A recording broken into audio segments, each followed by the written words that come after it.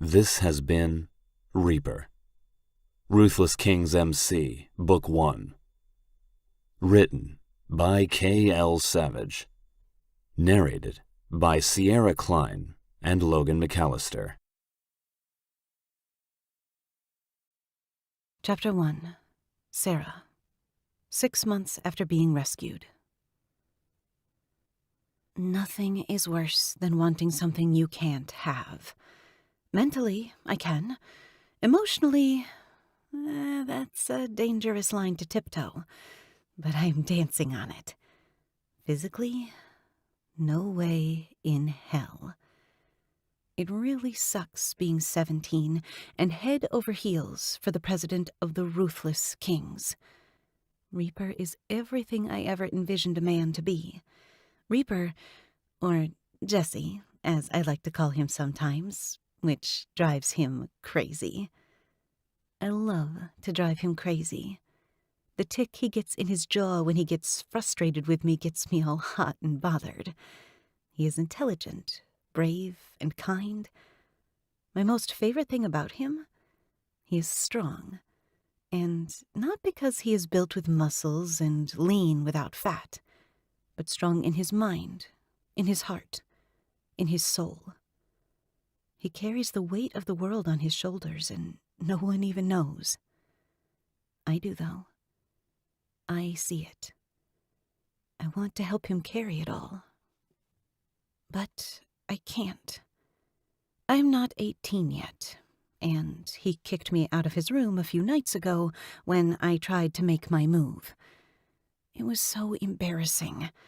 Everyone watched me run to my room with tears running down my face, and my brother gave me a firm talking to. No one understands.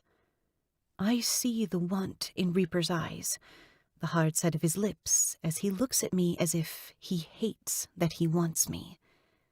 It's as if it hurts him to look at me. And that only makes me want him more. Every time he hops on his bike and leaves, my heart yearns, and the voice in the back of my head tells me he is going to go have sex with another woman, because he can't have sex with me. The thought of him with someone else makes me want to take one of my brother's grenades and blow the bitch up. I've thought about it. I've thought about following them to see where he goes, whose pussy he is dipping into. I envision shoving him off her, fisting the grenade in her whorish cunt, pulling the clip, and watching the bitch explode. Is it violent? Sure. But that's how he makes me feel. No one else is allowed to have him.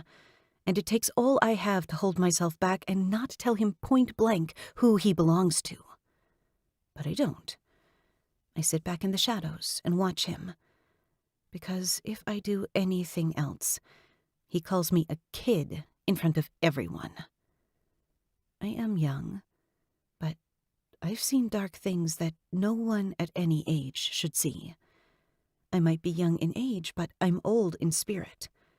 I'm older than my years, and I hate that Reaper doesn't see it. He only sees the little girl who is beaten to a pulp, laying on the ground in front of his club. I'm wondering if that is all I'll ever be to him. That damn voice in the back of my head told me to move on, to forget about him, to find a man my age. Yuck. Boys my age are boring and soft. I want nothing to fucking do with them. They know nothing about life. Their main worry is getting to school and losing their virginity. They don't know the ways of the world, and their boyish looks do nothing for me. No one compares to Reaper. He lumbers over me with his massive height, and the hard edges of his face hypnotize me. His cheekbones, jaws, and nose are chiseled, and his flesh is tinted from the sun, making his eyes a bit paler because of the sunglasses he wears while riding his bike. On top of all that, he has a thick beard that I want to tug and run my fingers through while I kiss his full lips that hide behind all the hair on his face. His hair almost matches his eyes.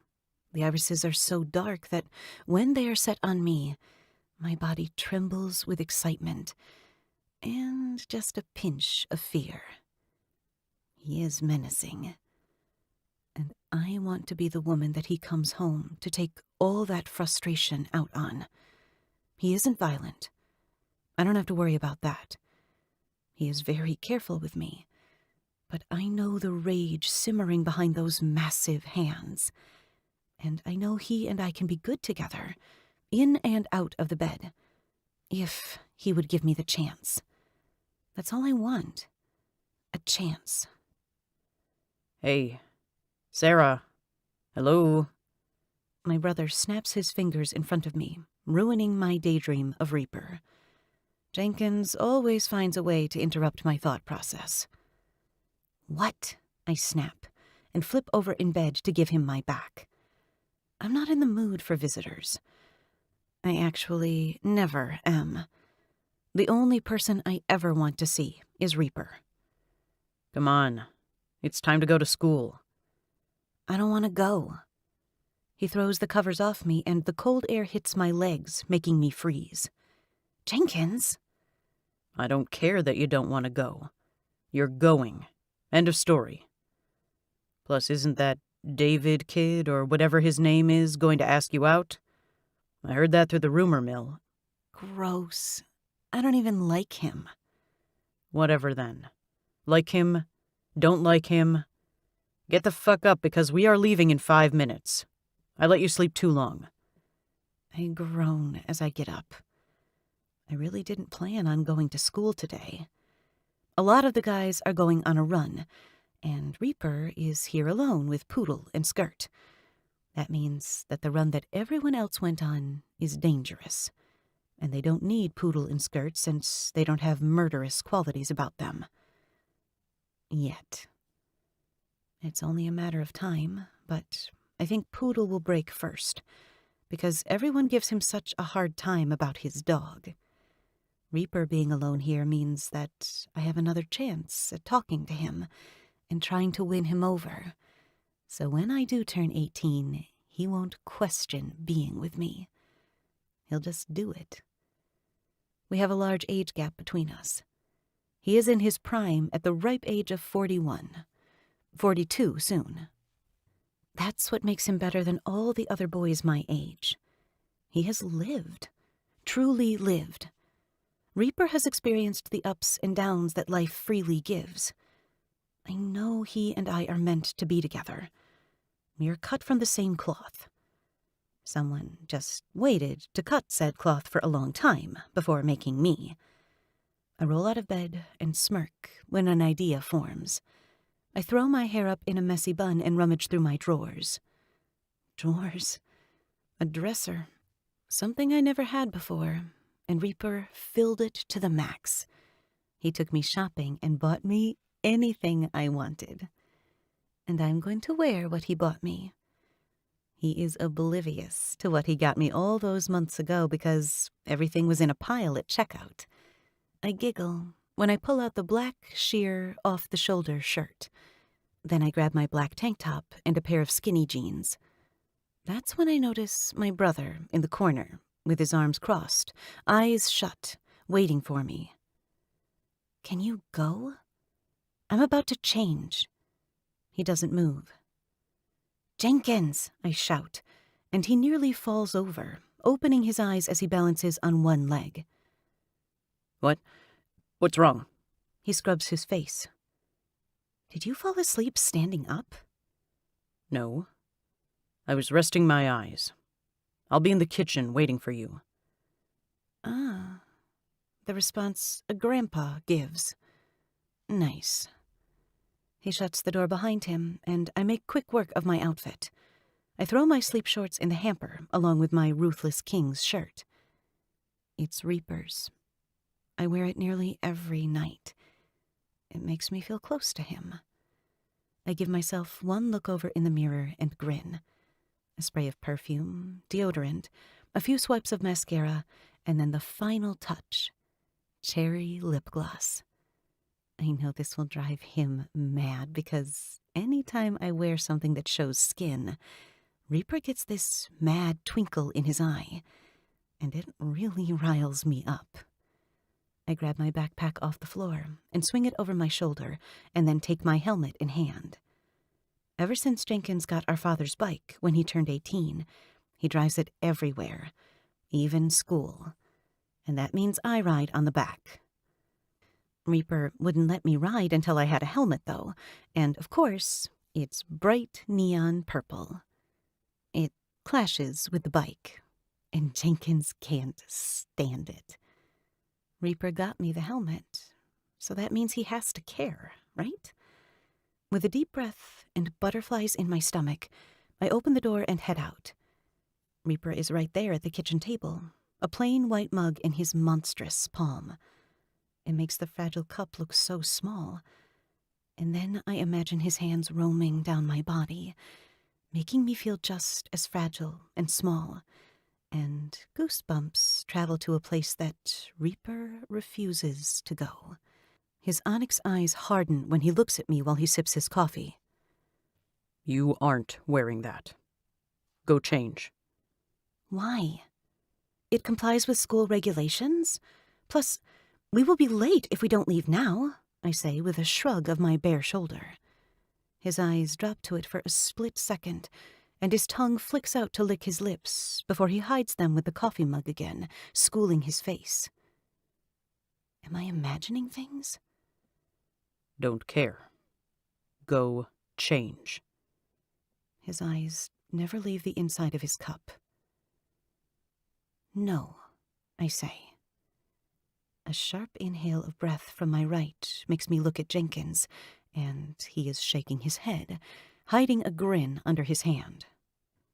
Sarah, get your ass back in your room and fucking change. Right now. Reaper's voice slowly starts to rise, and my body reacts to him in a way that I can't help. My young nipples bead with the authority in his voice. I grab an apple from the middle of the table and throw it in the air, catching it so it doesn't land on the floor. Let me think about it. I take a bite of the apple, and a bit of the juice dribbles down my lip. I wipe it off and suck my finger into my mouth, and Reaper's eyes never leave my lips. At least, I think that is where his eyes are. No, I like this outfit. Ready, Jenkins? I ask in a happy, chirpy voice.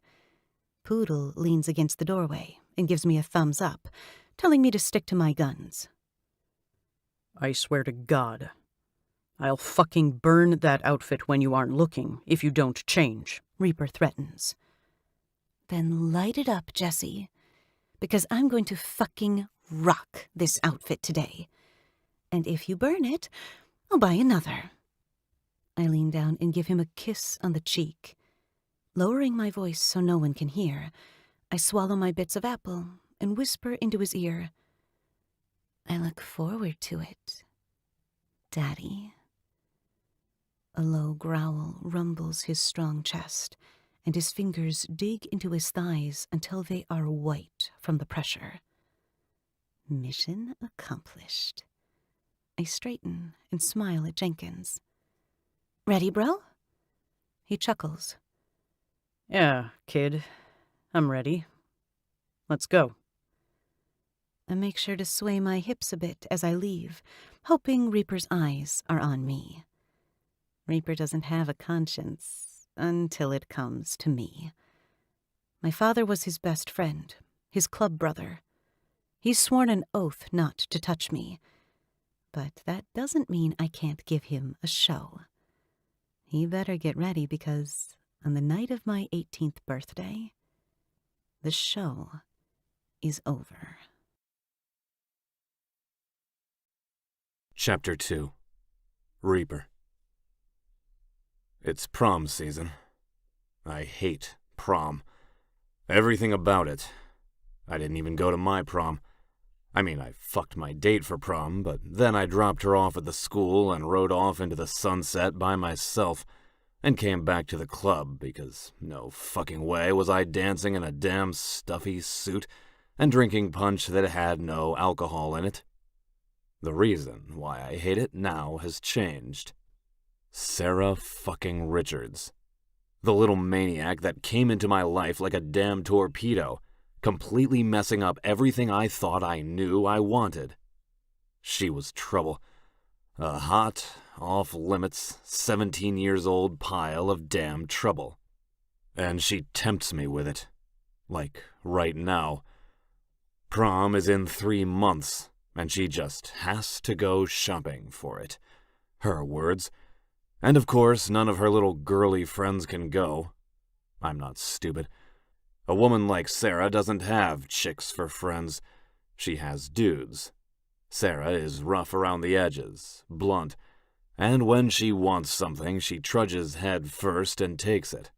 Snatches it. I have been in the snarls of her hands, and let me say, Sarah has a firm grip. The relationship between us is strange at best. Her efforts of getting in my pants, yes, my pants, has failed. For one reason only. She's 17 for another 4 months, and I swear I'm about to go out of my mind. I haven't even touched my cock since she came to live with us, because any time I do, my mind wanders to her, and I can't jack off to someone underage. I fucking won't. So I don't. I ignore my raging erections in the morning and at night, and any time I need to deflate them in a matter of seconds, I hang out with the cut sluts. I don't want any of them anymore. They don't drive me crazy. And apparently I like crazy. It's weird, but I won't lie and say I'm not counting down the days. And then I'll back out, because I know that's the right thing to do. She's off limits. Off limits. Off fucking limits for so many reasons. I've concluded I'm never going to have sex again, because she is the only woman in my mind, and it's a problem. If I'm going, you two fuckers are coming with me. I point to my VP and Sergeant-at-Arms, and then point to Boomer. You too, kid. Don't you dare think you're getting out of this. If I'm going down, all of you are going down with me. But I'm busy. Tool pouts and stomps his foot. It looks ridiculous. He is an overgrown toddler. I have 10 oil changes, a radiator to replace, and 100 tires to rotate that day. Boo fucking who. Hand it off to Poodle or Skirt, I say, tucking my wallet in my back pocket. I look toward Sarah's bedroom and see the light on under the door. Her feet behind it causes shadows as she moves around, and I want to know what she is doing. What is she planning? Is she excited for prom? Who is her date? I growl at the thought of a boy dancing with her at prom. I can dance. When she's 18. Poodle barely knows how to put gas in his tank. I resent that. I figured it out, he hollered from the main room. Tool rolled his eyes. And Skirt, every time he bends over, I see the red hair on his ass, and it blinds me for like 5 hours. Hey, my arse is great to look at, hair and all. Women love it, he grumbles as he grabs the apple pie from the fridge and stabs it with a fork, eating it right from the pan. Tool lifts his lip in disgust. Anyway, I don't want to leave my shop in their hands. Then I'll have Slingshot pull the slack, I say, kicking up my boots and laying them on the table as I lean back in the chair. I bend over and lick my thumb when I see some dirt on the front and rub it off. I may or may not have polished my boots for the trip to the mall, so Sarah isn't embarrassed to be around a bunch of filthy bikers. But mostly because they look nicer. Yeah, that's the main reason. I'll do it, he yells from the bathroom and then groans. Sorry, I had leftover tacos for breakfast. Dude, TMI. Tool cringes, and Skirt continues to eat the pie like a fat kid at camp, not bothered by gross things. Shut up, Slingshot. I raise my voice so he can hear me through the bathroom door. Tool, Bullseye, you're coming. End of story. Fine, but I'm taking my flask. Me too. Bullseye finally speaks. "I'll go," Tongue says out of nowhere. "Shit!" Tool jumps. "What the hell? Oh, look what you made me do, Tongue. I dropped me apple pie on the ground." Skirt groans, staring at the chunk of apples on the ground. I chuckle. Tongue is a weird son of a bitch. "Where are you, Tongue? Come out from your dreary corner and stop sharpening your blade." A few seconds of silence and Tongue doesn't say a word. The guys are sharing glances, trying to prepare themselves for Tongue's random appearance. I'm starting to wonder if he is even in the room when a hand lands on my shoulder, causing me to nearly piss my fucking pants. I'm here. "Jesus Christ, Tongue!" I yell. "You've been standing in the corner all this time watching us?" "You all are very entertaining. So can I go to the mall? I find shopping relaxing." "I'm not going to ask. I don't want to know." "You can't sharpen your knives in public." "Reaper," he whines. I have never heard the man whine a day in his life. My boots hit the floor with a solid thud, and I rub my eyes. I swear being president is taking its toll. Most days they are not grown-ass men, they are children. "Tongue, you know what will happen if you whip a knife out." "I promise not to stab or cut anyone. You know I always have to have my blade." "Those are the rules of going prom dress shopping." He stabs his knife into the table, right between my index finger and thumb. "Fine," he sneers, "but I won't like it." He thunders down the hallway and slams the door to his room. "Jesus, he scares the hairs off my balls, I tell ya." A snort escapes me at Skirt's comment. Tool follows suit, laughing. Soon the entire room is up in loud bellows of laughter. I yank the blade from the table and fold it in. I stuff it in my front pocket, trying to ignore how many tongues have been cut with this knife, and do my best not to think about it. It's impossible, though. "He is crazy," Bullseye says. "Yeah, but he is loyal. Can't ask for better than that." "Hell no. I want to see that man surrounded by dresses. That's going to be hilarious." "Oh, I'm there." "I want to go too." "Me too." "Count me in. This ought to be good." Before I know it, I nearly have half the club wanting to come with me prom dress shopping because they want to witness the scary tongue around fluffy dresses and normal people. I'm not sure if I'm setting him up to fail or not. He isn't a circus, and that's how I feel like we are treating him. It's so rare that we see Tongue in public, so it's hard to say no.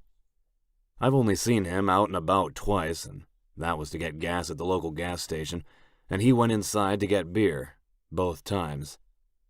I've never seen him date, never seen him with a cut slut. He is a quiet person.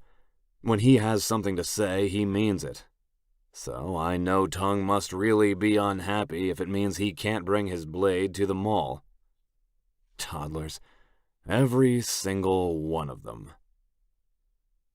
"Okay, well, get ready to go soon. Anything you want or need to get done, do it now," I say as I stand and stretch. "I'm going to check on Sarah to see if she is ready." "Is she going to be okay with all of us going?" "I'll ask, but I don't think she will care. She loves everyone the same." "I don't know, Prez. I think she loves you most." Tool lays his hands flat and places them under his chin, and then bats his eyelashes. "Oh, Reaper, you're the light of my life. I love you so." His voice is all high and pitchy, nothing like Sarah's at all, which is smooth and raspy. I yank the blade from my pants and toss it at Tool.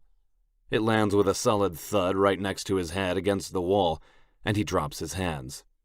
Everyone's smile leaves their face, and the fun atmosphere is gone. "Shut up. Don't make fun of her. She's a kid. Be better." "She's like my sister. It's all in fun." "It isn't fun. She doesn't love me. She's attached because of what brought her here. You heard Doc. She attached herself to me, not that you deserve a fucking answer. If she feels safe around me, then she feels safe. Don't ever make fun of her again. Do I make myself clear? I roar in his face. Yeah, Prez, I got it. I'm sorry. That's when I notice I've gotten out of my chair, and I have Tool against the wall with the knife under his chin. I don't remember getting up. It's like I blacked out with pure rage. I let go of his cut and hit the knife against the wall. Just don't let me hear it again. Yeah, Prez, no problem. I heard my blade, Tongue says from the hallway. I want it back. I sigh, spreading my arm to the right and hold out the knife. Tongue snatches it from me, and I watch as he kisses the sharp silver metal. What did he do to you, huh? Are you okay? My brows raise when I witness him speaking to it as if it is a pet. The man is truly touched in the head. Good God, maybe he shouldn't come to the mall. I can only keep my eyes on so many of my brothers at once. It's like we are taking a damn field trip with how pissy they are all being today.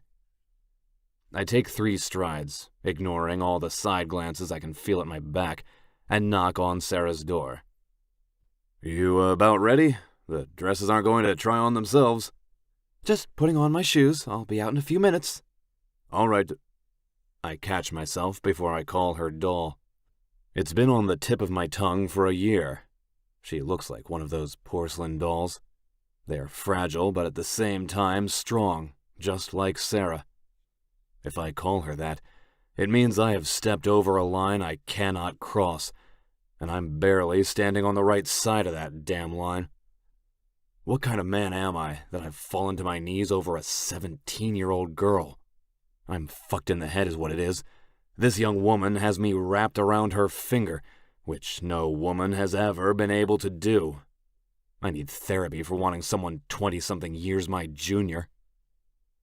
If you aren't out in 10 seconds, I'm not going. I shout through the closed door, feeling panic. I need to stay here. I need to hold down the fort. The door opens, breezing her hair over her shoulders and wafting over her peach scent. She has no makeup on, and even natural, she doesn't look so young. She looks like she is in her 20s, with all that confidence radiating off her. Fuck. Chapter 3. Sarah. I smirk when I see Reaper's face. His eyes roam my body, eating up every inch of me. I know he wants me. I can see it in his eyes, and he is in for one hell of a ride if he thinks I'm going to ever back down. I won't back down until I get what I want. Not only do I want Reaper, but I want his property patch. I'll keep fighting until I have it. Like what you see, Jesse? I place my finger in the middle of his chest, and his strong heart beats against my finger. So sexy. His chest is so wide. I imagine myself laying across it, naked and sweaty. It will happen, too. I just need to be patient. His fingers wrap around my wrist, and I know I'm not imagining it because he presses against my hand for one split second before he throws my arm to the left and away from him. Sarah, I told you not to call me that. The muscles in his jaw ticks. The sculpted bone is square and angry as he tries to scold me. It never works because I know what he really wants. Can you manage to keep your shit together for more than 5 minutes? Where's the fun in that? I lean forward and play bite the air, just inches away from his lips. Fucking maniac, he grumbles as I walk by him, and Jenkins holds out my helmet. I stop mid-stride and take a step back. You have no idea, Jesse. I stretch out my arm and grab the helmet from Jenkins' hand. Who am I riding? Reaper punches the wall with his fist before turning around. You aren't riding no one. Stop talking like that. You going to make me? I rub my slick lips together, and his eyes fall to my mouth. I make a show of it, flicking my tongue across my bottom lip, and the hint of cherry bursts across my tongue. Jesus Christ. He takes a cigarette from his pocket, places it between his lips, and lights it. I want to inhale the smoke he breathes out and bask in it. Tongue, you deal with her. I'm not putting up with this shit today. I stick out my bottom lip and pout. You hurt my feelings, Jesse. You going to make it up to me? He takes a step forward, and a light amber glow swirls in his brown eyes. When will you get it through your head that I want nothing to do with you? His words sting, causing my heart to bleed. But I plaster on a flirtatious smile and meet his step with my own until I can smell the scent of rich leather from his cut, and a bit of the smoke lingering on his breath invades my lungs. Damn, he smells just how a man should. Never. My skull's too thick to believe anything that comes out of your mouth. Can we go? This pissing match is getting old, and I want to get one of those buffalo chicken sandwiches from the mall. They always saturate it with hot sauce and ranch. It's so good. Poodle rubs his belly, and Knives nods in agreement. We can save this for later. Reaper grabs a hold of my wrist again, and his eyes meet all the brothers in the kitchen before landing on me again. Go outside. We will leave in 2 minutes.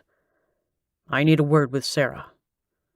Everyone starts to head out of the hallway, their big bodies lumbering behind one another in a single file line. The only one who doesn't move from his position is Jenkins, Boomer these days, after he killed the man who abused me. No one has told me directly about what happened, but word gets around in the club. It's easy to overhear things. Everyone in the club has a dark side. Tongue cuts out tongues. But Jenkins' dark side is different. It's more vindictive. It worries me, but he protects me at all costs. Like right now. Everyone else is outside, but he is propped up against the counter with his arms crossed, staring at Reaper with distrust and a bit of anger. My brother tends to look like that most days. It's hard to tell if it is directed at everyone or if he really has it out for the club. You too, Boomer, Reaper states. I meet my brother's gaze and smile. I'll be okay, Jenkins. Really. Once he hears my permission, he stares down Reaper before uncrossing his ankles and pushing off the cabinets with his boot. I'll be right outside, Sarah. Reaper tenses from the statement, and I understand why. Reaper has done nothing but be good to Jenkins ever since our father died. To not have Jenkins' trust, it hurts Reaper, and I hate to see him hurt. I'll have to talk to Jenkins. Once we are alone, Reaper pushes me against the wall, and I moan, loving the bite of pain tingling my shoulders from the pressure from his hands. You have to stop doing this, he begs, desperation lacing his voice. Sarah, stop. I don't want to have to take countermeasures for your rebellion. I arch my back, and my pelvis presses against his. I feel the plump flesh of his cock and grin. Are you going to punish me? Stop this, he shouts, a bit of his spit flying, and instinctively I flinch. I know he'll never hurt me, but I can't help my body's natural reaction. Have some respect for yourself, Sarah. He pushes off me, taking more of my heart with him. We will never happen. You're too young. I wish you'd realize that. You are doing nothing for yourself but causing trouble. I could say the same for you. I'm not the one causing trouble, he says, taking a hit off his cigarette. I chuckle softly and shake my head as I walk by him to get to the hallway. No, I mean one day, you'll realize we are meant to be together. And we will happen, Reaper. You can count on it. I strut away from him, putting a sway in my hips. I feel his gaze on me, burning into my soul, like it always does. You're fucking crazy, Sarah. I run my hands down the walls as I continue down the hallway toward the front door. I sure am, Reaper. And you love it. A smug smile teases my lips when I get outside and see the large group of men waiting to ride out. Reaper's boots pound against the floor behind me, and with each loud thud getting closer to me, the more mischievous I feel. Reaper's boots pound against the floor behind me.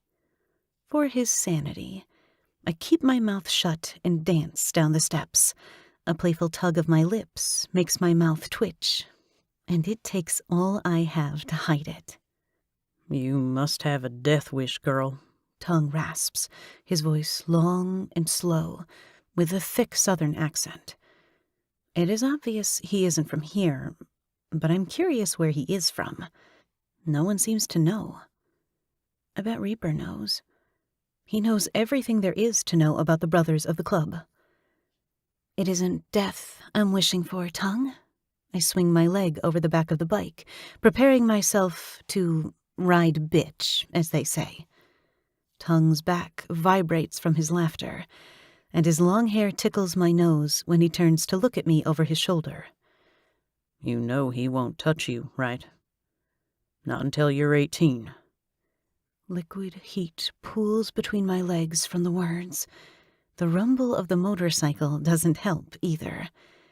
I love the power sitting underneath me. There is something wildly dangerous about so much steel sitting there. I know, but it doesn't mean I can't have fun torturing him until then. Can't say I didn't warn you. I pat Tongue's shoulder, the leather warm under my palm. The skull on the back of Tongue's cut stares at me while it wears its crown. Underneath, in red, it says, Ruthless Kings. The hollow black eyes of the skull sear into my soul, and I feel like one of them. I belong here. I shake my hair to get it out of my face and meet Reaper's eyes.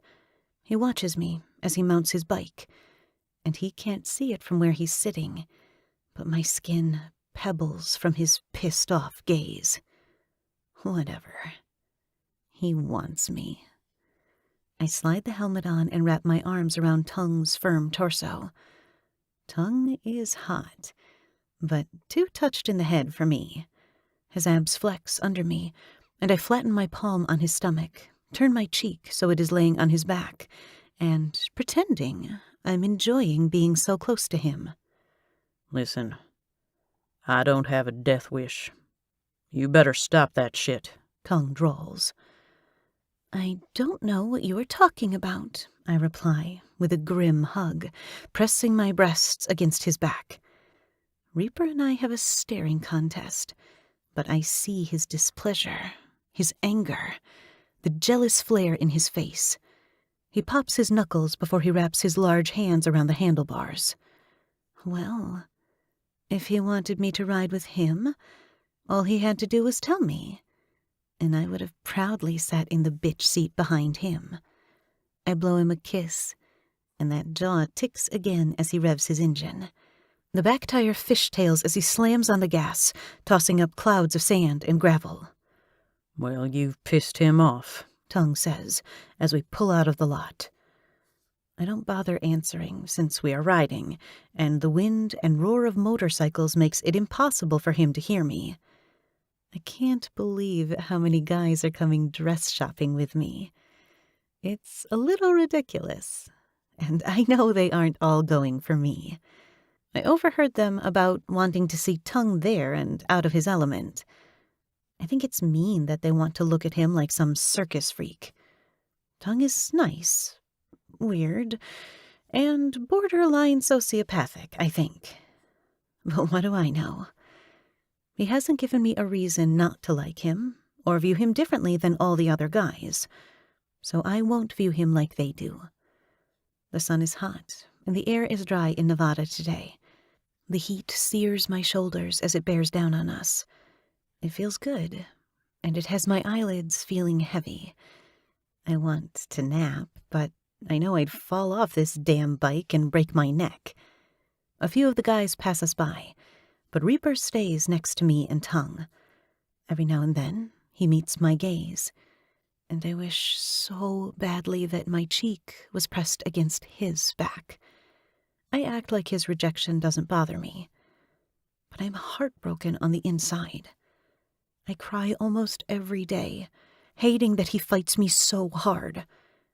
Part of me wonders if, when I turn 18, if it will even matter. He always rides next to whoever I am riding with, but he never lets me ride with him. I turn my head away from him, tears springing to my eyes as I look over the desert, seeing dried plants and tall cactuses along the small hills. I often wonder how many bodies are buried out there, in the vast and almost never-ending land of sand. It may be a weird thought, but being around all these bikers who do illegal things, it's hard for the mind not to go dark every now and then. How many bodies has Reaper ordered to be tossed out here for the crows and vultures to eat? One day, I'd like to take a little adventure through the desert and see just how many bones I can find. Me and Reaper, alone in a tent and building a fire to stay warm, especially when the nights get so cold. He'd warm me up. That much I know. If Reaper doesn't take my heart, then it will be broken forever, and I'll end up just as old and dry as the tumbleweeds that roll across the road. Forgotten and alone. I've been there once, and the thought of being there again, well, I'd rather die than to experience that again. Chapter 4. Reaper. I am out of my element here, and so are the rest of the guys. Here we are, a bunch of bikers, a rough-looking crowd wearing leather cuts, and we are sitting on pink velvet couches in front of the dressing room. I never needed or wanted a cigarette so much in my life.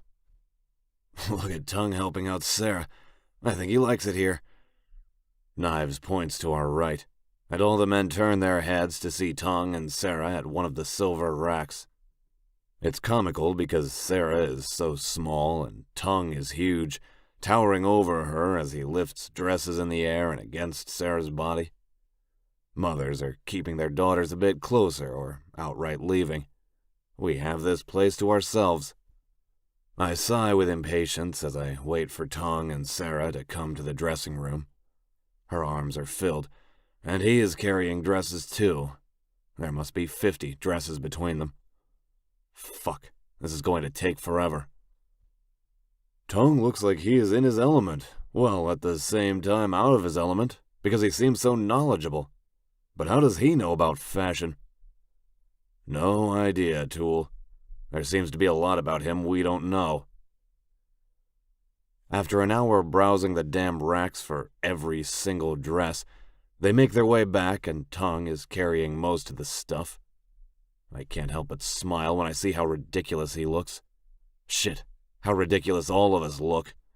He is over 6'4", carrying slender dresses, and we are dressed in mostly black, sitting on pink fucking velvet. When did this become my life? All right, are you ready? Tongue hangs the dresses up in the fitting room in front of us, and Sarah wraps her arms around her waist, looking a bit unsure or insecure. I can't put my finger on it exactly, but she looks her age right now. We need to hype her up. I bet she feels like we don't want to be here. Tongue takes a seat next to me and rubs his hands over the soft material of the couch. Since it is velvet, every time his hands glide over the material, it looks shiny and then dull. Oh, this is nice. We need one of these for the clubhouse, he admires. Can you imagine cleaning the cum stains off this? Tool gripes. Sarah's cheeks tint with a light pink blush when she overhears Tool's foul mouth. I slap his chest, and the loud thud makes the snickers and immature chuckles die down. Shut the hell up. We have a lady present. Apologize to her, I demand. I apologize, Sarah. Tool bows his head, and Slingshot slaps the back of Tool's head, calling him an idiot. You going to give us all a show, so you know what we think about the dresses? Jenkins asked, sitting on the arm of the couch at the very end.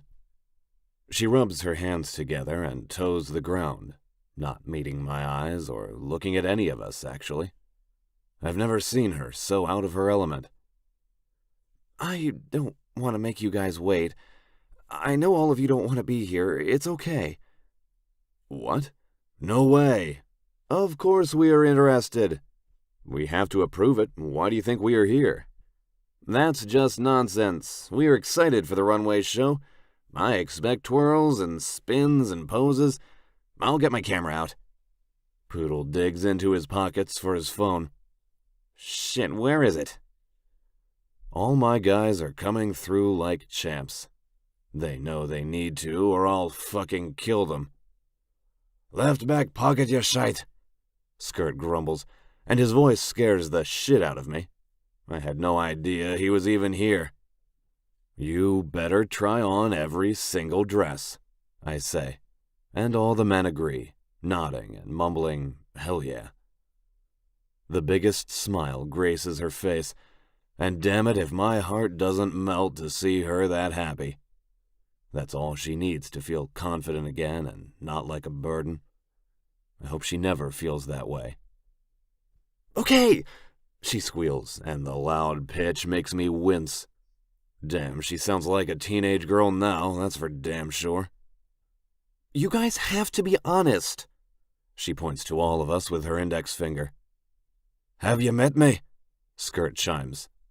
Honesty is the best policy, Tool says next. I swear it on lady's life. Poodle crosses his heart. Promise, sis.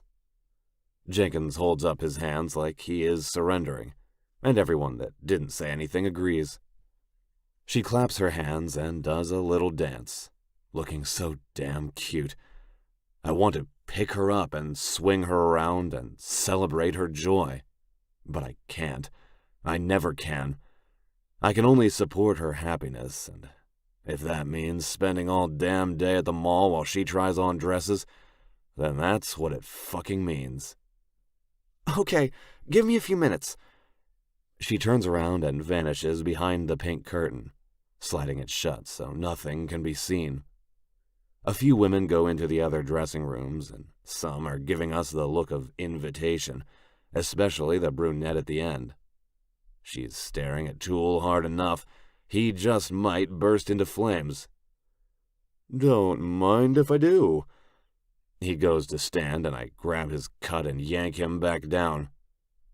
Don't even fucking think about it, I growl, making sure he hears the warning in my tone. You aren't disappointing Sarah over some pussy. You hear?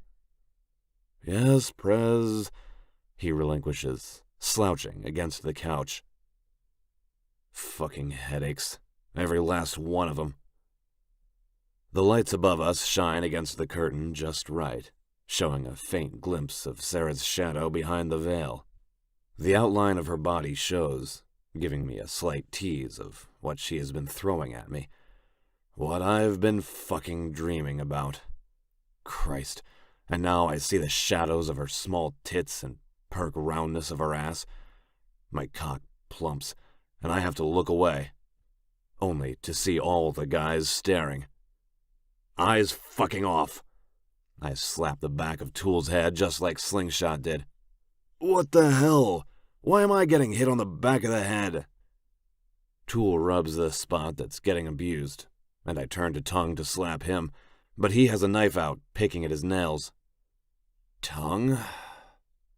I pinch the bridge of my nose with frustration. I told you not to bring a knife to the mall. He holds out the blade and scoffs. This isn't a blade. It's a Swiss Army knife. I'd hardly even call it a weapon. Tongue, put it away. I'm never allowed to do anything, he pouts, and the sharp swift of the blade cutting through the air makes a mother and her daughter scurry away faster, as Tongue tucks it back in his pocket. "You're going to get us kicked out of here, and she will be really upset. You fuckers can hold it together for a few hours." Most of them mumble in agreement, and I cross my arms, waiting for Sarah to come out with the first dress. I never take my eyes off the shadow of her body again. It's like watching a peep show, only to never have the veil uncovered to reveal a naked body. Best friend's daughter, too young. I chant my new mantra. I might as well get it tattooed on me. I say it when I wake up, throughout the day, and before I go to sleep. Let's not forget all the times I wake up in a puddle of my own cum. If she's so forbidden, then why am I keeping an internal clock of the day she turns 18? "Are you ready?" she shouts from behind the curtain. A roar of cheers and claps sound to tell her we are, and when the curtains slide open to reveal the woman who drives me crazy, my heart stops. I can't catch my breath. She's stunning. In this moment, she isn't Hawk's daughter. She's the sole desire of my attention. "Wow," the men say in unison, staring at her, slack-jawed and stunned. I want to gouge their eyes out for looking at her, for seeing her look so classy, and for seeing the curves of her body that are meant for me. Fuck, I don't mean to say that, but the dark part of me knows it is true. "I don't like it," Tongue chimes in, ruining the moment of silence we all took to appreciate her beauty. This time I do slap him. "What the fuck? What's wrong with it? She looks beautiful." "You think I look beautiful?" She takes a step forward, grabbing the sides of the light bronze gown so she doesn't trip over it. Fuck. She's going to run with this compliment and torture me more. If I lie, it will only hurt her. "The color is all wrong for her skin tone." Tongue stands up and rubs his fingers on his chin. Then he strokes his beard as he analyzes the dress like some sort of expert. "The halter top," he sighs. "I'm just not sure about it." "Yeah, I thought so too," she says. "It makes me feel..." "Like a child?" he finishes for her. I sit back, eyes wide, and I know the other men look the same, because no way in fucking hell is this Tongue, the guy who makes it impossible for people to speak, the same guy who lurks in corners, the same guy who hardly speaks a word. How is this the same man? "Yes," she agrees. "Go change and throw this over. I'll go put it back." There's that smile again. "Thank you, Tongue." She jumps up and gives him a kiss on the cheek. My fingers rub against my jeans as my fists clench. Those are my kisses. But I can't do anything about it. I can't claim those kisses yet. A few minutes later, the dress is tossed over the top of the dressing room, and her beautiful body is on display again. Her shadows dance like an erotic movie, and I watch every single scene so I don't miss a thing. "Ready?" The sound of her voice brings me back to reality, and she steps out in a dark emerald green dress. It's low cut. Too low cut. It shows too much of her tits, and it clings tightly to her body. I march my way toward her and push her back in the room. "You aren't wearing that." "I thought it looked great." I point toward Tongue, trying my best for my finger to look threatening. "Shut it." "You didn't like it?" "No," I growl. Of course I didn't. It showed too much of what was mine.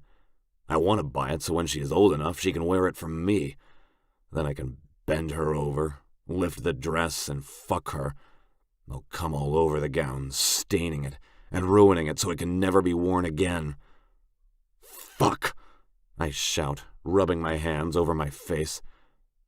"Just change." "Oh, okay," she whispers, and her big brown eyes well with water as she looks away. She looks so dejected. I place my finger under her chin and lift her face to look at me. It isn't because you don't look stunning. You could wear a trash bag and make it look good. For once, don't question me. Just know I don't want you wearing that dress. Okay, Jesse. For once in her life, she doesn't argue with me, and I consider it a win. I take a deep breath and flop onto the couch, wishing it would swallow me whole. The next dress is the same as the last, and when I look at my watch, 2 hours have gone by. It isn't because of the dresses not being perfect. It's because I've said no to every single fucking one. She looks too beautiful, too innocent, too touch-worthy. And I know those teenage assholes are going to try to get with her at the prom. I've been a teenage boy. I know what they want. And it isn't to have a picnic at the park. We might say that to sweep you off your feet, but you better believe we're going to try to sweep you onto your back and fuck you if we have the chance. And honestly, boys grow into men, but we don't change that much. It's the last dress, and I really like it, okay? Keep that in mind when I come out, she says from behind the curtain. A faint snore comes from my side, and Toole has fallen asleep. I elbow him hard in the ribs, and he jolts forward, whipping out his screwdriver so fast it's nothing but a blur. What? Stay back! I'll fuck you up, bitch! What? What did I do? Sarah asks, her fingers curling around the curtain. She sounds scared. Not you, doll. I reassure her and slap Toole's head again. Get your shit together and put your Phillips head away. We aren't at war. Sorry, Prez. Bad dream. You were only asleep for 2 minutes. That's all it takes, Prez, Tong says slowly in his southern accent. The damn knife is back out. Fuck it. He can keep the damn thing out. We're ready for you, Sarah. I lower my voice so only the men can hear it. She likes this one, so get your head in the game. I swear to God, you assholes can't do anything a woman asks you to do, and it's sad. All of you will be rotating duties at the clubhouse, and we will be talking about this in church. The glide of the metal rings against the rod tell me she has opened the curtain. Everyone is looking at her but me because I have to keep these nitwits in line. Wow, Poodle says. I finally give Sarah my attention, and my world comes to a complete halt. Why does she have to be 17? Jesus Christ, I've never wanted a woman so bad in my life. She looks like something out of a fairy tale. The dress is soft yellow, strapless, and the bodice is tight, but the body half is flowy with that fluffy shit that girls love. Sarah gives us a spin, and I know she feels beautiful because of the smile on her face. Jenkins pushes off the couch and pulls Sarah in for a hug, kissing her temple. You are beautiful. Thank you. All the guys shout and cheer, bringing their fingers to their mouth and whistle. I can hardly move. I want to whisk her away and never look back. I shouldn't be thinking about this, but I'm jealous over some kid who gets to take her to prom and dance with her. He will have his hands on her, and I have never hated our age difference so much in my entire life. I can't let her go to prom unsupervised. I'll have to talk to the principal. Don't dances need chaperones? I'll have to look into that. That will give me the opportunity to be there and lurk. Do you like it? She asks me, and I know if I ruin this for her by not saying she is perfect, I'll ruin this dress and prom for her, and I can't take that away. You look like you stepped off the runway, doll, I say, letting the nickname I have for her slip. She's my doll. Thank you for bringing me. Do you need anything else? Shoes? Jewelry? What do women need for this? I don't want to impose or anything. She runs her palms down the front of her dress. I can look at the shoes and jewelry here. I scoff. No woman who belongs to Ruthless will wear fake shit. No, doll. We will get you everything you need. Can we get food first? I'm about to die, Poodle asks, rubbing his stomach, and Sarah nods and laughs. I hope like hell he took pictures of her in every single dress, because I want to look at them, frame them, and always have them on me. Sarah turns around and walks away, and the small, lean lines of her shoulders show elegantly. I want nothing more than to feel how soft her skin is. Sarah is going to be my ruin with how she tests my patience. Hell, she is my ruin. Chapter 5. Sarah. By the time we get home, I don't just have my prom dress, but 10 other bags full of clothes. Everyone wanted to buy me something at the mall. They spoiled me. I have new outfits, new shoes, a new hair straightener, makeup, everything a girl could ever want. These guys got it for me today. The best part of the day was when I walked out in the yellow dress, and Reaper looked at me as if I was the only woman in the world. That's how I always want him to look at me.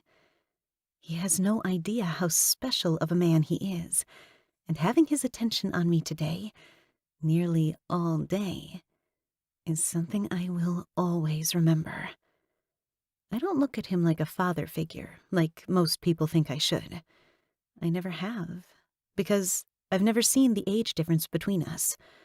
I only notice the feeling I get when I'm around him. This soul-pulling need to be in his arms and surrounded by him is an emotion that consumes me.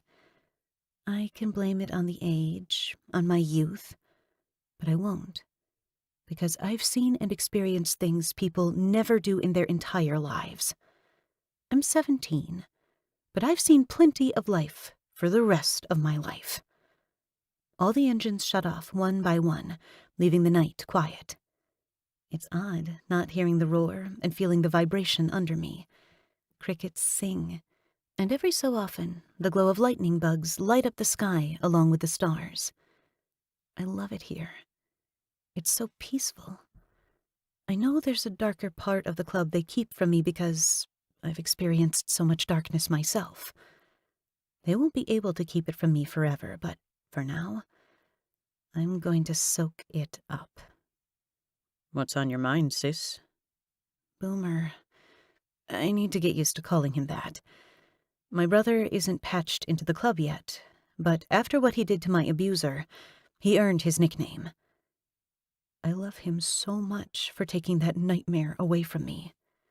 Tongue grabs my bags and kisses my cheek. I'll set these in your room. I'll see you later. Thanks for everything. You were a really great friend today. No one must tell him that because he grins. And he never grins. I had no idea he had such nice teeth. Happiness looks good on the brooding man. It's what I'm here for. He makes his way up the steps along with everyone else. Reaper hangs out on the porch with Tool as they smoke, never taking his eyes off me. I cross my arms to keep myself shielded from the cold air and sit on one of the tree stumps they put in the ground last summer for extra seating when they have their gatherings. Boomer takes a cigarette out, and as the match glows in the dark, illuminating his face, all I see is Dad. He looks so much like him, it's scary, and it makes me miss what I never had even more. Looks like you have the guys wrapped around your finger, especially Tongue. I'm not surprised. You're the best. He throws his arms around my shoulders, and I lay my head against him, sighing in content. How can this be my life now, when a year ago I was fighting just to survive another day? I love you, Jenkins. We never say it enough, and I want him to know. I love you too, sis. I love that he never hesitates to tell me when I say it to him. You know, this life, it doesn't have to be yours. You can be more than this. You were made for more. There's nothing wrong with this life. I feel like I've been slapped. The club is everything. They saved my life. I owe them. What's been your deal lately? You act like you hate it here. He lifts a shoulder, blowing smoke out into the cold air. I'm just saying. You can be more. I'll have your back no matter what. We can leave. We can do whatever you want. You do that for me? You're my family. My blood. I do everything for you, Sarah. Do you not think the club would? They have been nothing but kind to us. We don't need to have this conversation again, Jenkins. They are the reason Dad is dead. They are the reason I'm alive, I counter and huff, quickly standing to my feet. I need to get away from his sour mood. I love my brother, but I can only handle his bad attitude in small doses. Sarah. A loud bang ricochets against the air, interrupting the peaceful silence, and I watch my brother fall to the ground, blood staining his shirt. Jenkins! I go to run to him, but another shot rings through the air, hitting the dirt next to my feet. Jenkins! I scream at the top of my lungs, watching the blood-stain spread across his chest. Tears fall to my cheeks, and I'm tackled to the ground, the breath whooshing from my lungs from the hard hit. Shh, doll. Stay on the ground. I got you. Jenkins, I cry out again. Jesse, he was shot. He needs help. I know. But the guys are spreading out now to find out who did this. I need you to stay down on the ground while I go check on Jenkins, okay? Can you do that for me? My body trembles violently, and Reaper's fingers graze my knuckles. Sarah, can you do that? He asks again. I nod, digging my chin into the dirt, and salty tears run down my lips. Yeah, I stutter. I can do that. Good girl. He kisses my forehead for a few seconds longer than what is necessary, and I hold on to his cut for dear life. I don't want you to go, I whimper. I'm scared. What if he gets shot? I'll be okay. I promise. He rolls off me, and his weight is instantly missed. Reaper army crawls to where my brother lays, unmoving. And I just know he is dead. Dirt embeds itself under my nails as I grip the ground for dear life. This isn't fair. It isn't fair for me to survive what I did, meet my only family, and then not even a year later have my brother taken from me. Boomer. Reaper flips my brother over, getting his face from the ground. Boomer, talk to me. You're gonna be fine, okay? You're gonna be just fine. The hysteria in Reaper's voice lets me know that everything may not be fine. A few more rounds of gunshots ring through the air, and I cover my head and cry. Oh, God! I'm not sure how long the gunfire goes on for. It feels like hours. My body has made itself home in the sand and gravel. My elbows sting for some reason, but I don't need to worry about that right now. I lift my head to look at Reaper and Boomer, and Reaper is pressing against the wound on my brother's stomach to staunch the bleeding. It's dark, making it difficult to see, but I notice his hands are coated in something, and I know it isn't dirt. Silence falls again. The crickets don't sing like they did moments before. They are scared, just like the rest of us. My ears ring, and when I hear footsteps getting closer to me, all I see are boots. Everything slows down. I can't breathe. I kick and fight whoever has a hold of me, refusing to go anywhere. I need to get to my brother. Sarah. Sarah, it's me. It's Tongue. I got you. You're safe. You're safe. He holds my hands behind my back, controlling my movements so I don't hit him in the face. And I finally snap out of it. Tool, Slingshot, Bullseye, Pirate, Ghost, and all the other brothers walk from over the hill, everyone carrying guns. The moonlight shines from the handles and silver barrels, and Bullseye's is still smoking, swirling in the air. Update me, Doc says, as he flies out of the house, half asleep with bags under his eyes. He just pulled a 48-hour shift at the hospital, and had only gotten about an hour of shut-eye before all this happened. Reaper ordered him to never put himself in harm's way, because the last thing we needed was something to happen to our only doctor. He has a gunshot wound to the abdomen. There's a lot of blood, Eric, Reaper exclaims, never taking his hand off Boomer's stomach. I forgot Doc has an actual name. It isn't often that I hear it.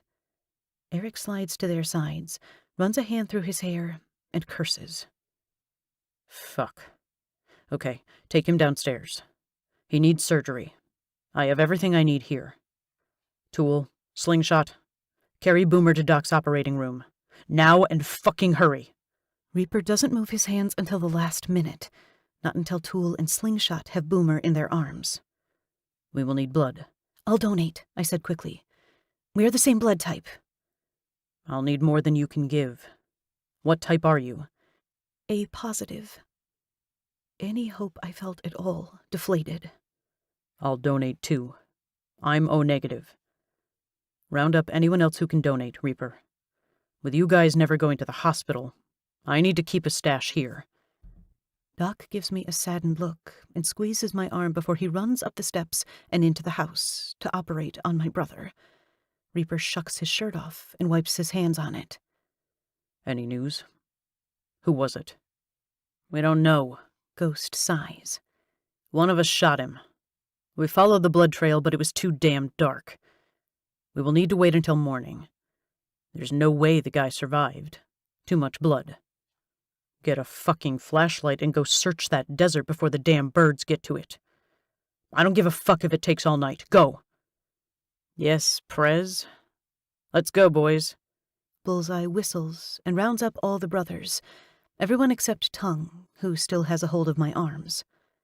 There's no hesitation in Bullseye's voice. He does what the president says. No questions asked. All of them run to the shed on the side of the clubhouse, and a few minutes later, the night is pierced with light. At least 10 guys disappear beyond the ridge, and I'm scared for every last one of them. Sarah?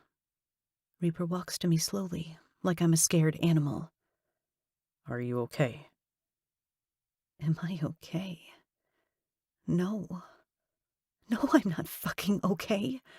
I just witnessed my brother getting shot, possibly dying. Where in the fuck does that make me okay? I don't make eye contact with anyone, not even Reaper, and keep my gaze on the ground.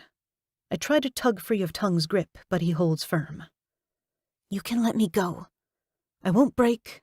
I didn't before and I won't now. I say the words with slight irritation as I rip my arms from him.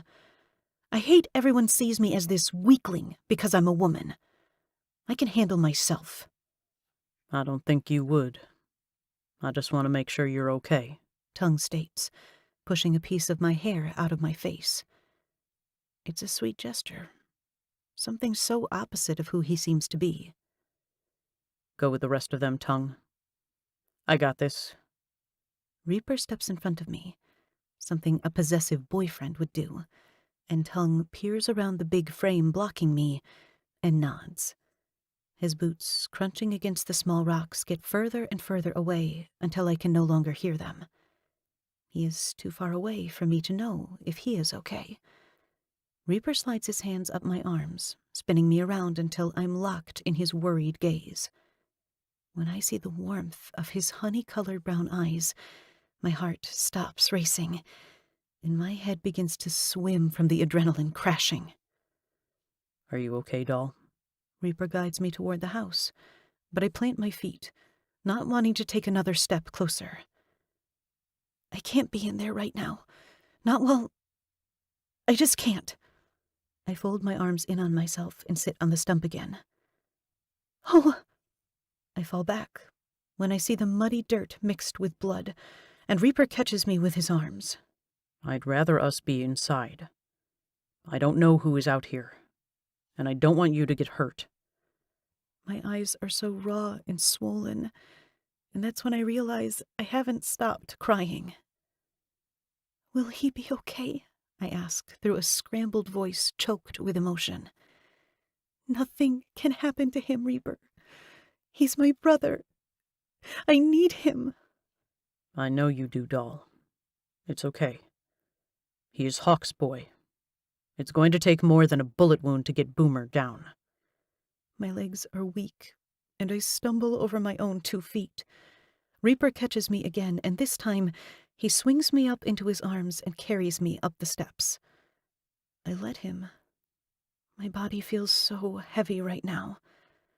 I lay my head on his shoulder and let the tears come as I think about my brother.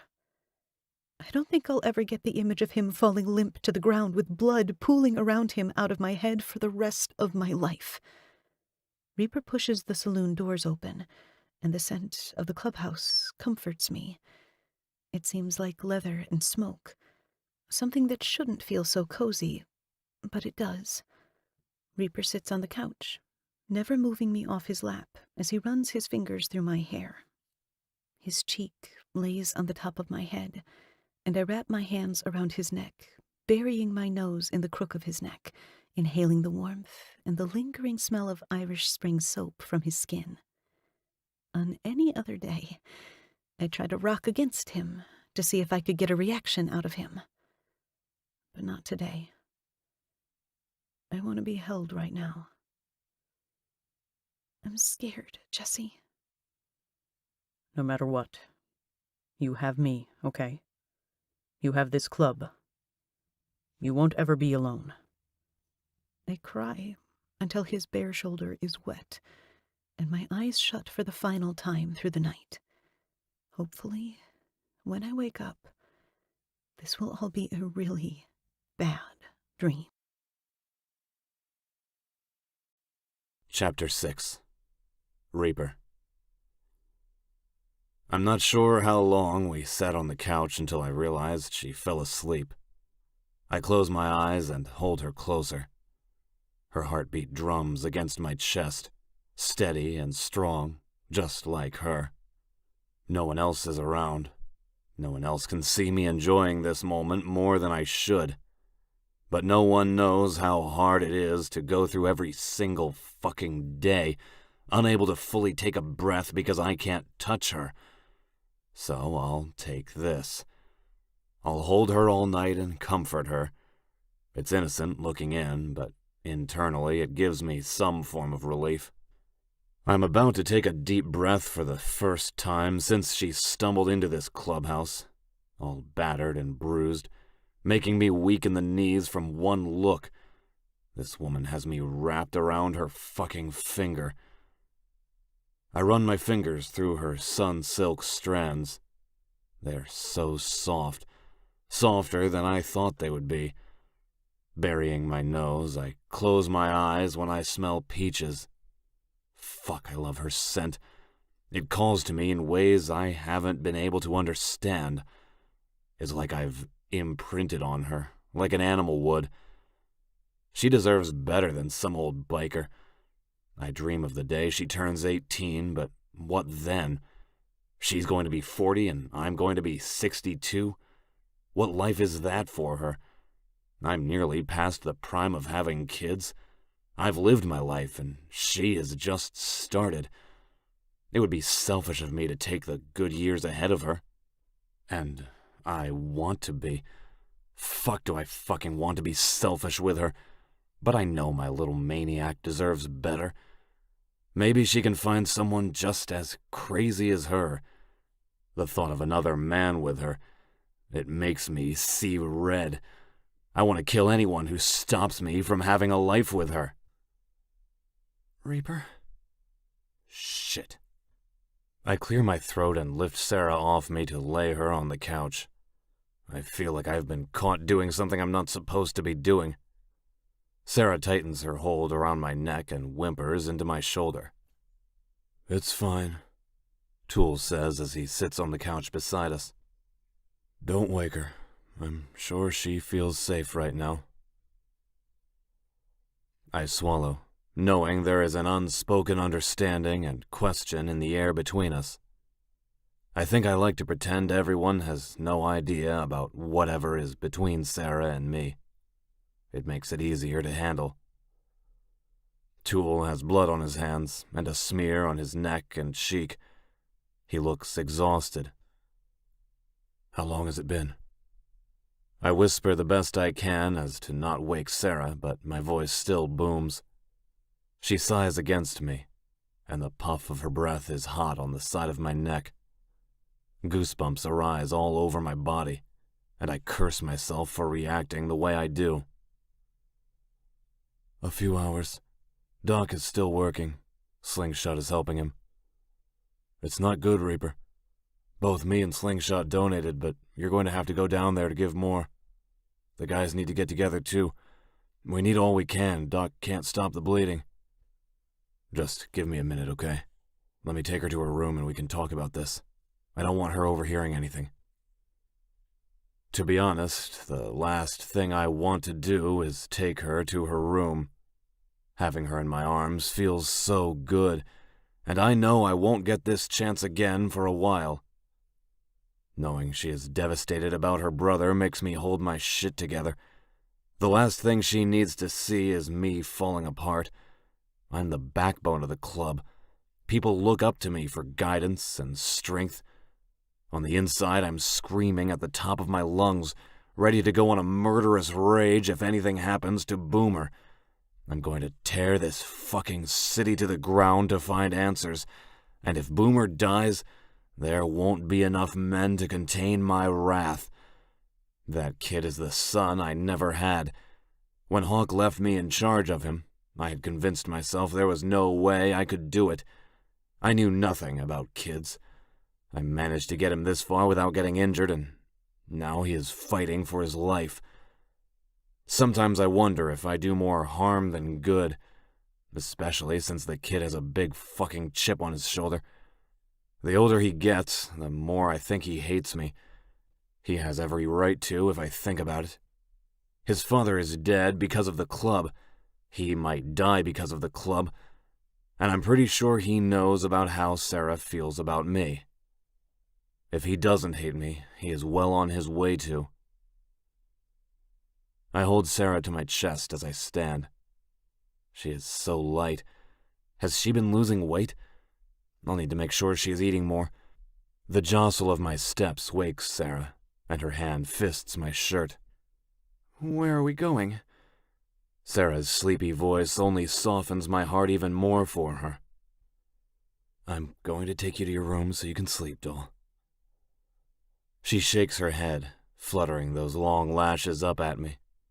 The light catches the gold in her irises, and I almost trip and fall. Staring into her eyes is like staring at the rest of my future. It scares the living hell out of me. No, I don't want to be alone, Jessie. Please? She begs, and those beautiful brows start to drown in water.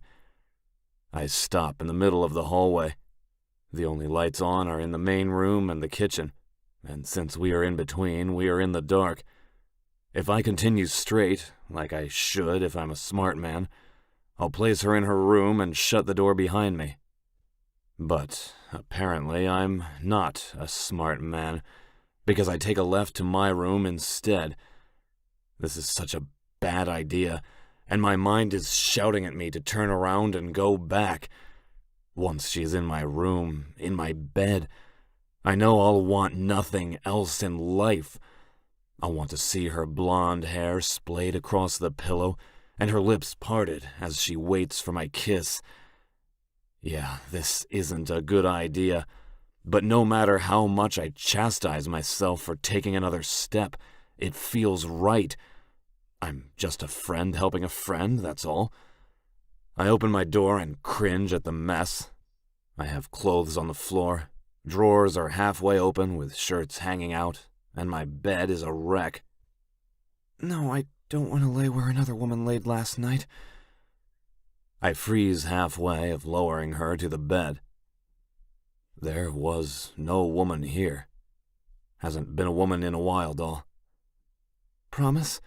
She asks, the innocence rolling off her tongue. Who still asks for promises? Someone who is too young for me, that's who. I swear it, doll. Get some sleep. Kiss me goodnight, Jessie. I hate it when she says my name, but not because I don't like the sound of it. That's the problem. I love the sound of it. I've never heard my name fall off such sweet lips. You know I can't do that, doll. I wish you would. Am I so bad? Where is all this coming from? She thinks I deny her because I don't find her attractive? This is the last thing we need to be worrying about. Sarah, this is the last thing we need to be talking about, okay? It doesn't sit right with me to admit to any feelings I may have for her. She's fucking 17, for Christ's sake. If that means denying and denying until she is 18, then so be it. It's a test of will I didn't know I had, but it's worth it. She doesn't understand now, but when she is 18, I'll make sure she understands why I had to do what I did. I'm going to go check on your brother.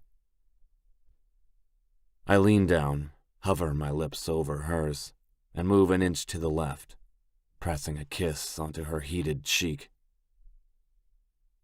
Go back to sleep. She's passed out by the time the words are out of my mouth. She hugs my pillow and tightens her arms around it, sighing as if she is the happiest woman on the planet. I close the door softly as I leave and rub my eyes to wake up. I need some fucking coffee.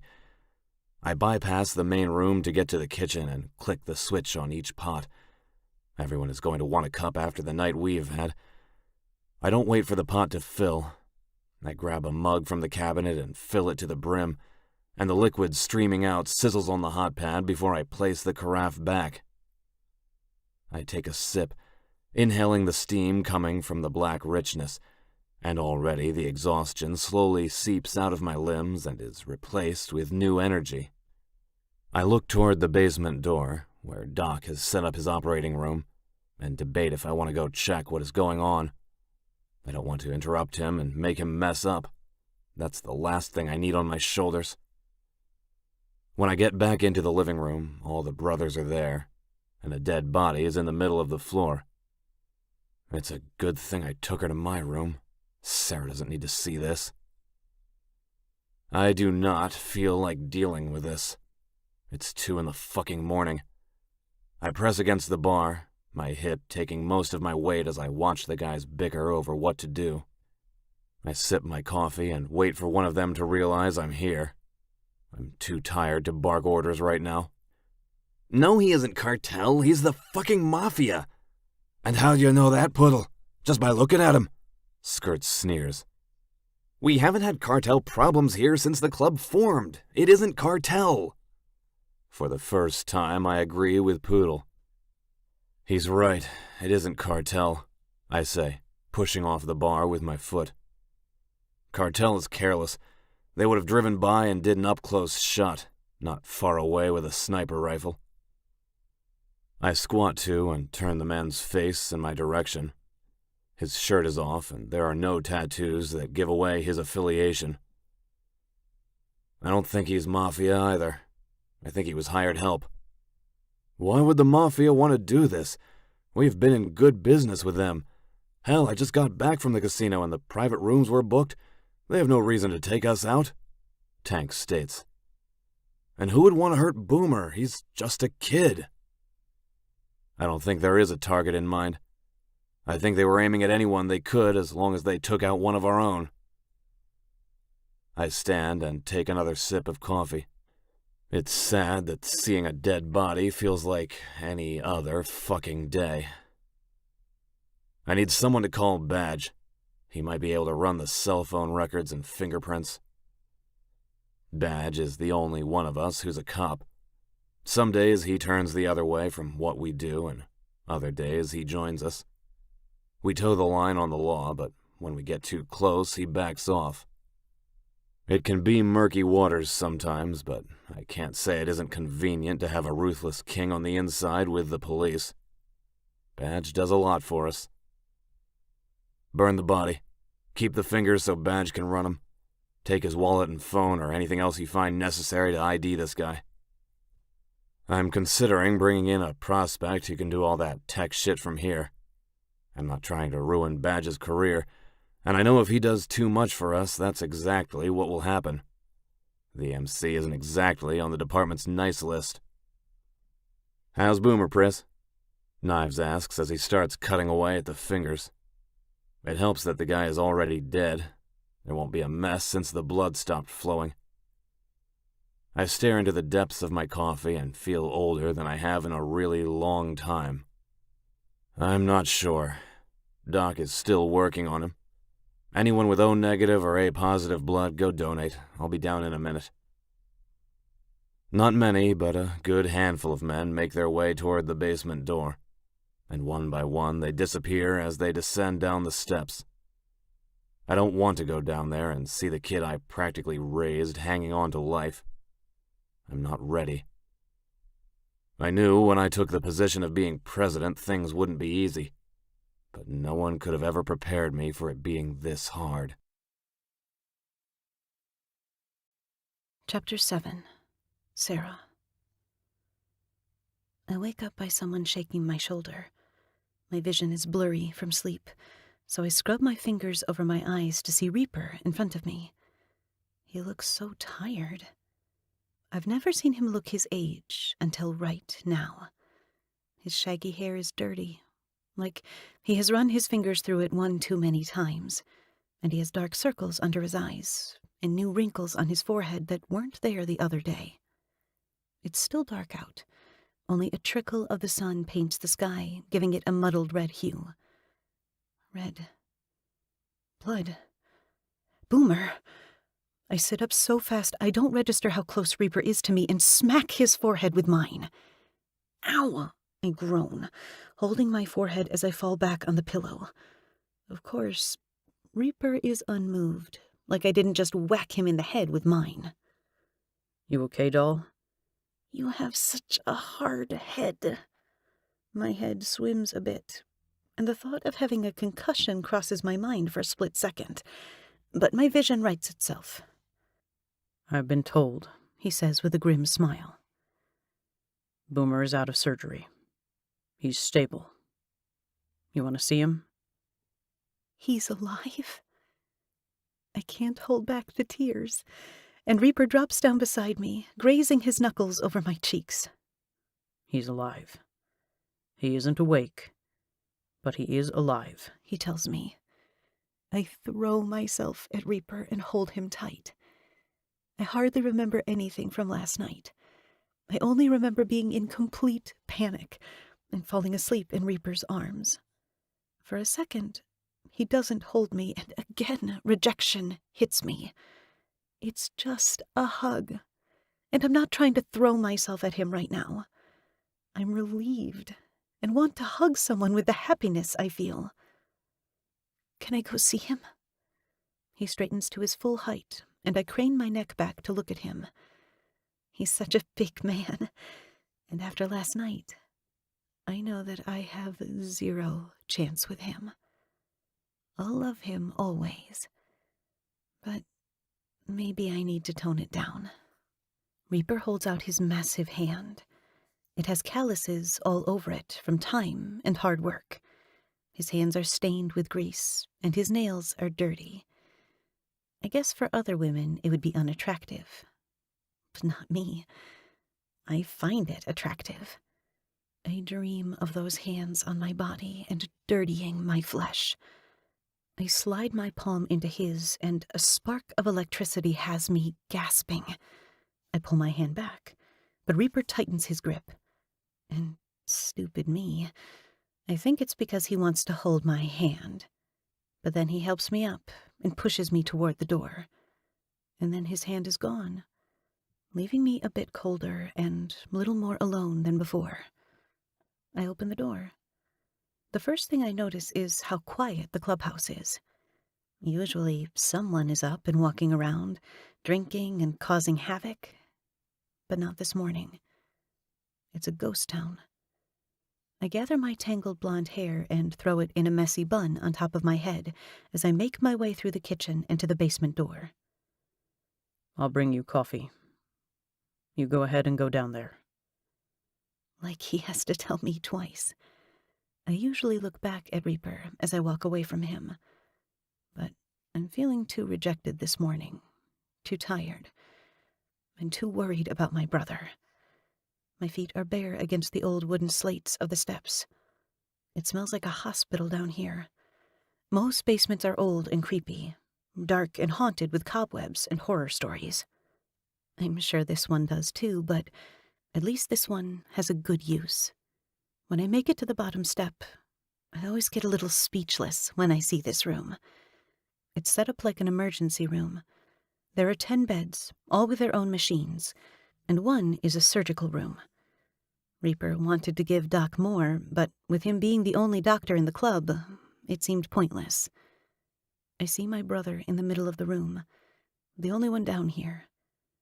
The air is cold, and from the steps, the faint beep of his heart rate monitor can be heard. Thank God it's even there. Sarah. Doc calls me over where he stands in front of Boomer, clipping a chart to the bed. I don't see why Reaper couldn't talk to Doc about hiring a nurse or two. Doc is overworked. He pulls long hours here and the hospital. There's only so much one man can do. I get closer to Eric and see that even the name tag on his white coat says Doc. It makes me snicker internally. I don't understand why they can't just go by their names here. Some of them get so silly, like Poodle. Poor guy didn't ask for that. All because he has a poodle. The guys give him a hard time for it. Thanks for taking care of my brother. I engulf Eric in a big hug and squeeze. He doesn't hesitate to hug me back, like Reaper does. And it feels nice. I don't feel that way toward Eric, but feeling like I have a friend, instead of being on the outside, it's a good change of pace. How is he? Gosh, I thought Reaper looked rough. It's nothing compared to what Eric looks like. The doc has had better days. He looks dead on his feet. I run over to the side of the bed and take Boomer's hand in mine. I want to give him a hug, but I'm too afraid I'll hurt him. I bend down and press our foreheads together. Don't ever scare me like that again, okay?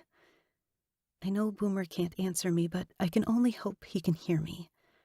Eric's cheeks puff out as he exhales, and then he yawns, stretching his arms over his head. I'm sorry. It's been a long fucking night. But he is stable. I'm going to watch him for the next 24 hours. Right now, we want to watch for infection and clots. But I'm not worried. He should be all right. Don't just thank me, though. The guys really came through and donated a lot of blood. At least 8 of them. Oh my God. I wanted to do that. I fell asleep. Guilt eats away at me. I shouldn't have cried myself to sleep. My brother needed me and I acted like a child. If I really needed you, I would have woken you up. It was touch and go in surgery. Gunshot wounds to the abdomen can be hard to control. But I'm me, so I fixed it. He puffs out his chest, all proud, just as he should be. I lean up on my tiptoes and place my hand on his shoulders, giving him a kiss on the cheek. You're a superhero in my book. Thank you so much. Ah, He rubs his cheek with his hand. I'm just doing my job. I run my hand down his arm until I can grip his hand and squeeze. Why don't you go lay down and rest? I can stay here with him. I want to visit with him anyway.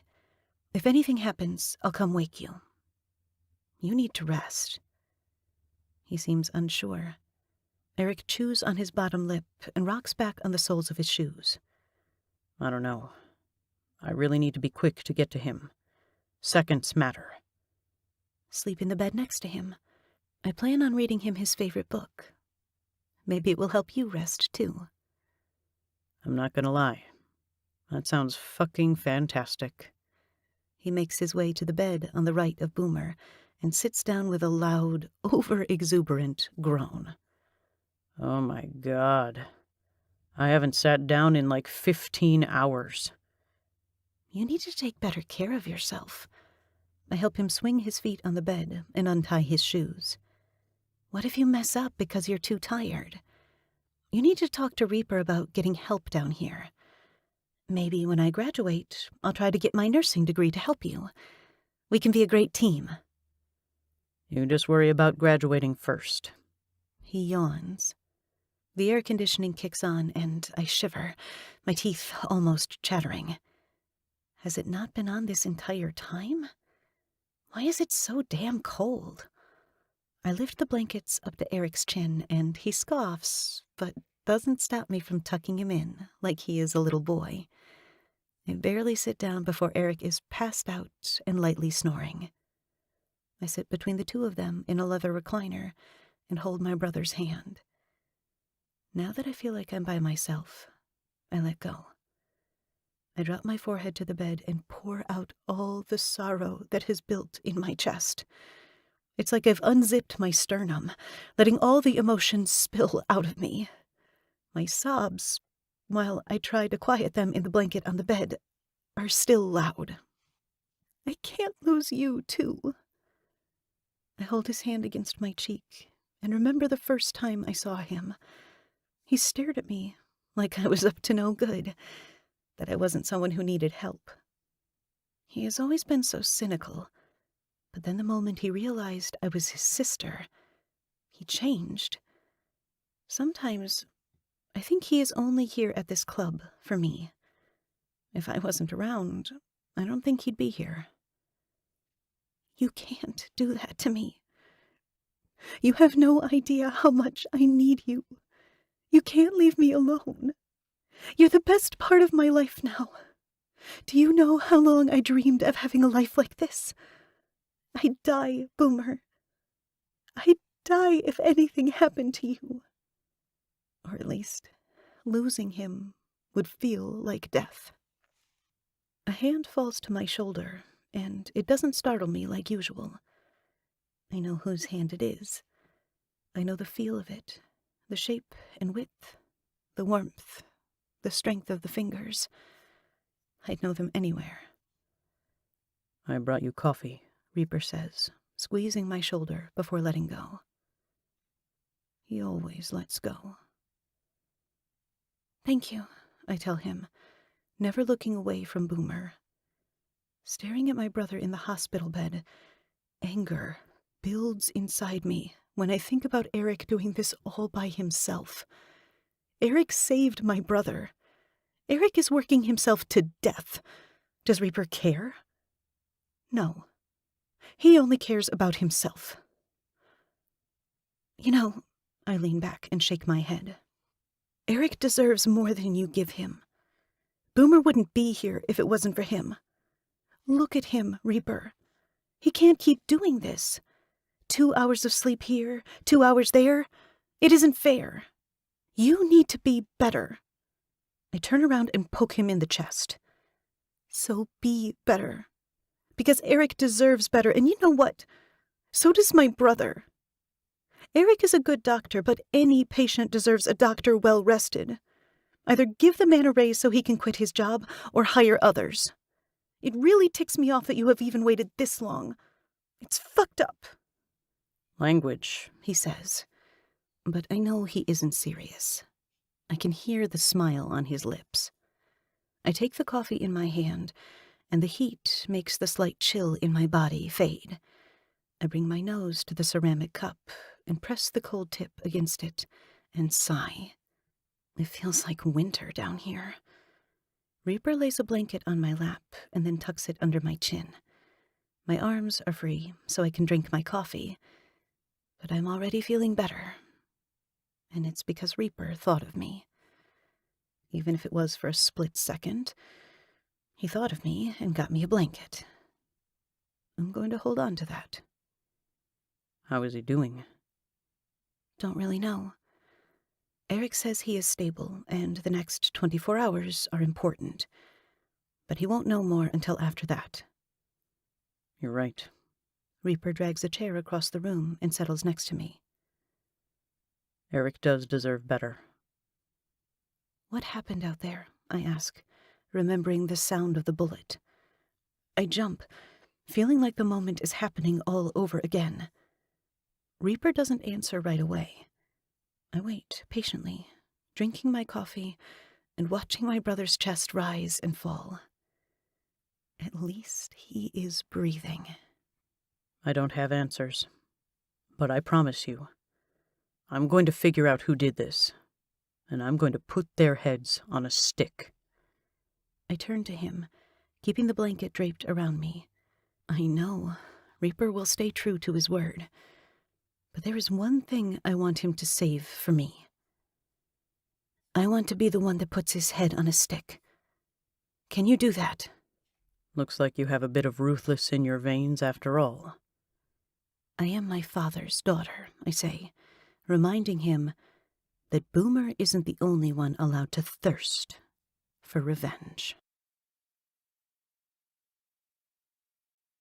Chapter 8. Reaper. Who the fuck sent the hit on my club? I rip my fist back and slam it against the face of the man who texted the sniper who shot my son. Cheekbones crush under my knuckles, and blood drips from the shattered face of this piece of shit human being. I've worked way too hard to build this MC up and keep it safe. I've sent my men to the Strip and hitting every casino we work with to get more information. I've had them double-check all the people we have forged documents like licenses, passports, and any other legal documents that could get flagged in the system for having a criminal background. I've even had them hit the other MC gang on the other end of the Strip. No one knows anything. The Mafia says they have nothing to do with it, but if there is one thing I have learned while being in this city, it's that everyone lies. I promised Sarah I wouldn't rest until I found the fucker who nearly killed her brother, and I meant it. If it means I need to clean this city of lying fucks, then I will. Someone is lying to me, and I'm going to find out who, even if it means giving it my last fucking breath. Fuck you. The man tied to the chair spits his blood and saliva in my face, then grins. It's wicked looking since the blood is covering his teeth and his lip is split. But if he is smiling, it means I haven't done enough. Fuck me. I throw a punch to his gut and he groans. I pull him back by the hair until the dirty black mane rips from his scalp. His nostrils flare as he swallows down the pain. I respect that. He's trying not to show weakness, but I know better than that.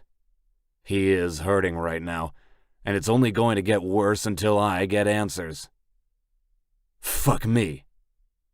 I point a finger at my chest and toss my head back and laugh. It's loud and dramatic because what the fucker said isn't funny at all. I walk over to the cart I have and look through my weapons of choice. I pluck the brass knuckles out and slide them onto my fingers. I'm going to give you one last chance. I bend down until I know he can smell the beer pouring off my lips. I've been drinking it between punches. Torturing someone works up a thirst. I grip his chin, squeezing the bone so hard that he whimpers like the little bitch I know he is. Your number was the last number on the phone of the guy my men killed. The guy who almost killed my son. I have a feeling you know him. I let go of his face that's sweat and blood-soaked. Tongue and bullseye are in the corner off to the side of the surgical room. I had to have my own space when we redid the basement for Doc.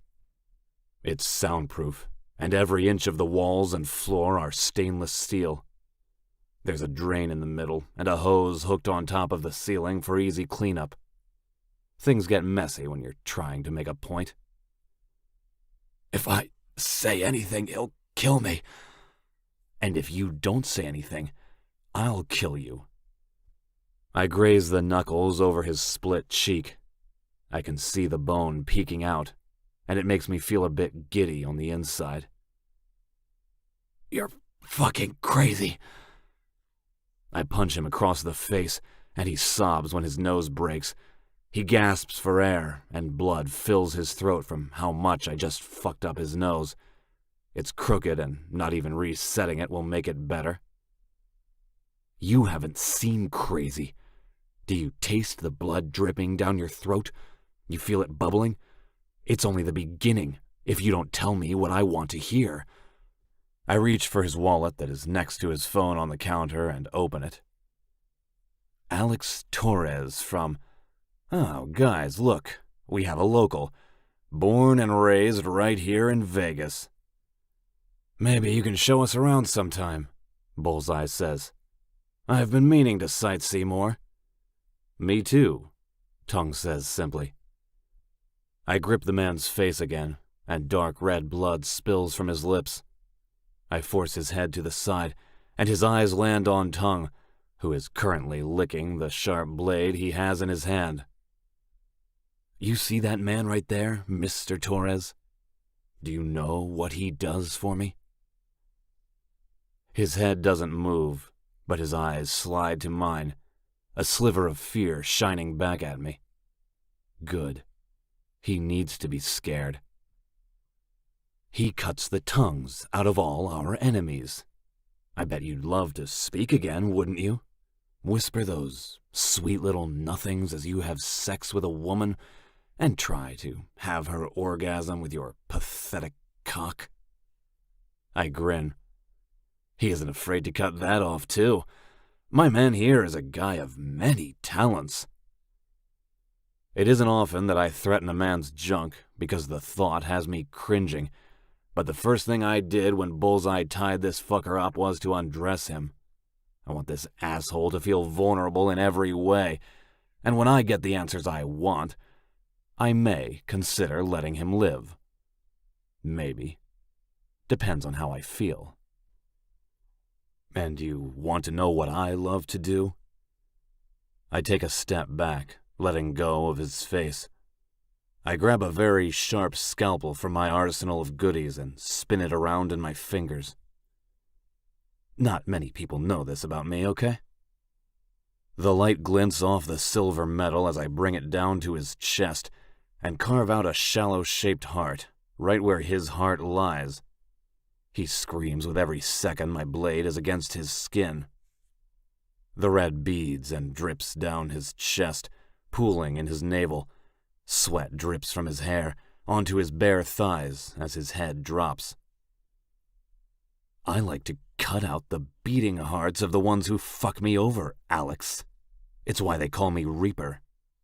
I like to watch you, watch me, watch your heart beat in my hand, and feel your soul sink into my palm on the very last effort your heart gives to stay alive.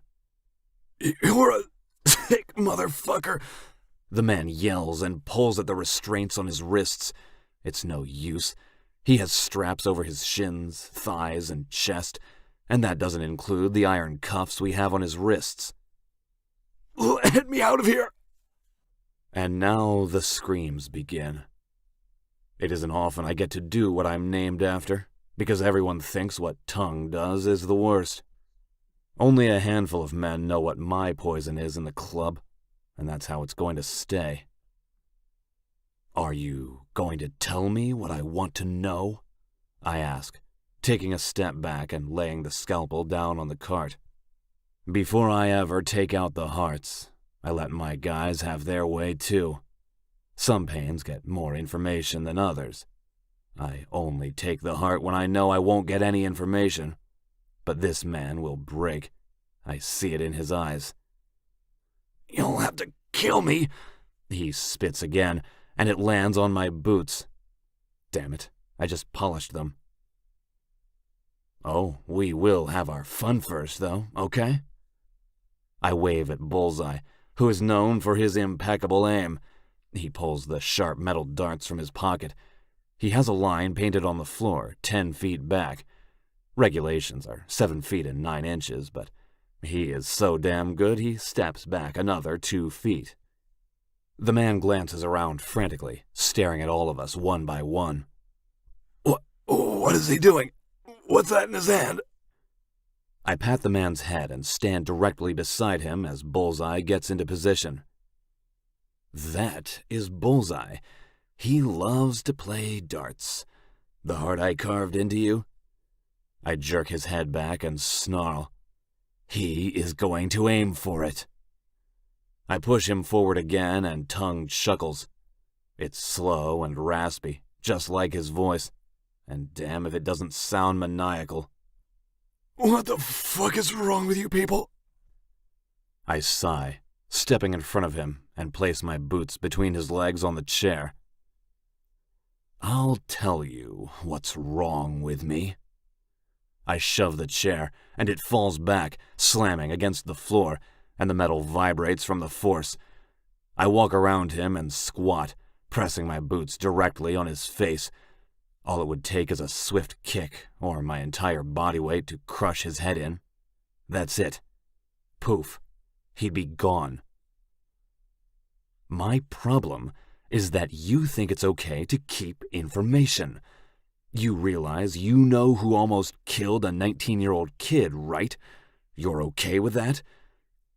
He sniffles. He fucking sniffles and cries. Man, I wasn't directly a part of it. I swear to God, I swear. Now we are getting somewhere, Alex. I shove my boot under the back of the chair and push it upward until it lands on its legs. Getting this guy to talk is harder than I expected. When Badge said he had the guy in the back of his car who spoke to the man who shot Boomer, I was stunned, relieved, and ready to get this shit over. I have my hands in many things, and the last thing I need is someone trying to start a war with me. They would lose. I'm a fucking gladiator, and anyone who comes up against me I'll kill without blinking.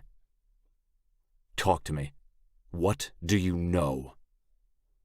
I cross my arms, and Bullseye throws a dart that whizzes by Alex's head. The man's eyes are wide as they shift to the right. He must feel the wind from the dart passing his head. He doesn't miss. He's just upset that he doesn't get to play. Fuck yeah, I am. I haven't had a human dartboard in like 3 months. I'm rusty. I haven't cut tongues in a while. It's sad. Tongue sighs longingly at his blade, as if she is a mistress he hasn't seen and wanting to make love again. Okay, I'll tell you what I know, but you guys have to protect me. They will kill me if I say anything. They aren't here right now threatening your life. We are. I think you better worry about us first. And I'm not protecting you. My son is out there healing from a fucking gunshot wound from your friend. You're on your own after this. Please, he begs. Please, I'll do anything. The smell of piss fills the air, and Alex's body starts to shake. The urine flows to the middle of the room since the floors are slanted an inch, inverting in the middle. Fuck, that stinks. Bullseye waves a hand in front of his face. You need to drink more water. We haven't been the best hosts. I haven't given him food or water, and it's been 2 days. I like to deprive captives when they are in my hands. The more desperate they are, the more honest they are. And I'm just looking for the truth. You can get water once you tell me what you know. That's a deal. I open the fridge in the corner, take a new plastic bottle full of filtered cold water, and set it on the counter where all my weapons of choice are. Speak. Don't beg. I'm getting impatient. Okay. Alex spits more blood out from his mouth and takes a deep breath in since he can't breathe through his nose. The man who came here the other night, his name was Sebastian. I haven't heard from him, so I assumed he got found. Damn right he did.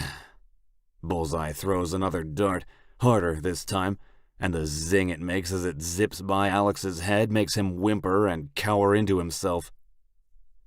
Your friend is dead, I say, keeping my voice even and uncaring. I figured as much. He swallows and inhales again. Fabian Trullo hired him. Fabian Trullo, Bullseye repeats. Why do I know that name? He is the stepson of Matteo Moretti, Alex mumbles. Holy shit, you've got to be kidding me. Bullseye folds his hands behind his ears. I thought we were good with them, Prez. You're sure about that? Moretti is behind this? I ask the bleeding, begging prisoner. That's the mafia boss here in Vegas. As far as I know, we are on good terms. We work together, we keep the city clean, do a few favors for each other. We get more done together than constantly battle one another. So we struck a truce. He offers his help when I need it, and vice versa. I don't know if it was Moretti. His stepson is an asshole. Word is he was trying to form his own business to branch away from the Moretti name. No way would the mafia turn their backs on us. Bullseye stands in front of me, keeping his voice low so Alex can't hear him. I don't believe that for a second. Mafia are a dangerous crowd, and when they want change, they implement it. I'm not sure if this is a warning or a threat from Moretti, or a move from his stepson to try to show power. Either way, I need to retaliate. I wouldn't be too sure about that, Bullseye. Trust is something born within families, not truces. I trust my MC, but people outside of it? Never. You think Moretti would be dumb enough to do that to you? After what he did to the first club owner to get near us? I don't think there's anything he wouldn't do. And let's not forget what he did to the president of the Vegas Vipers. When I found the head of the man on my doorstep with a note that said, "Truce," Moretti and I haven't had one damn problem since. So I can live now, right? I told you everything you needed to know. Alex nods and gives us a swollen grin filled with hope. I did say that, didn't I? I say with a click of my tongue. Bullseye, do the honors. Bullseye gives me a knowing look before going back to the line he painted across the room. I swear I won't tell a soul what happened here. I know you won't, I say, and nod toward Bullseye. He flicks the small metal dart through the air, making it look as easy as a snap of the finger, and the sharp needle lands directly in the heart I carved in Alex's chest, no doubt piercing the organ beating underneath it. You said... Alex can't finish his sentence, and he struggles to stay alive while his heart furiously pumps around the needle penetrating it. I grip the back of his neck and tilt my lips to the side, acting disappointed in myself. Yeah, I lied. I don't carve out his heart while it's still beating. He did tell me what I needed to know, so I won't give him too much of a painful death. It's nice of me. His pupils go from sharp points to large black circles once the life leaves him. I stand, popping my neck and back from the last few hours of stress. Thought you didn't like liars. Bullseye plucks the dart from Alex's chest and wipes his blood on his jeans. Never trust someone who can lie. His brows wrinkle as he ponders what I said, and Tongue steps from the shadows, a place he seems to live these days, and says what Bullseye must be thinking. But everyone can lie. Exactly. Never trust a soul. Never trust a tongue. People will make anything they say sound pretty, and more often than not, they pay for the ugly truth that lies underneath. Chapter 9. Sarah. Sarah. My name is whispered in the back of my dreams. Sarah. The voice croaks. It's deep and sleepy, almost sounding like a struggle. Wake up, sis. The voice sounds familiar, feels familiar. It draws me out of my dream, and the further I get to consciousness, the further away the voice gets. My head drops from the mattress, and I jerk awake, catching myself right before I fall out of the chair and on the floor. Well, hey, Sleeping Beauty. The sound of my brother's voice replaces all the caffeine in the world. Boomer, you're awake! I throw my arms around him as much as I can without hurting him. He grunts from the bounce of the bed, but he manages to wrap his hands around my back. Tears roll down my face with pure joy.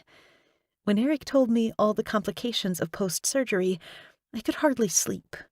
I worried myself to death until finally exhaustion took hold and sucked me under. I was so scared I was going to lose you. He drops his arms and pulls away from me to lay back down. He looks so tired, and he has only been awake for a few minutes. It's going to take more than a bullet to get me down. I don't know.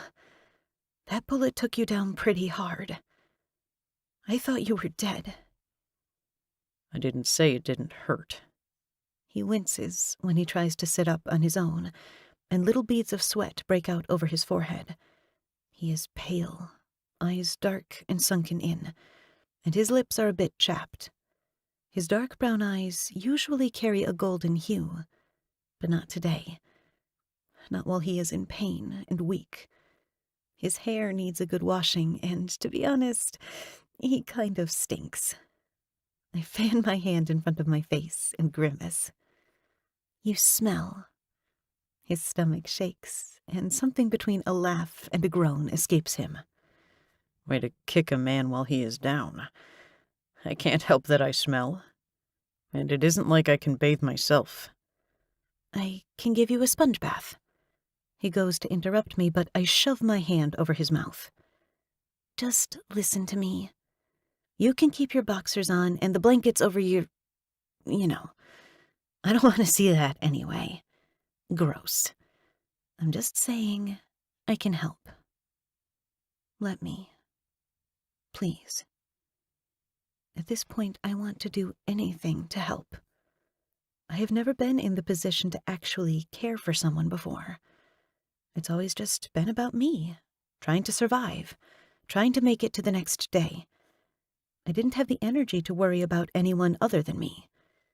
Bouncing around from foster home to foster home, the parents were either in it for the check, or most of the time they were absent. Some of the kids were bullies themselves, and I couldn't blame them. Not when life had been so cruel. And then I landed at my last foster home, where the man videotaped my beatings. Not just mine, but other kids before me. He recorded the kill, too. The sick fuck liked to rewatch what he did to us over and over again. The least I can do for Boomer is help him bathe. Especially when he killed the man who nearly took my life. I can see the reluctance in the shadows of his eyes, but eventually he gives a small tilt of his head. I'll be right back with your stuff, sponge and a bowl, okay? Don't go anywhere. I snort. Duh, you can't. You little bitch. He smiles and tries to throw a pillow at me, but it falls short since he has no strength, and it hits the foot of the bed. Go. And can you bring back some water? I'm dying down here. And something to eat? I'll bring water and soup. Nothing too heavy. Thanks, Sarah. I don't know what I'd do without you. His eyes open and close slowly as he fights sleep. You're the only reason. But he doesn't finish his sentence. Exhaustion wins, and he falls peacefully asleep. I won't wake him. I'll still go upstairs and get the necessary items together, grab a book, and head back down to be with him. I haven't left his side over the last 2 days, except when Reaper came down and told me to get upstairs because he had some club business to attend to down here. And with the man they had dragging behind him, I assumed club business was nothing good. My hand slides up the stainless steel rail as I climb the steps. When I open the basement door and make my way into the kitchen, I notice all the windows open. A fresh breeze comes through, swaying the red curtains. The smell of the earth, hot and dry, makes me wish for it to rain. It's the desert for a reason, though. Rain isn't something that comes here often. I rummage through the cabinets, looking for the soups and canned goods. Even after a year, I haven't been able to learn where things are yet. And it isn't because I don't pay attention. It's because these men don't put shit back in the same spot twice. No matter how many times I rearrange it or label it, they just throw shit wherever they want. For instance, why is the silverware in the drawer where the pot holders are? I made a separate place for it. It drives me bonkers. What are you doing? Reaper's voice always startles me when he comes out of nowhere. I bang my head on the cabinet and groan, rubbing the spot where the edge of the wood hit me. Shit. Are you okay? His concern makes my heart trip and melt. Reaper pulls my hand away and drags my head out of the cabinet where I was looking for soup. Let me see it. I'm fine.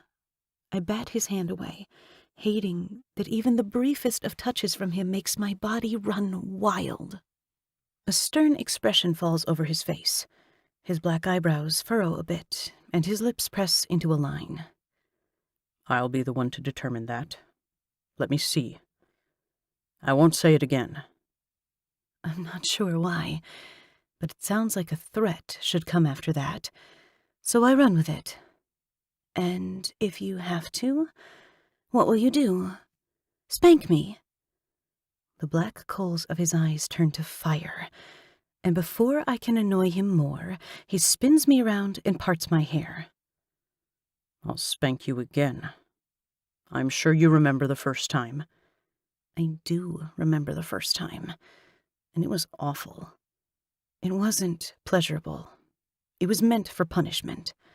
A cold dose of reality drenches me and makes my bones shiver from the memory of the rejection.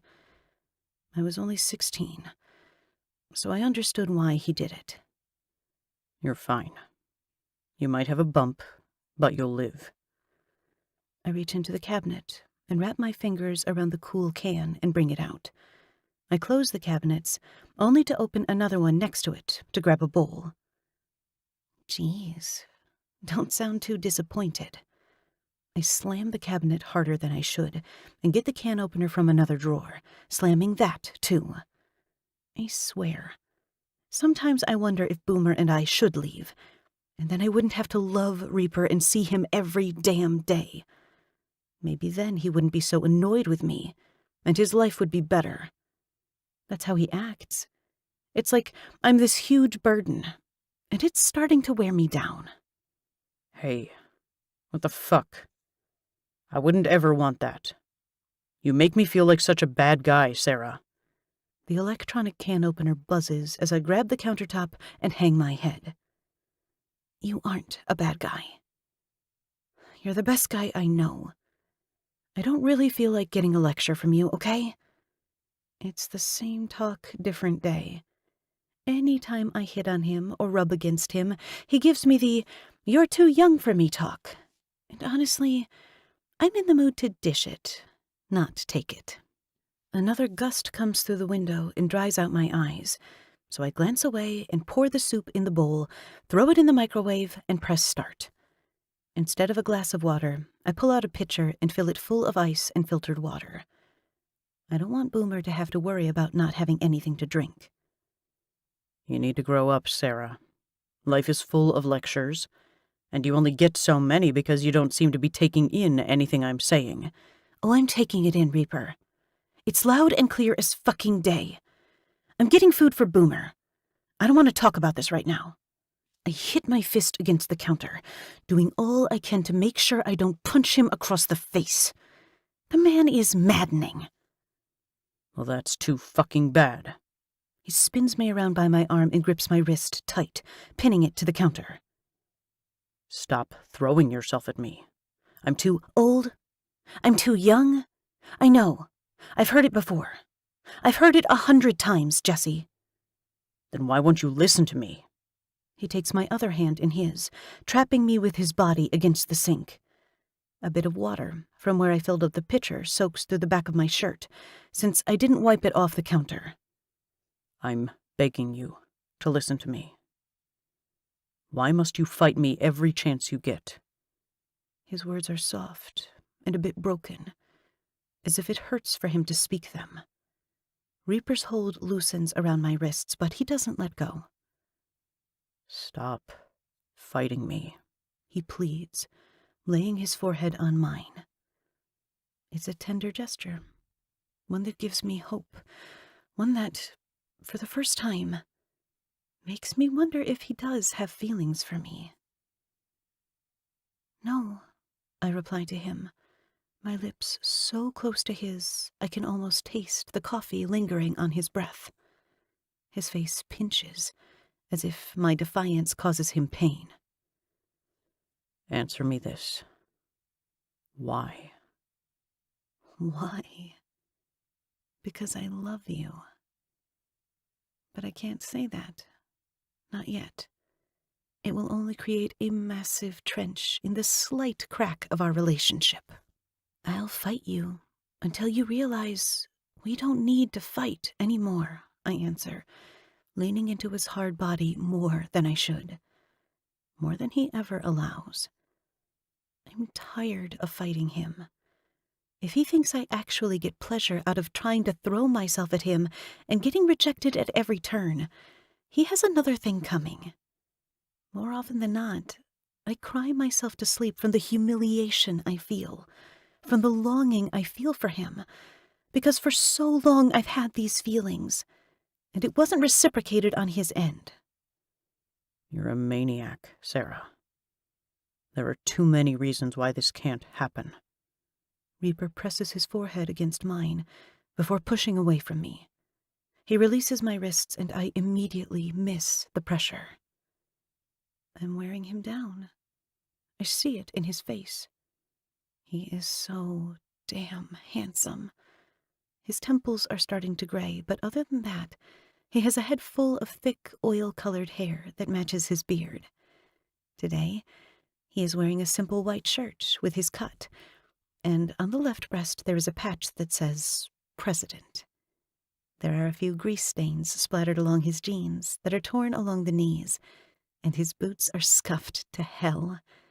But I know they are his favorites because he chooses them out of all the others he has. I don't care about any of the reasons. Not a single one. He throws his hands on his hips and stares at the ceiling, chuckling. Well, I care. I don't care that you care. That's what worries me. Keep this in mind. You're underage, and I won't have you ruining my life. Are we clear? If I were to ruin your life, I'd be ruining mine, too. So why would I? I take a step forward. Not to where we are touching again, because I know he wouldn't like that. I can tell he is on the edge, and I don't want him to stomp away, mad at me. I just want to be able to feel his warmth again. And is he that afraid he will give in to me? If he ever did, I wouldn't tell a soul. I wouldn't deny him. And I think that's what most of his problem is, and why he fights this thing between us. Tool takes that moment to walk in, and I take a step back. But it isn't missed by Tool that something was going on before he ruined it. Fucking Tool. Rez, I have more information, and Moretti got your message. He wants to talk. Good. Reaper grunts and almost trips over the dining room chair as he walks away from me. Tool gives him a funny look, lifting his brow, but he doesn't say anything else as he vanishes down the hallway. Reaper takes an apple from the brown bowl in the center of the table, tossing it in the air before catching it again. He's leaving without saying anything. What else is there to say? Reaper? I never call him that, at least not to his face. He pauses the bite in the apple, and when he turns to me, the big red piece of fruit silences his, Huh? Making it all muted and mumbled. I turn around, grab the bowl of soup and the pitcher of water, and leave the man I'm in love with first, so he can watch me walk away. I'm your maniac. The crunch of the apple makes me grin, and then it's followed by a thump on the floor and a curse. Huh. Looks like someone needs another apple. Chapter 10. Reaper. What's going on with that? Toole asks me as I walk out of the saloon doors of the clubhouse. I hate to say it, but I think the saloon doors are going to have to go. With this new threat, I want to make sure the club is a fortress. Over the last few years, threats haven't been a concern. Things have been running so fucking smoothly that it's been a dream. But too much of a good thing. What was what? Reaper, what the fuck are you doing? I lean against the rail of the porch, the wood hot from the afternoon sun. The heat doesn't stop me from craving a cigarette. Opening my cut, I dip my hand in the inner pocket and take the pack of smokes out. After I pack the case by hitting it against my palm, I place the sweet nicotine between my lips and light it with a match. I don't know what you're talking about. I know damn well what he is talking about, but what happened in the kitchen shouldn't have happened. Do I need to be worrying about you? Are you fucking her? I blow smoke in his face at the same time I press my elbow against his throat, and I lean into him until his back must be killing him from the pressure the rail is putting on him. I'm going to say this once. Whatever is or is not happening is not your fucking business. I'm not fucking her, or will I ever fuck her. I'm not stupid. A sharp inhale from behind me churns my stomach. When I look at Toole, his eyes are locked on the saloon doors, and when he glances over at me, I know it isn't one of the cut sluts standing there, but Sarah. Out of all the times she has to follow me, why does it have to be now? My arm falls from Toole's neck, and he rubs the irritated flesh while mean-mugging me. He fucking deserved it. I try to steer the conversation away from what she overheard, like an idiot. How's your brother? I ask. I take a hit on the cigarette between my lips, but the damn nicotine doesn't do its job and calm my nerves. I'm a raging mess inside, because I see the tears threatening to fall. Asleep, she informs me, and takes a step outside with me and Toole. Having her in the same vicinity is starting to become too difficult.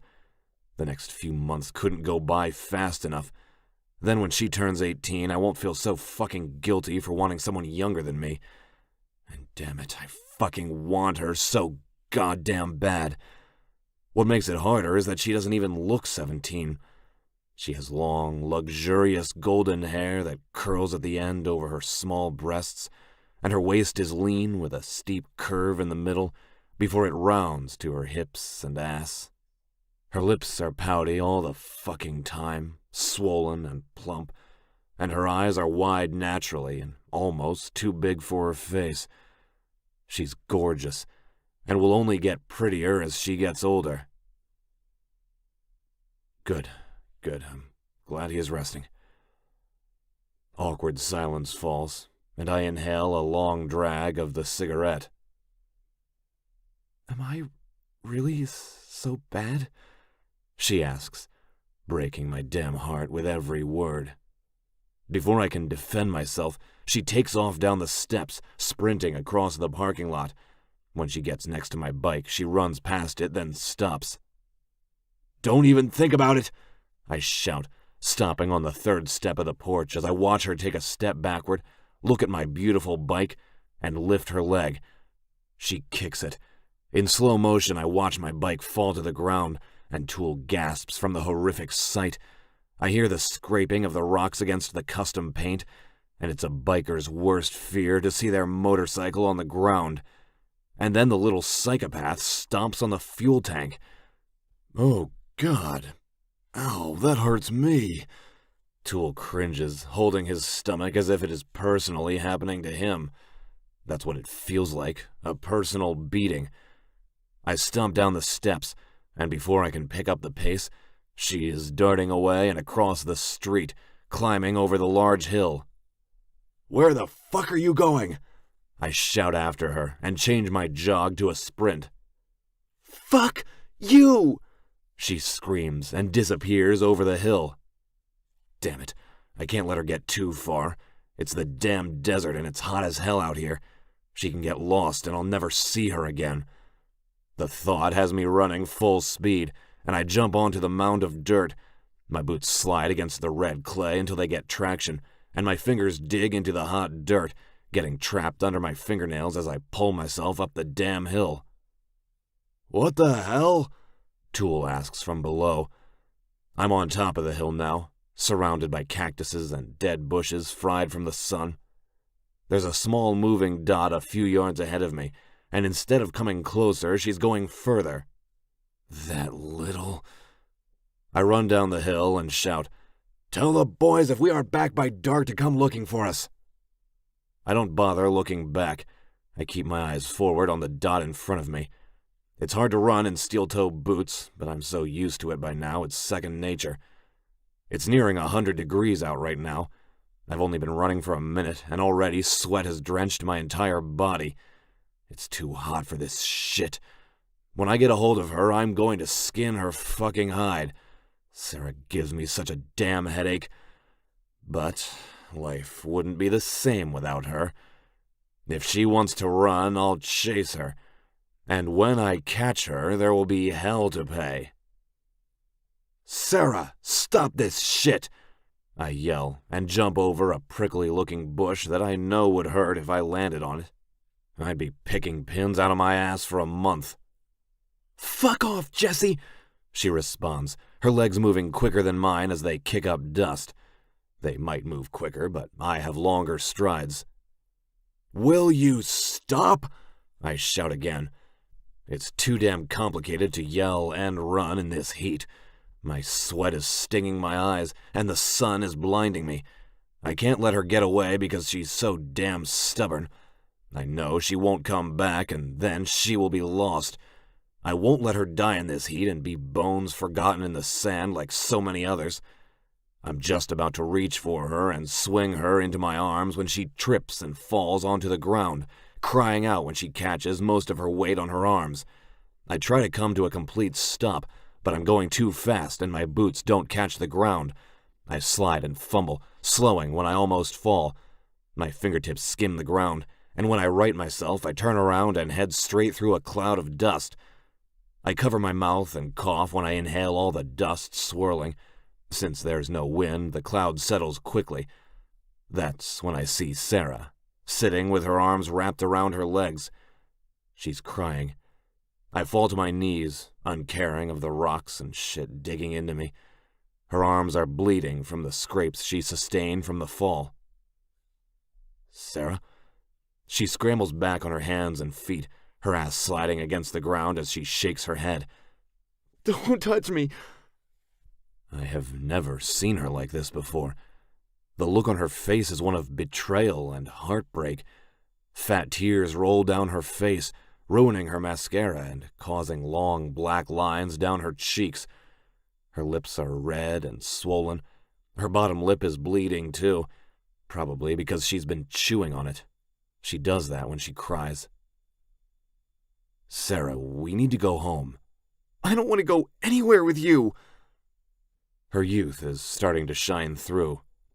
A grown woman who has been in love and has experienced heartache would never act like this. They know how much love can hurt, but they don't run into the desert to forget it. At least I don't think they do. As a matter of fact, I don't know much about women except how to fuck 'em, so maybe I need to keep my thoughts to my damn self. "Stop acting like a child," she finishes my sentence for me. "That's what I am, right? A child? Don't put your hands on me, Reaper. I am not going back with you. I want nothing to do with you or the club. And when my brother can finally walk, we are leaving." I know that Jenkins has been on the fence with me for a few years now, especially with Sarah living with us. He's always had this way about him, like he tolerates the club but hates it at the same time. It's why I haven't given him his father's cut for him to prospect. If he doesn't seem like he wants it, then why would I give it to him? Why would you do that? Why would you leave me? I mean to ask why they would want to leave me when I've done nothing but provide for them, take care of them, protect them, and love them. I love her, and I'm just waiting until she is legal. Why is that so hard for her to understand? You don't mean that. I fall to my knees in front of her and take her hands in mine. Sarah, you don't mean that. You're angry right now, and I understand. No, you don't understand. I don't get you at all. We share moments. I know it isn't all in my head. I feel it, she cries, placing her hand above her heart. I feel you all the time, right here. You've made yourself home inside me, Jesse. There it is. I love it when she calls me Jesse. Reaper doesn't sound right when she says it. I think it's because no one else ever calls me that, and I hate it. But every time she says it, I just want to kiss her. So when I hear you say you'd never have sex with me because you just aren't that stupid, it hurts. It hurts more than you will ever know. Am I so disgusting that you can't even imagine having sex with me? If I'm honest, I'm a bad man. If I lie, I'm a bad man. This is why trust is so hard to come by. Sarah's laugh is full of irony when I stay silent. My God! Are you really not even going to answer me? No one else is around, Jesse. We are literally alone in the fucking desert. No one can hear you. God, you are unbelievable. You can be the man everyone else wants you to be, but I expect one thing from you. One. And you can't even give me that. You can give everyone else everything, but me, I'm begging for scraps. You make me feel like a fucking dog. A bitch, to be exact. She heads west, which is, once again, nowhere near the clubhouse, but in the direction of the Strip. Her words piss me off. I march to her and snake my arm around her, holding her to my body. She doesn't fight me. She has no energy to. Her thin shirt is wet with sweat, and her chest rises and falls from the exertion of this entire ordeal. I glance down to see the sweat glimmering off her golden skin, and a droplet runs down between her palm-sized tits. I want nothing more than to lick it off her skin and taste to see if she is salty or sweet. Fuck. I can't for another few months. She wiggles against me to try to get out of the hold I have her in, but I'm much stronger than she is. The more she fights me, the harder it is to control my cock. It's been a full year since I've had another woman under me, against me, kissing me, sucking me, because every time I close my eyes, brown ones stare back at me. You feel that? I press my pelvis against her. I can't believe in this heat I can manage to get my cock up, but with Sarah, I can be on my deathbed and still get an erection. Is that what you want to know? Is that what you want to feel? I push her away from me and roar into the air. I'm so frustrated. She has me all bent and twisted. I'm the president of the Ruthless Kings. I'm not supposed to be all fucked up inside. Fuck, Sarah. You think it's easy for me? You think it's easy for me to see you every fucking day and not do a damn thing about it? I pace and start worrying a trench in the dirt. With a shake of my head, I stop right in front of her. You think I want this? I don't want to want you, Sarah. Get that through your head. When I say you're too fucking young, I mean it. You are too young. You keep throwing yourself at me, begging me to take you, and I won't. I refuse to. But don't think for one fucking minute that not being able to have you the way you want me to doesn't kill me every second, because it does. I'm an old man compared to the boys your age. I've lived my life. I have nothing to offer you, but guess what? I'm counting down the fucking days, crossing them off my goddamn calendar until your birthday. So get this shit out of your head right now, because in 2 months, you'll be mine. That I can fucking promise you. Until then, stop fighting me. My chest is heaving when I'm done yelling, and that's when I notice how close I am. I've bent my head down until my lips are close to hers. A soft wind could blow me over and make us finally touch. I do one of the hardest things I've ever had to do. I take a step back from my little maniac. Chapter 11. Sarah. He takes a step away from me, carrying a piece of my heart with him.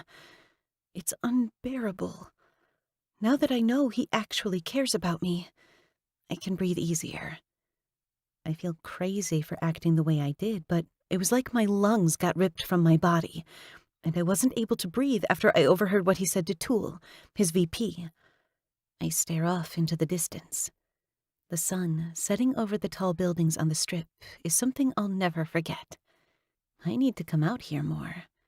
The reds and oranges painting the sky seem darker than when I'm watching them from the clubhouse. It is more isolated out here. Lonelier. And maybe that's why the colors look so different. I've never seen them before. Not like this. I'll never stop fighting for you, Jesse, I say, as a hint of the breeze blows. I cross my arms under my breasts when the chill of the night starts to inch its way in the air. His palm lands on my lower back before jerking away and leaving me alone again. No need to fight for me, doll, okay? You have what you wanted to know. The fight can be over. He doesn't know. But it's only just begun between us, now that I know he actually wants me. We need to get home. I told the guys if we weren't back by dark to come looking for us. I'd rather get you home than have a flock of them come searching. He holds out his hand, and I stare at it, not knowing what he wants me to do. His fingers are so long and thick, and bold black lines swirl over the tops of his hands and up his arms. He wiggles his fingers, and I do the only thing that I think of. I give him a high five. What are you doing? You're the one holding your hand out. What else am I supposed to do with it? I ask, staring at the outstretched hand as if it's an alien. Well, you could hold it. I don't think I heard him right. Why would he want to hold my hand? Isn't that crossing one too many lines that he has drawn in the sand? This has to be some kind of joke. Payback for the tantrum I just pulled. This is a one-time deal for the next 2 months. No one is around. No one can see. I'll hold your hand until we get closer to the road. I want to. But then things go back to the way they were. We have your prom, your graduation, and then your birthday. Sounds like you've been making a list. And checking it fucking twice, He mutters under his breath. Are you going to take my hand or not? Do I look like an idiot? I'd never miss a chance to hold his hand. I unwrap my arms from my chest, and with a shaky hand, I reach for his. I stop midway, waiting to see if he is playing a joke. But when he doesn't move, I slide my hand into his and lock our fingers together. Our palms touch, and a wave of calm washes over me. Finally. Finally. Looks like someone stopped fighting me. I look up at him through my eyelashes, and I have to squint. The fight hasn't even started yet. Come on, let's go home. I'm sure everyone is worried sick about you. Right, I snort, as we start walking toward the direction of the clubhouse. Everyone would be happier if I wasn't there. I let what I have been really feeling off my chest in a blasé tone. He tugs my hand as he comes to a stop. You can't mean that. You really think the guys would be better off? That I'd be better off? I lift a shoulder and shrug, blowing a piece of hair out of my face. You can't say it isn't true. You and the guys haven't really had a break. You raised Boomer, and then I fell on your doorstep. How long has it been since you've actually been able to act like the club you used to be? If I wanted the club the way it used to be, I'd have it be that way. Do you want the cut sluts coming around and fucking every man in sight? We can party every night, go out on more runs, and I plan to have all that back when you turn 18. The guys know the deal. If they don't like it, they can leave. I won't subject a kid to shit like that. Not if I can help it. He lets go of my hand and cups my face instead. Don't you dare for 1 second think we'd be better off without you. You bring something special that none of us have ever had. That I have never had. And what's that? I lay a hand on top of his and lean into it, hoping the moment never ends. Why can't we just stay out here all night and watch the stars? We can hold each other, and it can remain our secret. He brushes his nose against mine and drops his hands from my face. You aren't old enough to know that yet. Come on. I take his hand again, and as we walk, I notice his strides are slower. I have a stupid grin on my face the entire way home. My cheeks hurt. For the first time in my life, I have this giddy feeling in my stomach, and I just might explode from it. It's more than all the times I've tried to jump Jesse's bones. I know now. It isn't one-sided, and it's like I'm walking on the moon. We steal a few glances at each other as we take our time. He shakes his head when he meets my gaze again, and then rubs his fingers through his beard, like he can't believe what he is doing. You have to stop looking at me like that, He says. Like what? You're too young to know that, too. Jesse, I'm almost 18. I know about sex. I know about a lot of things. He growls, a threatening rumble in his chest that makes a flicker of fear present inside me. I don't want to hear about how you know those things. We can't be talking about this. Don't. I'm already doing one thing I shouldn't be doing. He squeezes my hand, the interaction innocent, but forbidden. I'm not going to argue or ruin the only chance I have at being close to him, so I do what he says and keep my trap freaking shut. I'm in my own happy world, daydreaming of the life Jesse and I are going to have, imagining all the kids running around who will look just like him when we come to the hill that takes us back to reality. It's silly. On one side, he has to act like he doesn't want me. On this side of the hill, we can do whatever we want. What's the rush? Why do we need to go back? Club ain't going to run itself. We gotta go. He tries to let go of my hand, but I hold on tight, afraid that once we cross this boundary, he'll forget all about me. What if he said those things just to make me feel better? Come on, doll.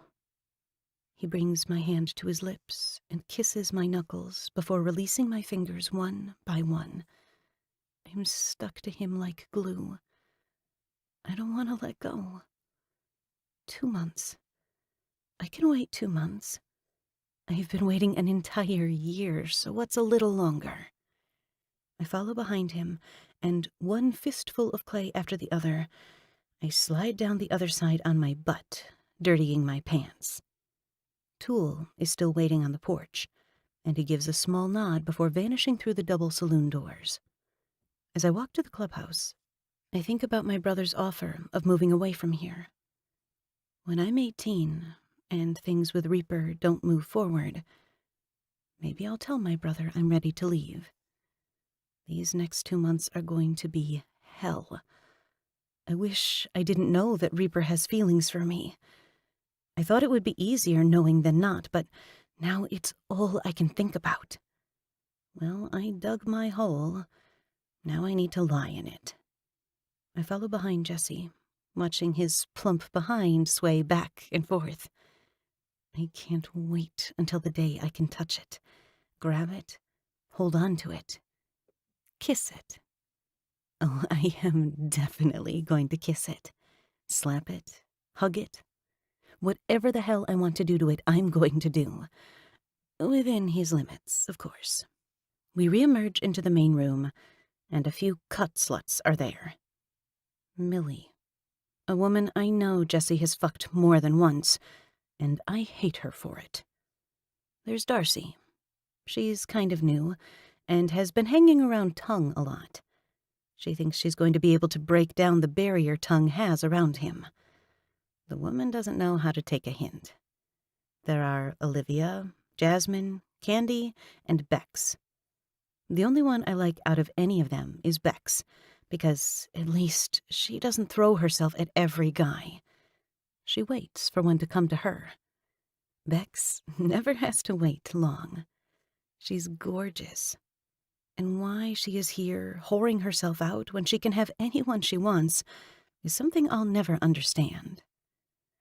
Reaper, Millie purrs, cutting him off as he walks where Tool is waiting for him at the bar. Hey, baby. It's been a long time. Millie's red-painted fingernails dig into the material of his shirt, and I know Jesse can feel the sharp pins of her nails sinking into his skin. Images of them together assault me. Him fucking her from the back, her nails leaving red lines down his back, his ass flexing with every stroke he gives her, her moans, his moans. God, the thought of him getting off to her makes me sick. He is much older than me. I know he isn't a saint, but I hate being face to face with his conquests. She's wearing cut-off shorts that stop just above the bottom of her ass and a black tube top. She has on thick eye makeup, and lipstick is all over her teeth. Millie has seen better days. Hey, Millie. Jesse actually greets her with me standing right here. I want to wave my arms over my head and shout, "Hey, remember me?" But I keep my mouth shut and let whatever is about to happen unfold. Jesse reaches up and wraps his hand around hers that is laying on his chest. He gives her a smile that would give any woman the wrong impression. "Wanna grab a drink, Reap? I've missed you. It's been too long." Her eyes cut to mine, narrowing as if I've stepped onto her territory. Just as I expect Reaper to say no. Sure, Millie. Grab me a beer. I'll be over in a second. He says yes.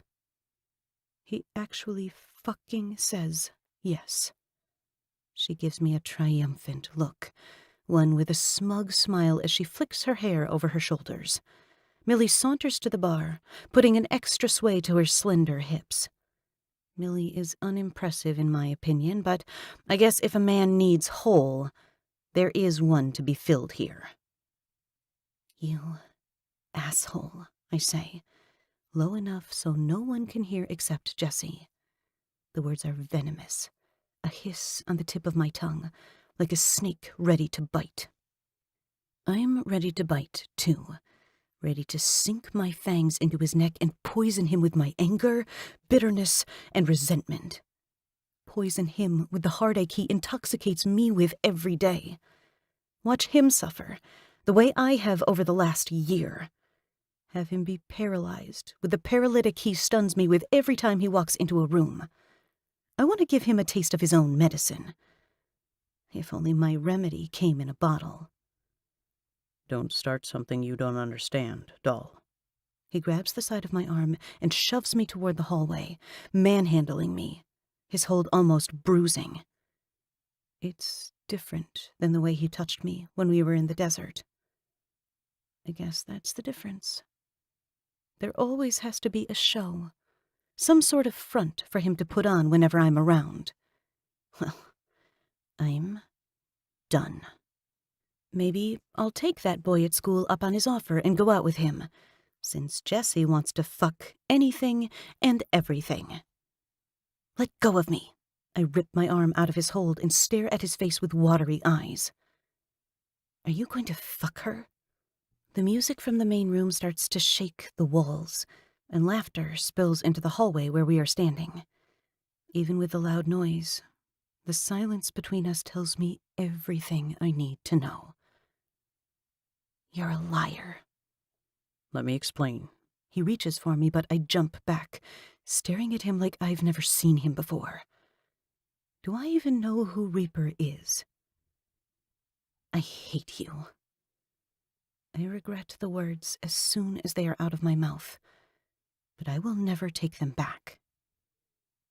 No, you don't. He replies, holding a smoke between his lips, as if he doesn't have a care in the world. Is this what I get for loving the president of the ruthless kings? To be treated so ruthlessly? I want to. Reaper. Right here, right now, I do hate him. I hate him for existing and being the only man I want to love, the only man I want to give myself to.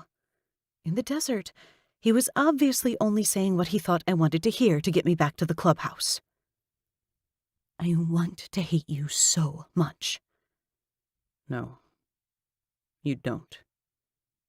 He has the nerve to laugh at me. He blows some out of his nose, reminding me of a fire-breathing dragon, and it swirls up and around his face, masking the face that obviously has two sides to it. Which side am I finally going to get? The side I want to hate, or the side I want to love? Chapter 12. Reaper. I did something I shouldn't have tried to do. I fucked up. I made a mistake. I tried to fuck Millie. Last night, after Sarah told me she hated me, or wanted to hate me, I already had conflicting emotions when we walked into the clubhouse together after our moment in the desert, and I felt like people knew. I had to cover it up. I had to make it seem like I was just dragging her back home, so I took Millie up on her offer with a drink. I knew where drinks led, and what made it worse was that I did it right in front of Sarah. I deserved to be called an asshole, but Sarah had no idea what she did to me, what I didn't want her to do to me, and that these feelings are fucking inevitable. It's a lot for a man to even admit to feelings. It's a lot for a man to keep control of those feelings and to not fuck the woman he wants to share those feelings with. It's overwhelming. She doesn't understand that wanting her is not a good thing. Not yet. I wanted to erase her from my mind and use another woman to help scrub the need of Sarah off my body. It was wrong of me to do it. I'm not proud of it. I can say this, though. My dick wouldn't get hard. Millie dry-humped me through my clothes, something I usually fucking love, and it gets me so hard I could pound a 3-inch thick nail into the ground. Not last night. She tried, and I felt like I was cheating on Sarah. I tossed Millie off me so fast that she had no time to right herself, and she smacked her ass on the floor. She called me a limp-dick motherfucker, only to limp out the door because she hurt her leg on the ground. Once she was out of sight, my cock got hard because a naked image of Sarah invaded my mind. I had to take a cold shower, think of blood, guts, and carving hearts out of people's chests to not touch myself to the thoughts of her. I can't. Fuck, I want to. You okay? Toole says at the table. The brothers are gathered around the table, waiting for the meeting to start. I called for church 15 minutes ago, even for the 2 prospects. And now I can't fucking remember why, because guilt and shame are eating away at me. I don't even care that I couldn't get it up from Millie. I'm glad I couldn't. It's the hot and cold treatment I keep giving Sarah. She didn't deserve that, and now I have to make up for it the rest of my life. And I will, gladly.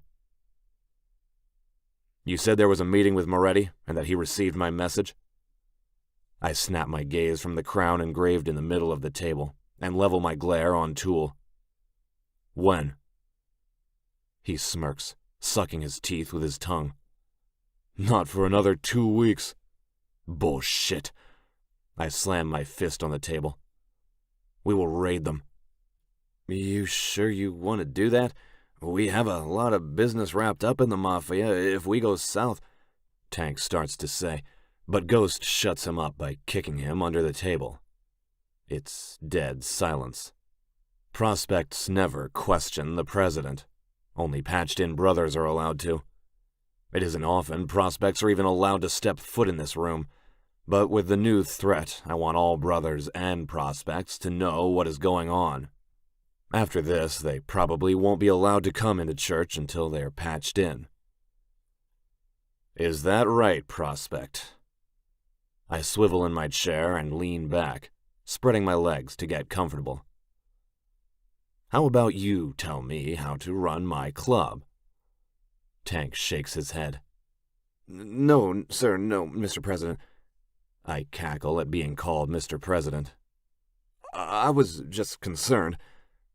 Do you know what happens when a prospect questions me?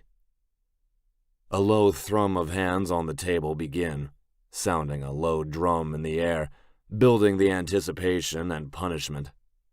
Tank shakes his head. He's a big motherfucker, but a huge softy. All that muscle going to waste, if you ask me. He's like the Hulk, never wanting to Hulk out. He's too big to tie up and let the bugs get him for the night. Oh, come on, Prez, give me a slide. He was only saying what we were all thinking. Toole defends the guy, which makes sense since Toole is Tank's sponsor. He has been hanging around the club for years now. Only recently did he show interest in prospecting. None of us hesitated to throw him the cut in the prospect patch. He brought a friend, too. His name is Tim, nerdy-looking fellow with square glasses and a scrawny frame. The guy looks like he can barely lift 20 pounds, but he wears the cut, and Toole is sponsoring him as well. I learned not to judge a book by its cover long ago. Everyone has something to offer to the club. I'm just waiting to see what Tim can. You're replacing the saloon doors with large metal industrial ones today. Do I make myself clear? I tell Tank. When I meet his eyes, he looks away from me. Submissive. Interesting. Let me tell you something I used to tell Boomer. When a man talks to you, you look him in the eyes. Don't be a coward. Yes, Mr. President, sir. Reaper, sir. Good God. What the fuck happened to this guy? You too, Tim. You can lift the hammer or something. He beams as if he just won $1 million. You got it, Prez. Toole, Bullseye, we are going to see Moretti today. Prez? Tongue speaks up for the first time all year in church, and it makes me sit back from beating the gavel on the table. Yeah, Tongue. We need to talk about what we are going to do for Sarah's birthday. I already got her a fake ID, but I'm not giving it to her until that day.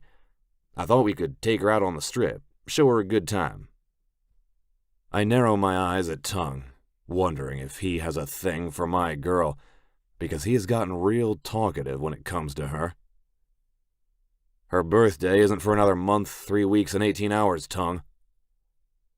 A few laughs covered by coughs sound all around, and I realize my slip.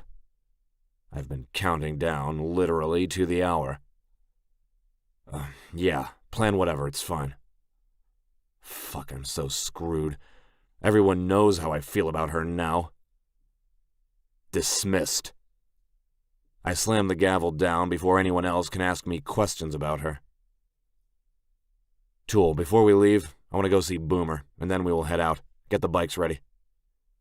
I stride out the door and take a left before anyone can stop me. But as I'm walking down the hall, Sarah comes out of her room wearing a bikini top and short jean shorts. Hell fucking no, does she think she is going out in that? I point to her room. Go change. Nope, sorry. I have a date. The word date has my blood on fire. Instantly, I want to kill the guy. Reap! Tool yells at me from the saloon doors, and his voice easily carries into the kitchen. We have a guest. Sarah gives me a look that can only be described as go eat shit and pushes past me. I get a whiff of that peach perfume, and my cock perks up, begging for some type of attention. I'm going to spank your ass if you even think about walking out those doors. Well then, I guess I deserve to nail your balls to the damn wall after what you did last night. She spins around quick, her hair flying around her and whipping me in the face as a leather whip would. You have no idea what happened last night, I hoped. Millie's whorish moans could be heard through a burnt piece of paper. Nice try. I have a date, who is my prom date too. Who knows, maybe I'll give it up to him. I'm tired of waiting around. Sarah tosses her hair up into a messy bun, a few strands falling free to frame her face, and that's when I smell the lemon. Fuck. She does that when she wants her hair to get blonder. I've seen her a few times, squeezing lemons into a spray bottle, and now I know why. She's going to come back all tan, all blonde, and possibly not innocent. My chest pumps in shallow beats, and my rage makes my blood speed through my body, clenching my fists. When Sarah tries to open the saloon doors, I hold them shut. Tank is on the other side, holding a drill in the air. He has a look of pure confusion on his face. I thought you wanted me to... Shut it, Tank, I say through a nearly wired-shut jaw with how tight it is. I swear I hear my teeth crack in two. You aren't having sex with him, I manage to rasp. Red haze falls over my eyes, and my mind is going foggy. I'm about to lose all control, and I can't. I can do whatever and whoever the fuck I want. On that note, she pushes against my chest and darts under the saloon doors before I can catch her. I plow through them, and Tank nearly falls on his ass. I don't stop to check on him. All I see is the silver Lexus convertible waiting in our parking lot. I've never hated a teenage boy before, but I do in that moment. Sarah runs down the steps with a big smile on her face, throwing herself around the kid in a big hug. She wraps her long legs around him, arms around his neck, and then kisses his cheek. Get your fucking hands off her! I shout and pound down the steps, nearly reaching for my gun. Nearly. Reaper? Tool's fingers brush against my cut, almost stopping me by grabbing it, but I'm too quick. Stop! Shit, shit, shit! I hear him chant behind me as he follows in my footsteps. I can always count on Tool. The kid drops his hands and his face pales when he sees me. My large shadow casts over the both of them. I'm nearly an entire 1.5 feet taller than this asshole driving Daddy's car. I place my hands on her hips and pluck her off, dropping her to her feet. Reaper, she warns. She never calls me Reaper. I hate it. I want her to call me Jesse again. I'm acting so out of character. I'm usually in control, but Sarah has me messed up 18 ways to fucking Sunday. I loom over the mousy brown-haired boy and cross my arms. Who the fuck are you? I'm David. The kid extends his hand to me to introduce himself. I lift a brow as I stare at his small, childish hand. You're David? Are you asking me or telling me? Reaper, that's enough. I'll fucking say when it's enough. I shout at her, and then take a step closer to the guy who doesn't know his own name. Don't talk to her like that, he manages to stutter out with red-hot cheeks. He looks like he is about to cry, but you know what? I won't ever admit it, but it takes some balls to do what he just did. I'd respect him any other day if he wasn't trying to take the woman I've been waiting over a year to have. How are these last few months harder than all the rest? Oh, shit, Toole says.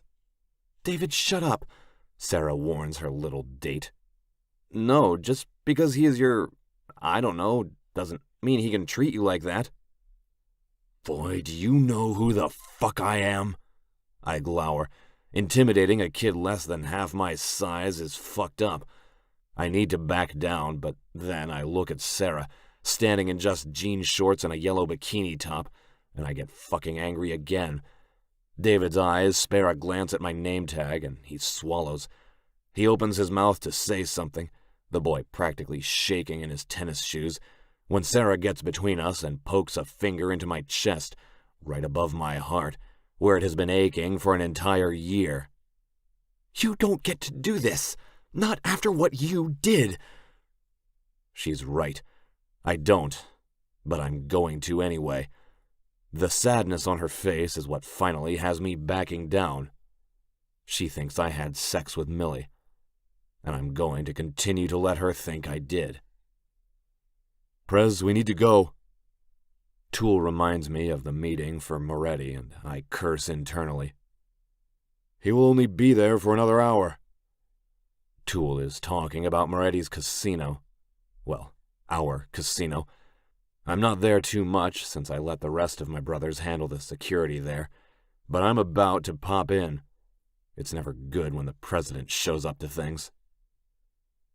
Have her home before dark. I turn towards Sarah, smelling her one last time. Something about this feels off. It doesn't feel right, but I can't stop her from living her life. I've done that too much already.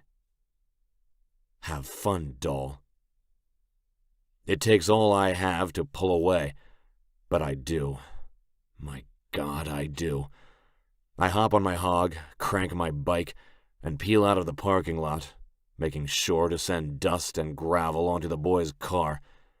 I hope it leaves a mark, because I swear, if she comes back anything less than perfect or a hair out of place, I don't care how old he is, I'll carve his heart out too. Chapter 13. Reaper. We stop at Hotel Royale and park our bikes. When the valets see our cuts, they don't bother asking for our keys. We own half this place. Our bikes stay where they are. We walk in torn jeans and greased-up t-shirts, but it's our cuts that have people turning their heads. I don't care about any of them. I have one man to see. And I need to know if he is the reason why my kid is laid up in bed healing over a bullet wound. Being here, it doesn't even take my mind off the fact that Sarah is with another man right now. No, not a man. A boy, someone her age. A few guards block our paths, and I want to laugh in their faces. Now is not the time to test me. A few customers are looking, and the women look nervous. Me and my club revamped this entire place, poured blood, sweat, and more blood into making it ours. The entirety is black tile, black velvet, with red ceilings. Everything beyond is in colored coordination with a royal flush. I'm standing under a chandelier, something that's new, something I sure as hell didn't approve of. This must be all Moretti. You don't want to do this, fellas. I open my cut to reveal my Ruger 22 revolver. It's 42 ounces of pure fucking mayhem. I love this gun. It doesn't hold many bullets, but I never need a lot. I always aim straight for the heart, and I never miss. Is Moretti expecting you? The guy on the right asks. He looks fresh out of a frat house, and I want nothing more than to show him how things go down in Vegas. It's about his son, Toole says, making our arrival sound less threatening. It's why he is my VP. I want to raise hell wherever I go. One of Moretti's goons speak into his earpiece, and when he receives a response, he parts to let us through. I give him a grin. Big thanks, fellas. We stroll over to the elevator, and I hit the button with my fist. They should have let us by. We own half this place. Hell, I have a few men here right now in that private fucking room that's so important for business, probably about to run fucking money across state lines. We should be allowed in here, Toole, without question. I'm glad they stopped us, because your head isn't in the fucking game. He punches the button to the top floors and the elevator doors slide shut. Listen, I don't know what the fuck is going on with you and Sarah. Sweat and panic cloaks my skin at being found out. What? Nothing is happening. I'm not fucking her, I repeat, and when I hear myself, I sound like a liar. I don't know what has gotten into me, but he is right. I'm losing it. The buttons light up as the elevator climbs the floors. Listen, it isn't unknown to everyone that something is happening between the two of you. I know you better than to fuck someone underage, but until she is 18, get your head on straight. I'm trying, I shout, pounding my chest. You don't think I'm giving it everything I have? You think I want this? You think I want to want Hawk's fucking daughter? The guilt I feel, it eats me alive. It isn't right. I fought it, but she's the fucking devil, and she keeps pushing me and pushing me. He gives a tilt of lips and huffs a laugh. Yeah, she's a little crazy, but I also know she's young and stubborn, temperamental, and feeling something beyond what you were feeling.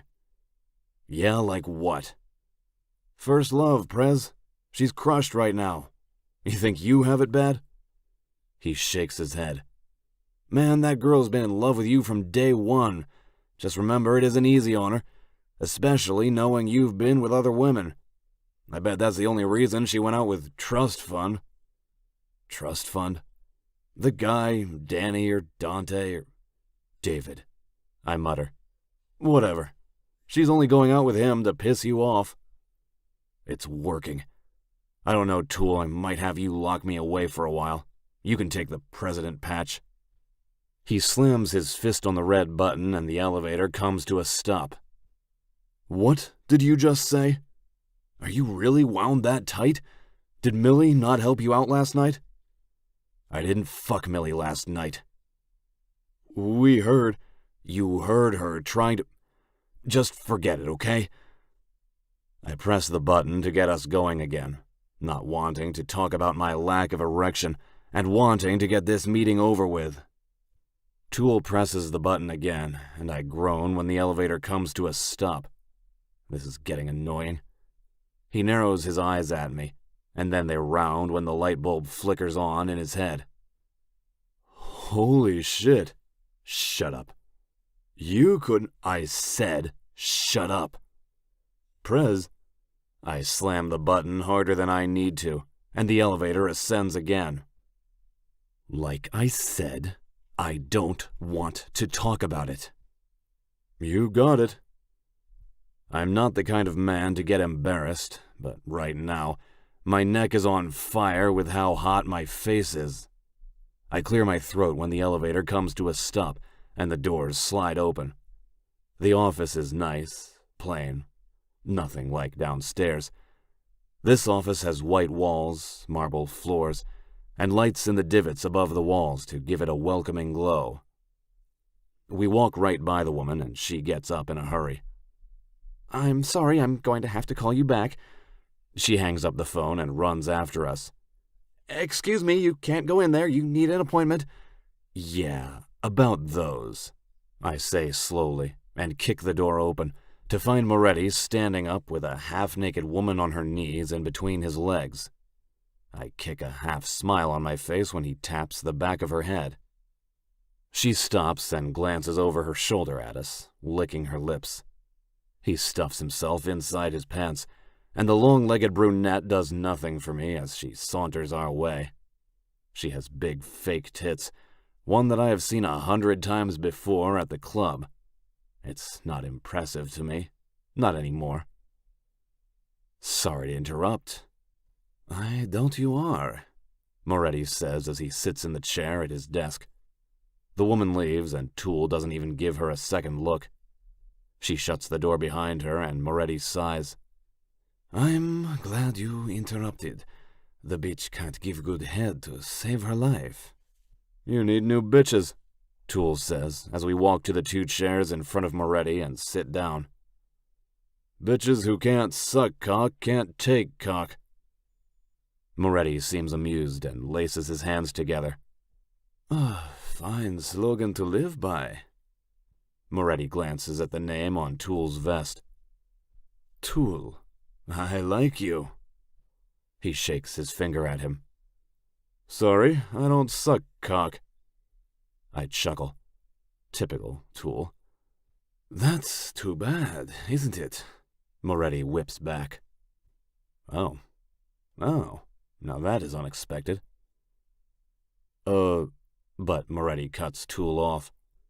I do good things to you, Toole. You sure you don't want to take me up on my offer? I'll pay you. I'm not a whore you can buy, Toole states with a flush on his cheeks.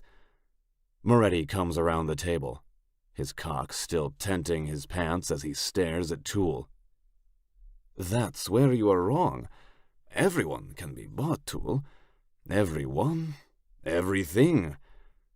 Moretti spreads his arms, acting as if he is king of the world. Moretti is your typical Italian guy. Olive skin, dark hair, dark green eyes, and has a thick Italian accent.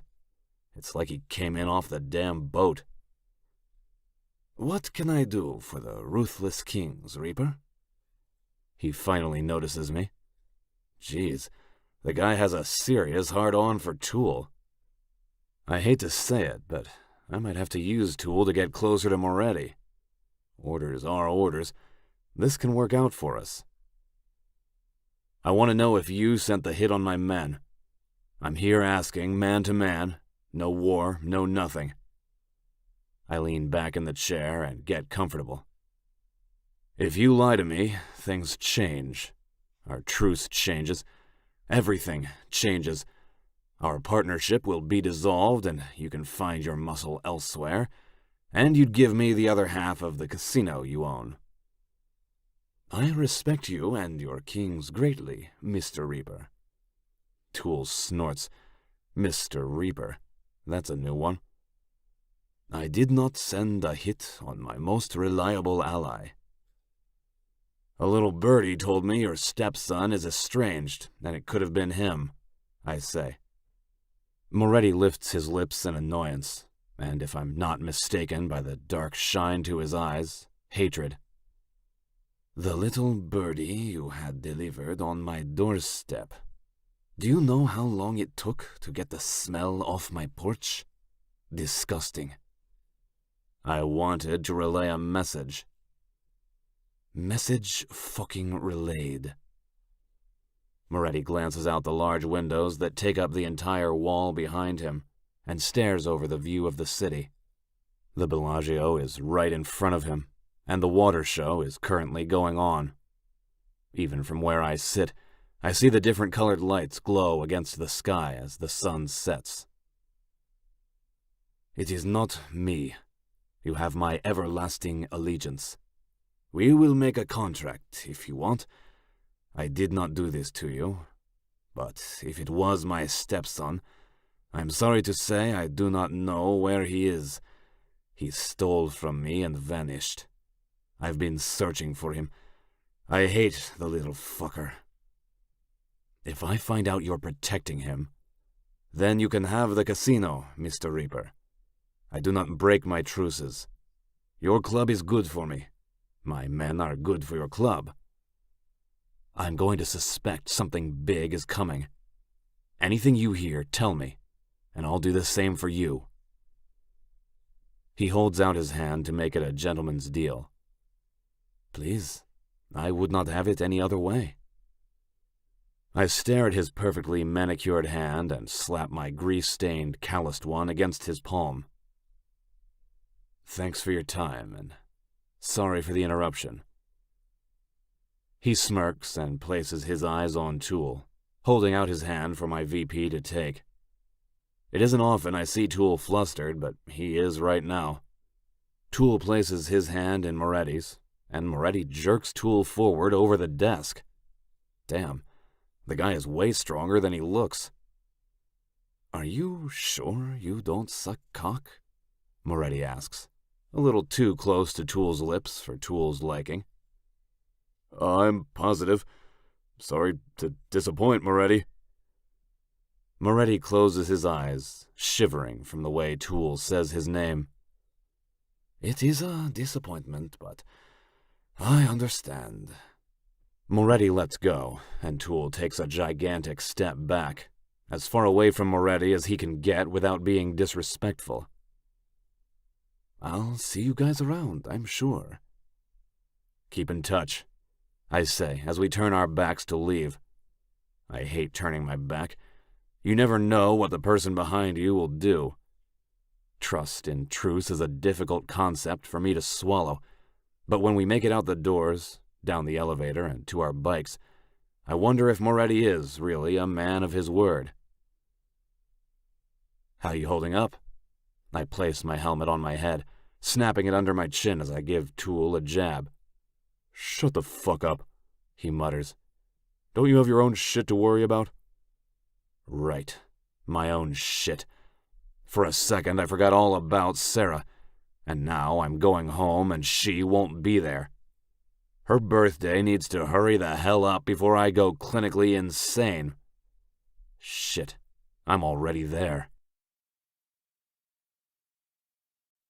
Chapter 14. Sarah.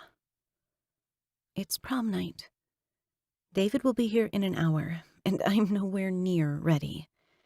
Everyone here thinks David and I are dating, but no one knows that David is gay, and I plan to keep that my little secret. It's been almost a month and a half since Reaper and I spoke. I actually haven't been here much. I've been hanging out with my new friend. Knowing Reaper is at the clubhouse, fucking some biker slut, it hurts too much. I have 2 weeks until graduation, and then 1 week after that, I turn 18. And I already plan on leaving. Being here without being Reapers, I can't do it. I'm not strong enough. Knock, knock. Boomer, I say, with a large smile on my face when he enters my room. He is finally up and walking around, but he is slower than he was before. I'm just glad he is out of bed. Look at your hair. He boings a curl hanging loose on the side of my face. It looks good. You look beautiful, he says, and he cups my jaw with his hand. When he looks at me, I know he is my brother. But all I see is our father trying to talk to me right now. I'm so fucking happy to see you go to prom. It means so much to me. You have no idea how much I love you, Sarah. My chin wobbles as my eyes fill with tears. I love you too. You really have no idea how important you are to me. He holds a hand to his wound and wobbles on his feet. Boomer. I rush to his side before he falls and sit him on the bed. Don't push yourself. No. You need to hear this. He takes my hand in his and holds on to me tight, like he is never going to see me again. You're scaring me, I say as a tear falls. You're going to make me mess up my makeup. He flashes the same grin that our father has in the photo that I carried with me when I was growing up. Don't be scared. I just want to say this to you. I don't know. It feels monumental to witness you in a dress, makeup, and hair done. You're all grown up now. You don't need me. I sit next to him and squeeze his hands. Is that what you think? Boomer, I'll always need you. I had no idea how much until the day I showed up here. You're my family. I love you more than anything. That's good. He coughs. His voice is broken and high-pitched, and that's when I see the tears swimming in his eyes. He tilts his head back and looks up at the ceiling. Shit. I'm such a bitch. Shut up. I nudge him with my shoulder. I love you too. My life wouldn't be what it is if it wasn't for you. Your date is here. Poodle shouts from the main room. Oh, gosh. I stand and run my hand down my dress. It's already been an hour? Since when? Do I look okay? I glance up at Boomer, who stares at me with nothing but brotherly love. You're going to be the prettiest woman there, Sarah. He brings our hands above my head and spins me around. The tulle of my yellow dress flows around me, and I smile, actually excited to go to prom. Escort me out? He holds out his elbow, standing as straight as he can without causing himself pain. Like I'd have it any other way. We walk slow, passing my bed, vanity, and bathroom. When we get to the door, Boomer opens it with his free hand, and what I see makes me gasp. All the guys line the hallways on either side of the door. Their beards are combed, their hair is tied back, and they are wearing their best clothes. All of them are in blazers, and they have flowers in the lapels of their suits. What is all this? I ask, as Boomer takes a step forward between the two lines. I asked all the guys to clean up. This is your night. You're the only important woman here in the entire club, Sarah. We wanted to show you that we care about you. I'm not getting married. I feel like I'm walking down the aisle. Not yet. But whenever you do, we will all be here, Boomer says. I'm nervous. He says all the men, and I can't help but wonder if that includes Reaper. When I see Tongue on my left, I squeal and throw my arms around his neck. He lifts me into the air, holding me tight. Look at you. You look gorgeous, Sarah. I got you something. He whispers into my ear as he places me on the floor. He's careful, since I'm in 5-inch heels, and holds me steady. He slips something into my hand and brings his fingers to his lips. When I take a peek at what it is, I see that it's a fake ID. I can't help but do a little happy dance and throw my arms around him again. You're the best. Thank you. 18th birthday, you and me, the strip. Like I'd ever miss it, I tell him. Gosh, I'm smiling so hard my cheeks hurt. Go. You're going to be late. I love how slow Tongue talks. People blame it on his accent, but I think it's something else, something deeper. Another reason why he doesn't talk much, and why he cuts tongues out of others. I just want to know what it is. I slip my new ID in my strapless bra and continue down the makeshift aisle. It's hard to not cry. These men have surrounded me for the last few years, helping me, especially when I needed it most. And it's emotional seeing them all around me, prevailing for me. Eric finally comes to view, the doctor, the reason why I'm here in the first place. It's hard to keep a straight face because my emotions break when I walk into his chest and lay my head there, letting him hold me softly. Thank you, I tell him, a tear escaping me. I tried not to cry, but a woman can only hold back so much with all this support surrounding her. Aw, sweetheart. No need to thank me. Be safe, okay? Eric has no idea how much he changed my life the day he found me outside. It all started with him. I get to the end of the aisle before the new doors.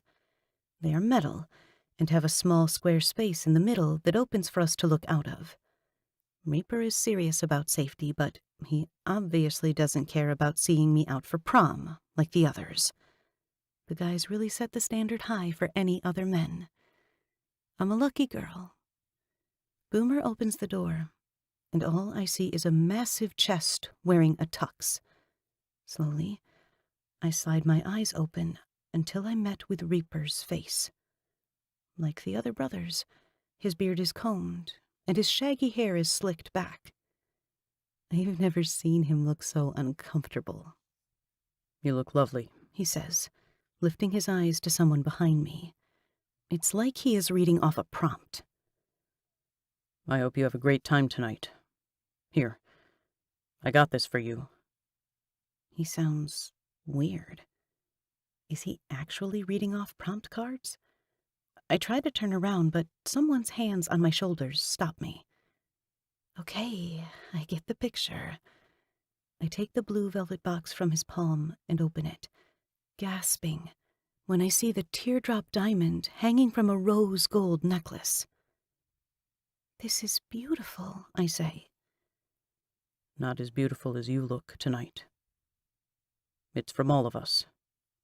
Reaper takes the necklace out of the velvet box, and it looks so fragile in his sausage fingers. I turn around, and he places the necklace around my neck, clasping it. We love you. Stay safe, and call us if you need us. He opens the door, and a long black limo awaits. David is hanging out of the sunroof, shaking a few liquor bottles in the air. They are awesome! He shouts, already slurring his words. I might have gotten a limo with a full minibar, but I didn't think you would drink it all already. Reaper mutters. I lay my hand on his bicep, his strong, thick muscle, and feel my lower belly flutter. My heart aches, and I let my hand fall to my side. He's a lightweight.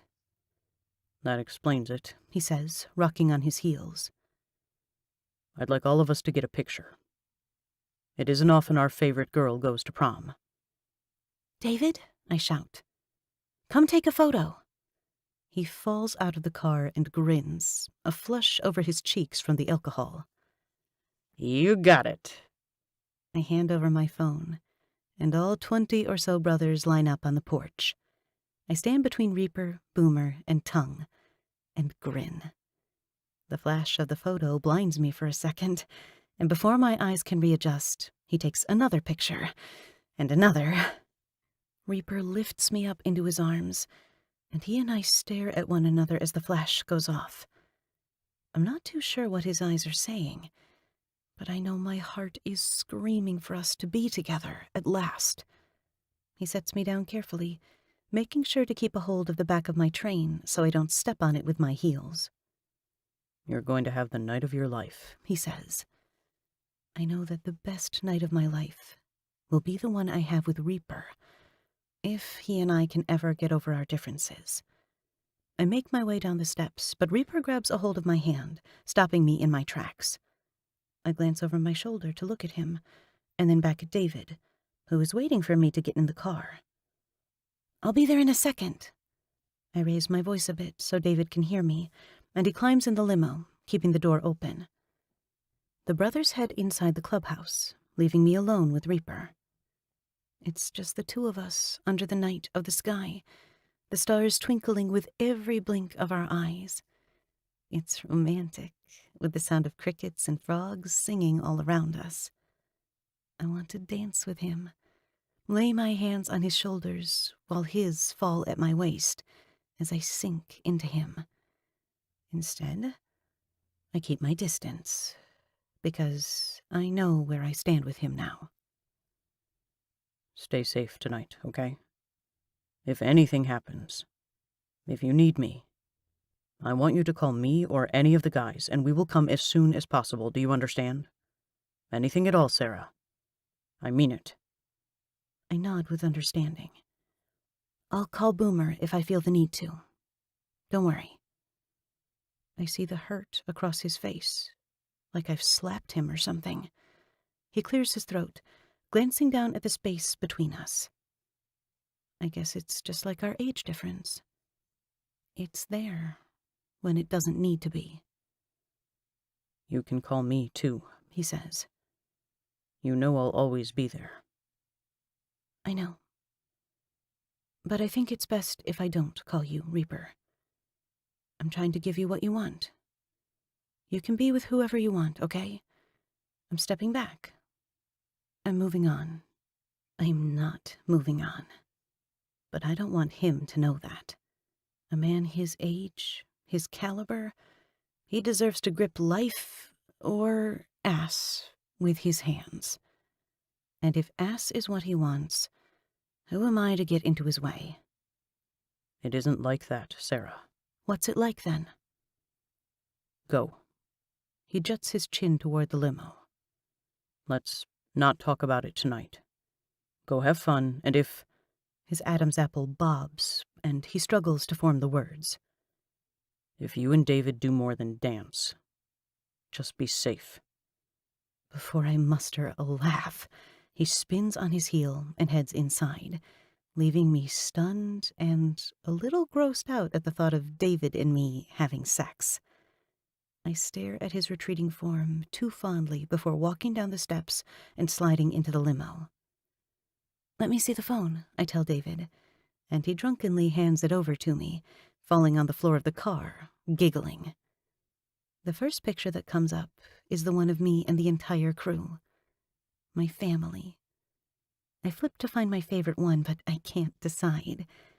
It's so amazing that someone like me has the support and love of a motorcycle club like the notorious Ruthless Kings. I keep flipping through the photos until the one of Reaper holding me comes to view. Everyone else is staring at the camera, but Reaper and I are locked onto one another. My hand is on his chest, and as I zoom in, I see the look of love shining off my face as I look into the dark chocolate eyes of his that almost blend into the night. Curious, I zoom in on his face, and a flame of hope ignites in my chest. The way he is looking at me, that isn't a look of a man who hates or despises me. That's a look of a man who loves me.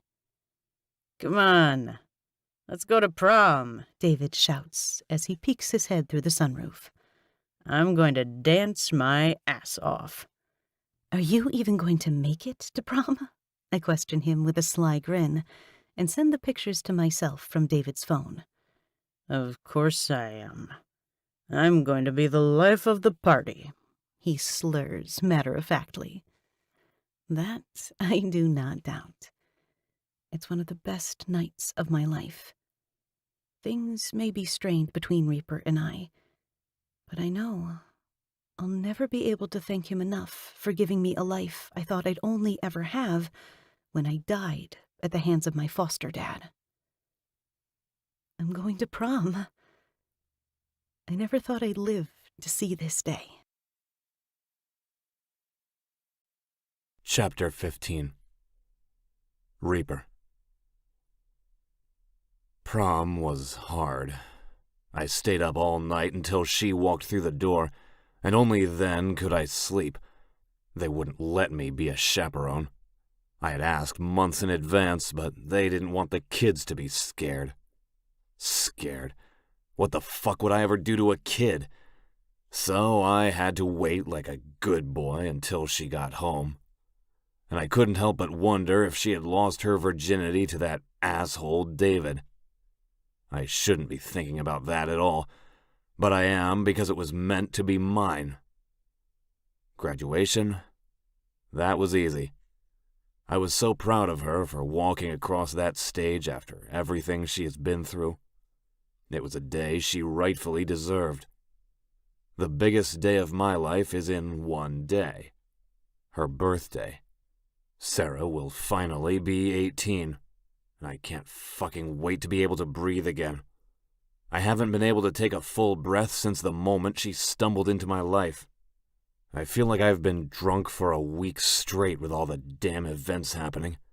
We've celebrated every day, and tonight, at midnight, we are hitting the strip to make sure she has a day she can remember. Right now, she is getting her hair done, and the only thing I can think about is what if she ruins her beautiful blonde hair. Squeeze that bottle any tighter, you're going to break it, Tool says as he takes the stool next to me. I grunt in response, bringing the long neck to my mouth and letting the bitter taste of it coat my throat. It isn't enough to wash down the anticipation of what could happen at midnight. I've had this idea in my head for a while now that once that clock strikes midnight, I'll sweep her off her feet and finally take that kiss I've been dying for.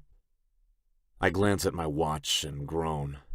It's only been 2 minutes since the last time I checked. Waiting for something? Tool's grin says it all.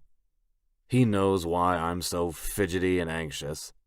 Sarah and I haven't been on the best terms lately, and every single day that passes, the tension only becomes thicker and more difficult to manage. I'm really not in the mood for small talk, Tool. I'm really not. It's been a tough week. I'll just be glad when it's over. Because when it's over, it means I'm sliding into her virgin cunt and claiming it as mine. I just bet you are. Stop your cheekiness. This isn't funny, I grumble. Okay. Tongue slaps a piece of paper in front of me, causing the bottle to slide from my lips and spill all over me. Shit, Tongue, damn it! I shake off the liquid from my shirt, and a few drops gets on the paper in front of me. What's this? Sorry, Prez, he says real slow-like. Tongue reaches in his back pocket and tugs a blade out of his jeans and glides it along his skin, as if it is second nature. It's just the plan for Sarah's birthday. What do you think? I stop shaking my shirt off and lift a brow at Tongue, impressed and a bit jealous he would come up with a schedule. I thought we would hit one side of the strip and then the other and just see where the night takes us. Apparently I'm an asshole because women like the big party sort of thing. The plan, the cake, the giggles, all that bullshit. And I was just going to let her hop around. Jesus Christ, I know nothing. That's a gay bar. I point to the sheet. Why would she want to go there? She told me she wanted to go to one. You guys have late-night pillow talks or some shit? How do you know her so fucking well? Jealousy eats at me. I barely put in any effort to get to know her over the last few months. It became too hard, too unbearable not to do more than to just talk to her. But I don't like one of my own men sneaking behind my back and trying to win her over. Everyone here knows she's mine. And everyone fucking knows I've been waiting for the time to come to make her my old lady. We hang out. That gets me out of my chair in no time. I have him pressed against the bar, arm against his throat, and my other hand has hold of his wrist so he can't swipe me with that knife. I know better than to think Tongue won't attack me. There's something broken inside the man, something sick, and president or not, he doesn't care. If he is threatened, he will retaliate.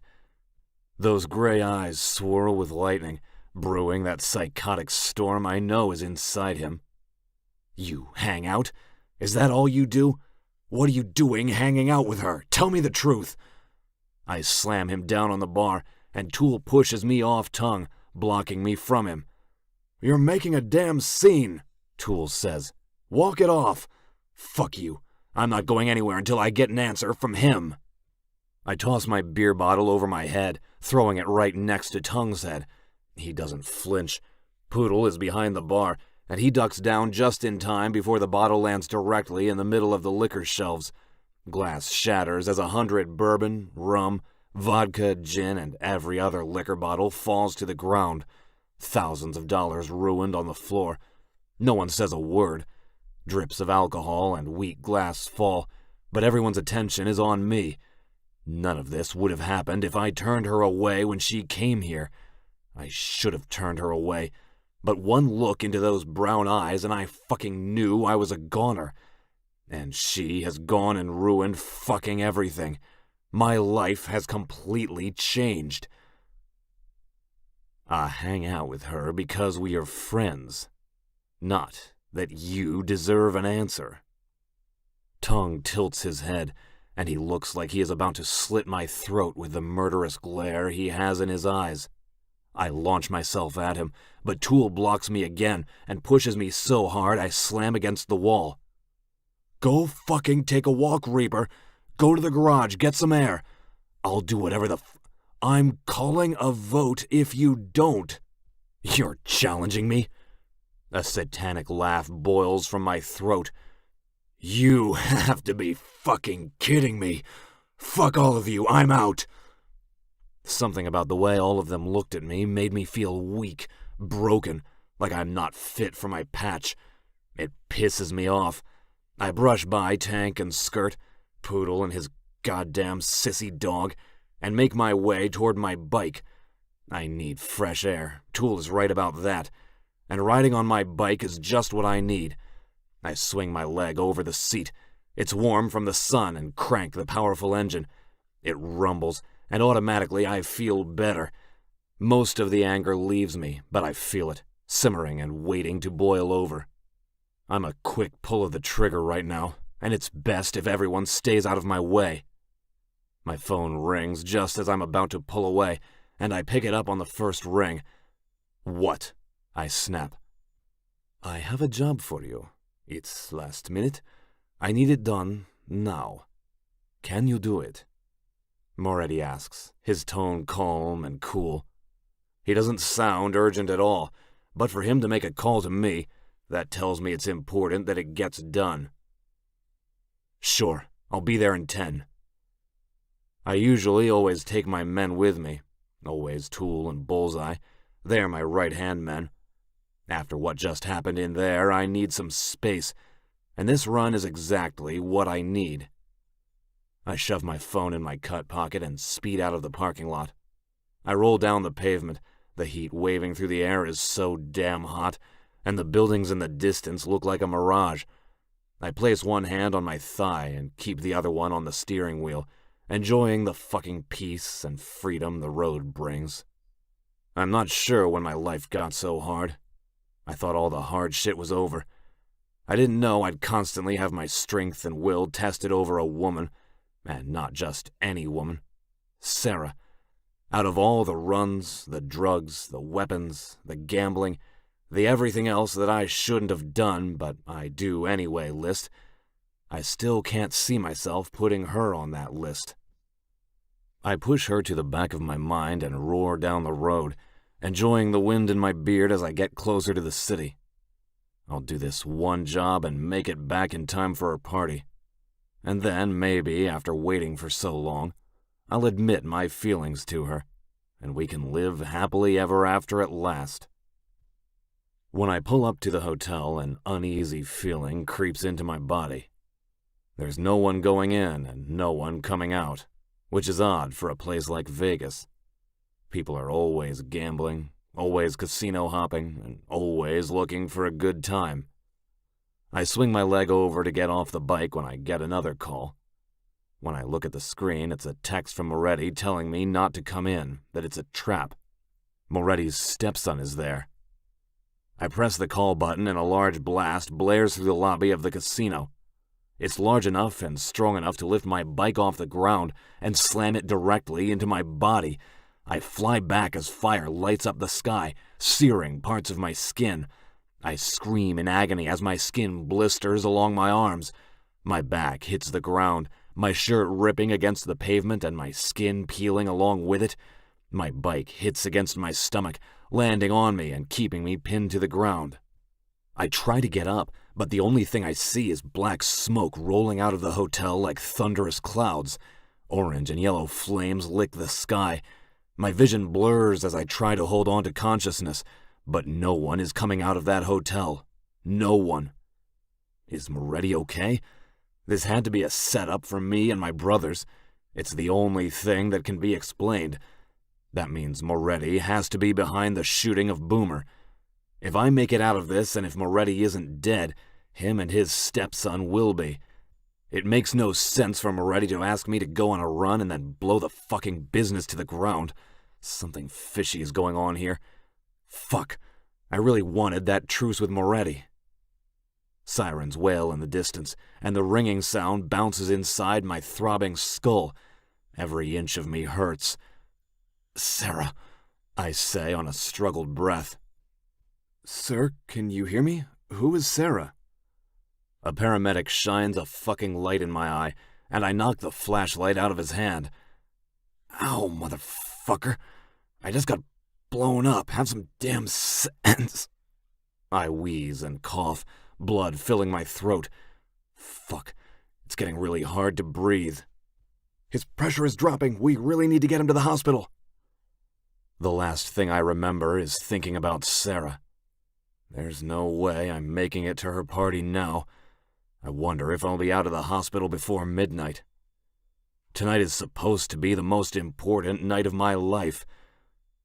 I'm sorry, I mumble. I'm so sorry. You're going to be okay, sir. Don't apologize. Sarah. Chapter 16. Sarah. The clock has officially struck midnight, and Reaper is nowhere to be found. To say I'm disappointed is an understatement. I'm devastated. Any hope I had for us is gone. All the guys are in the main room of the clubhouse, ready to go out, even Boomer. But no one can get a hold of Reaper. Tongue pushes his way through the crowd, and he gives me a tight smile, one that's filled with bad news, I assume. I fidget, rubbing my hands down my new dress. It has a leather bodice and laces up the back like a corset. The bottom is flowy and lands just above my mid-thigh. My blonde hair is platinum now, and in long waves cascading down my back. I'm wearing the cherry lip gloss I know Reaper loves so much. I'm all dressed up, and no Reaper to impress. All this effort for nothing. I don't even want to go out anymore. I just want to lay in bed, put on sad, sappy music, and cry myself to sleep like the hopeless, love-drunk fool I am. He'll be here, Tongue says, as he stops in front of me. I know he is only saying that to make me feel better, because everyone knows that Reaper is not going to be here, or he would be here already. I'm 18, according to the clock. Something I thought Reaper and I were both counting down. Tongue slides his hand around my shoulders and tucks me into his chest. It'll be all right. Tongue has become my best friend here, other than my brother. And it's a big deal. I don't take his friendship for granted. Tongue doesn't get close to people. He doesn't talk much. And there is a reason for that. Something he has trusted me with. I'll take to my grave what he told me because it seems like the only other person I can trust here besides Boomer is Tongue.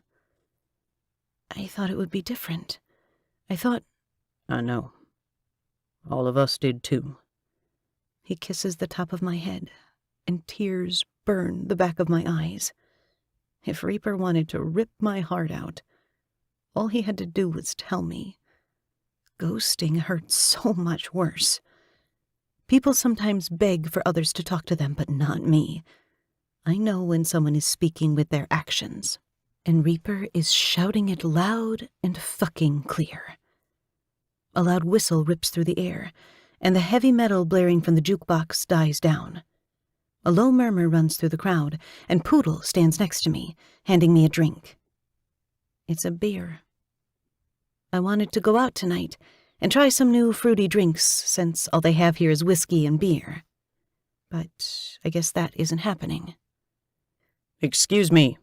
Boomer stands on the table with his arm wrapped around Candy's waist. Yuck. He can do so much better than that. Everyone gives their attention to him. A swarm of black leather cuts stand still at attention. Boomer isn't part of the club yet. He is family, but he hasn't really brought it up. Everyone thought he would be a shoo-in. Boomer is a hard read. Some days he is all about it, and others he hates it. Tonight is all about my baby sister, Sarah.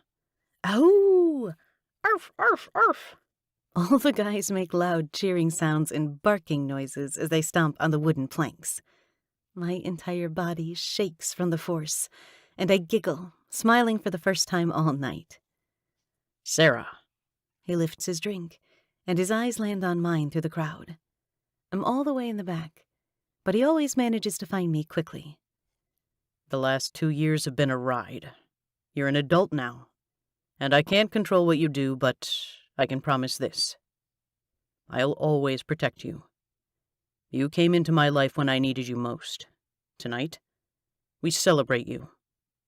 Happy birthday, kid. I love you. Here's to a good fucking night.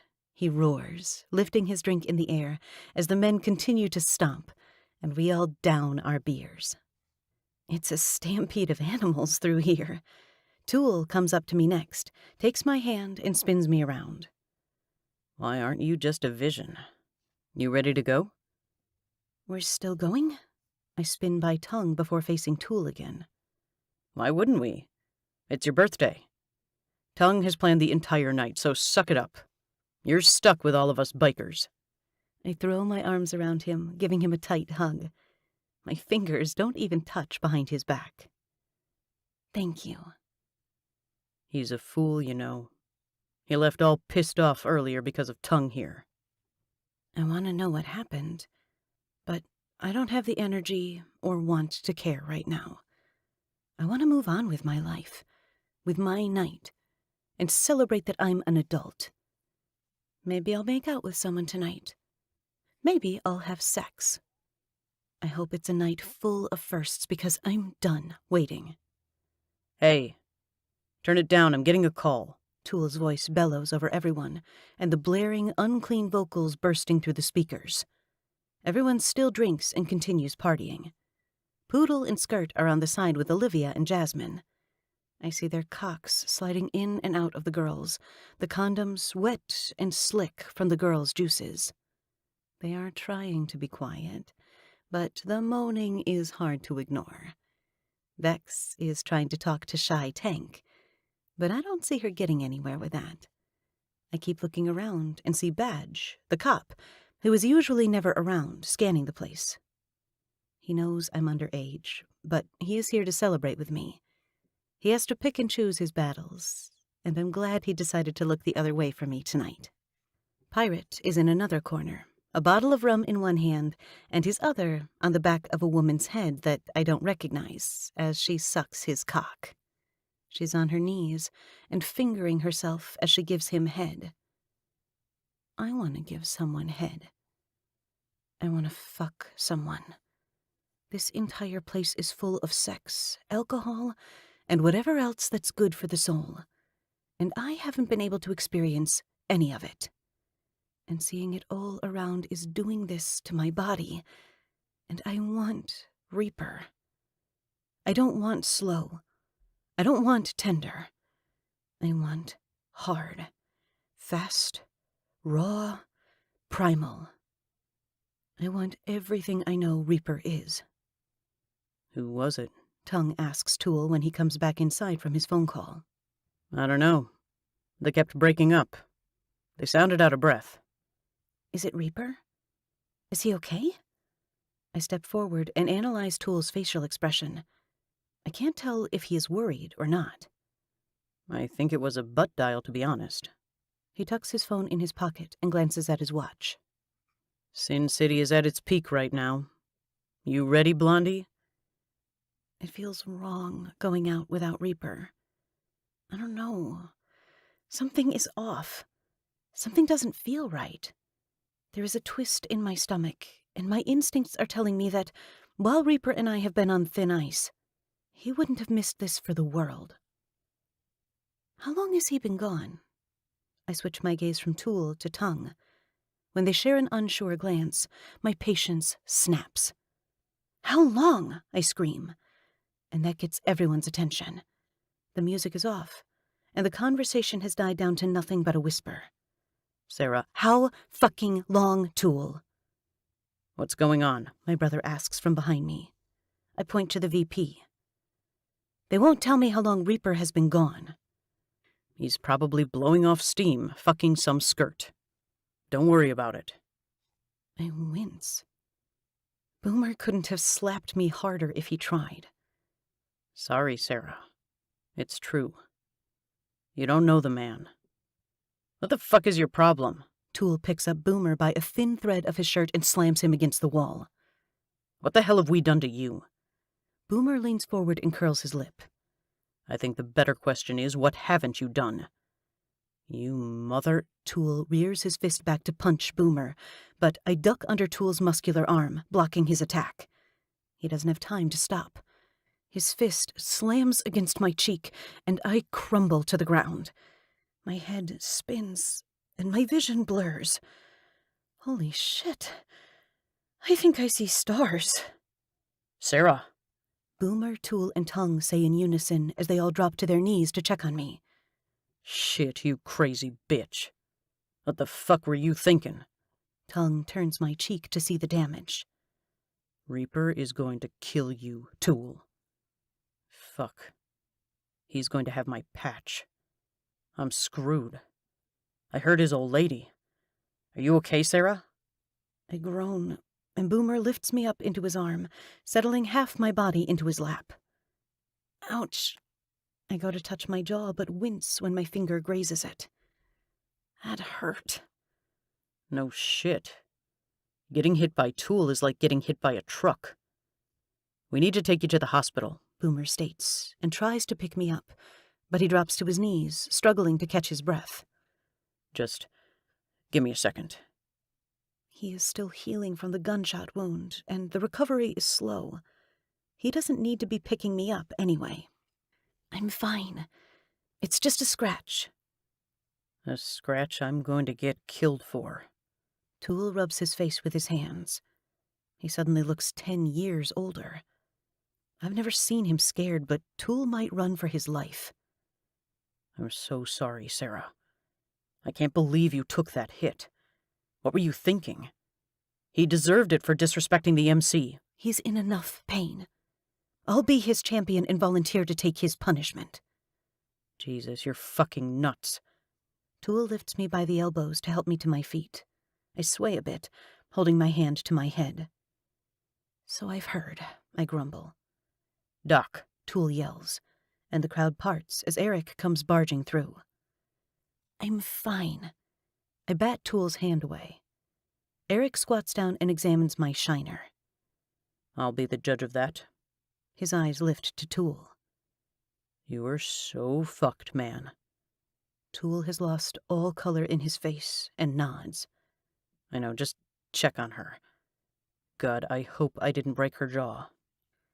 No, you didn't. You best count your lucky stars.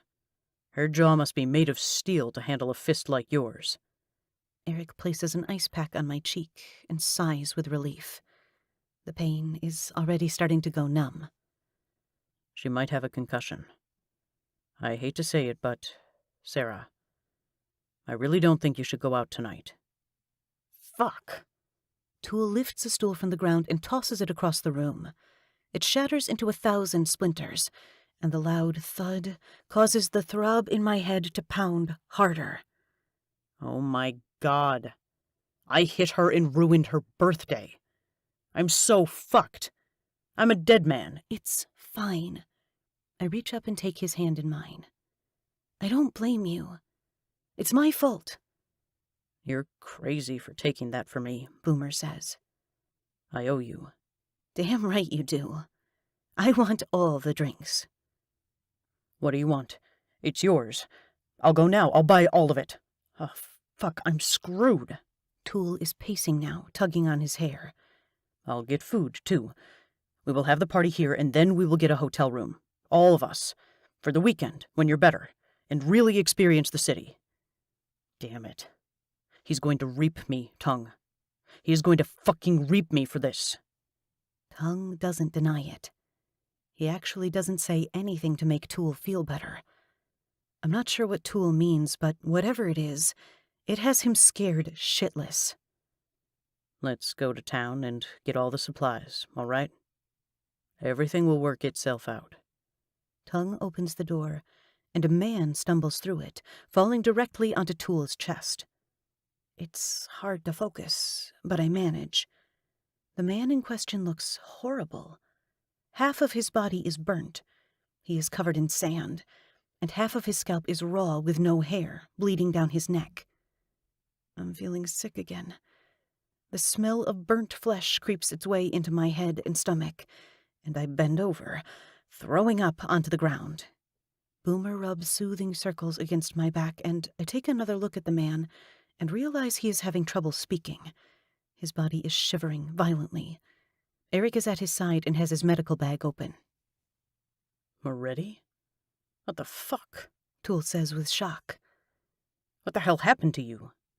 He holds the man's head gently as he falls to the floor, placing the burnt head on his lap. I'm giving you some morphine. Eric tells the man, squeezing the syringe until medicine jets out of the needle, getting rid of all the air bubbles. Hotel. Explosion. Moretti struggles to say. I didn't know where else to go. His eyes start to roll back, but Toole shakes him a bit. No, you have to tell us what happened. Have you not watched the news? The man tries to smile, but it only makes him cry out in agony. God, the pain he is experiencing makes tears brim my eyes. No, we haven't watched the news. None of us have. We have been hanging out, cell phones off, just enjoying the day. Turn the TV on. Toole barks, and Knives presses the button on the flat-screen TV. Right away, a building from earlier today fills the news, and black smoke clouds the blue sky. It turns the beautiful day into stormy chaos. Fire licks every part of the building, and a second later, the building crumbles to the ground. Reaper. Moretti gasps. There. He was there. What? Clarity hits me, and I fall on the floor and crawl to the man. Where? Is he okay? Where is he? Toole's cell phone rings again. What? He snaps. Yeah. This is Logan. He listens to the other line intently. What? Yes. We are on our way. He hangs up the phone and slides it into his pocket. Reaper is at the hospital. Eric, you have Moretti? Yeah. I need help taking him downstairs, but once I get him on the bed, he'll be okay. Eric is lying. I see the disbelief. He isn't sure if Moretti will make it or not. Tank, Poodle, you stay here. Bullseye Tongue, Pirate, you're with me. Sarah, you're coming too. I'm running out the door and hopping on someone's bike. Anyone's. I don't care whose. Reaper is hurt, and he needs me. He will be cornered, and he won't be able to run. I hope he is okay, and we aren't too late. Chapter 17. Reaper. Get off me! I push the male nurse away when he tries to insert another needle into my arm. The last thing I want is to be high. I'm not in that much pain. I can live with a few burns and cuts. I have a woman to see. I can't miss her birthday. Sir, you need to remain calm. You were injured in the... I reach out and grab the front collar of his scrubs and yank him forward until I know he can smell the fucking beer on my breath from earlier. In an explosion? I know. I don't want you to touch me. I have somewhere to be. You can't leave. You're injured. You have to stay in bed. The little squirrely-looking guy tries to wiggle from my hold, but he can't.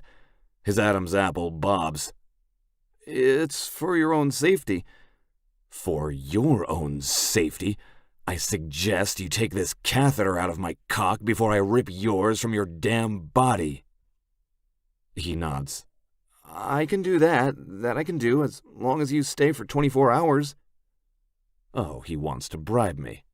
Okay, I can play along. Fine. I release him by shoving him away, and he rubs his neck, taking deep breaths to remind himself that he is alive. I won't be staying for 24 hours. Hell, I won't be staying for 1 hour once this damn thing is out of my dick. I need to get to my woman. It's been so long, and tonight is supposed to be the night I make things official. Of course, a damn building would explode to stop me. Karma is a bitch. I swear this is what I get for loving someone way too fucking young for me. I bet Hawk is having a field day in his grave right now. Payback for wanting his daughter. The male nurse takes the intruding tube from my cock, and I can finally breathe. He snaps his gloves off, mumbling something about alpha assholes, and closes the door behind him. Move, or I swear to God I'll move you myself. Sarah? I asked to no one else in the room. That sounds just like her. Move it or fucking lose it, dude. I've had a rough day, and if you do not let me in there to see him, I will fillet your skin off and feed it to the damn birds. Yup, that's her. That's my maniac. You people are batshit crazy, the nurse who just left my room says in a high-pitched voice. He isn't allowed visitors right now. He needs to rest. Something slams against the door, followed by Sarah's voice again. You really want to fuck with me while I have 3 ruthless kings behind me? That's my girl.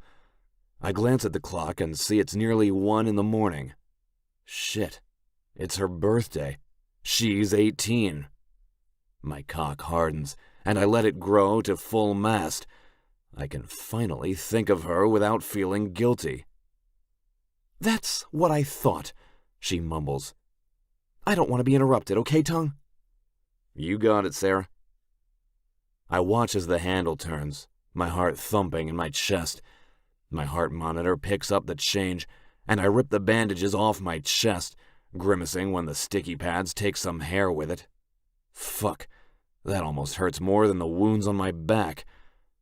The door finally opens, and her beautiful blonde head is down. She pushes the door shut behind her, and a soft click after tells me she has locked the door. She looks up as tears roll down her face, and that's when I see the bruise on her cheek. Who the hell did that to you? Was it that punk outside? I'll kill him. I throw my feet over the bed, and Sarah runs over and places her hands on my chest. Having her hands on me is a dream. I lift my hand to cover hers. At the same time, we release a shaky breath that can only be described as relief. Finally, she can touch me, and I can touch her. No guilt, no second thoughts, no regrets. Her hand is warm against my chest. Fuck. I've waited my entire life for this moment. It's what it feels like when the woman you love is finally in front of you. There's no more waiting for me. My life is now. She's it. Jessie. The emotion in her voice has me opening my eyes again, and her deep brown stare at me through raging waters. I cup the back of her head with a marred hand and place our foreheads together. Don't cry, doll. I'm right here. I'm okay. Don't cry. Her soft hand cups the side of my face that doesn't have superficial scratches, and she shakes her head. I could kill you for scaring me like that. Sounds like you almost killed the nurse. He was in my way. Crazy, I mumble, my lips inching closer to hers. You love it, she replies, like she always does. I nod, and the scent of that cherry gloss has my cock spurting pre-cum underneath this cheap, scratchy hospital gown. I do. Very much. Jessie? My name is a whispered breath across her lips. I moan. Kiss me. I'm a grown fucking man, and I've done a lot of bad shit in my life, but I've done a lot of good. I'm not saying I deserve this, because no man deserves something as good and as beautiful as Sarah. But I'll pray to whatever god on my knees every night to thank them for giving me the chance to take care of something so fucking precious. I've imagined this moment 100 times, and I never thought I'd go slow. But here I am, wanting it to be perfect. I didn't expect to be in a hospital covered in bandages, so I guess perfection is ruined. Jesus, enough waiting. She fists the gown at my shoulders and pulls me to her, closing the distance between our lips. The first press of her soft clouds has the animal inside me unleashing and bursting from the cage I've kept it in for so long. I growl, wrapping my arms around her small waist, and pull her to me. One hand travels down to her ass, squeezing the teenage globe in my palm, while the other cups the back of her head, controlling the kiss. I know she doesn't have much experience, and I love it. It's all mine. Her firsts. Every single last one of them. I shove my tongue between her lips, and the greedy girl sucks it deeper into her mouth, lapping it like it's my cock. Her enthusiasm has me close to the edge, as it should. I've been waiting for too long for this. Her lips are velvet, so much softer than what she is feeling right now, I'm sure. My beard is probably scratching against her flawless face, but she seems to like it. Her mouth, her tongue, it's everything I've wanted and more. She lifts one leg and then the other, pulling her dress up as she straddles my lap. Her heat sears my aching dick, and both my hands fall to her ass. Sarah takes control and rocks against me, moaning into my mouth when the tip of my cock hits against her clit, and she shakes above me. I'm not stopping.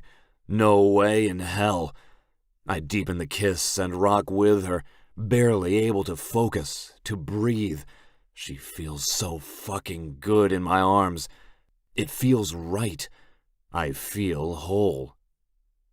Jesse, she moans, and Jesus fucking Christ, I've never heard my name sound so damn hot before.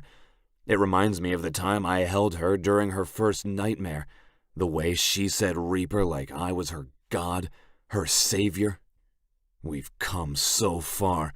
We've waited so long. And now I can hear my name fall off her lips any damn time I want. Oh, God, you feel so good. She breaks the kiss and drops her head against my shoulder as she rocks, using me for her pleasure. And of course, she smells like peaches. My fucking favorite. It makes me lose a little of the control I had and thrust my hips up. She's fucking drenched. I stare down at my cock, and a large wet spot turns the light green material a darker shade. Fuck, it's hot. I was so worried about you. She mumbles against my lips between kisses, and she moves her hips back and forth. You scared me. I had so many thoughts. Nothing could take me away from you. I abuse her lips with mine, applying so much pressure because I can't get enough. I can't seem to get deeper. I fucking need more. It's on the tip of my tongue to tell her I love her, but the environment isn't right for that. It smells like blood and plastic, disinfectant and sick people. She deserves better than that. She shoves my gown to the side and breaks the kiss to look at my cock. Oh, wow. She licks her lips. I remember seeing it the first time, but I didn't get a good look. She wraps her fist around the thick base, and I snap my head back, groaning loudly from finally having her touch. So big, baby, she says in awe. Damn, she knows how to make a man feel good.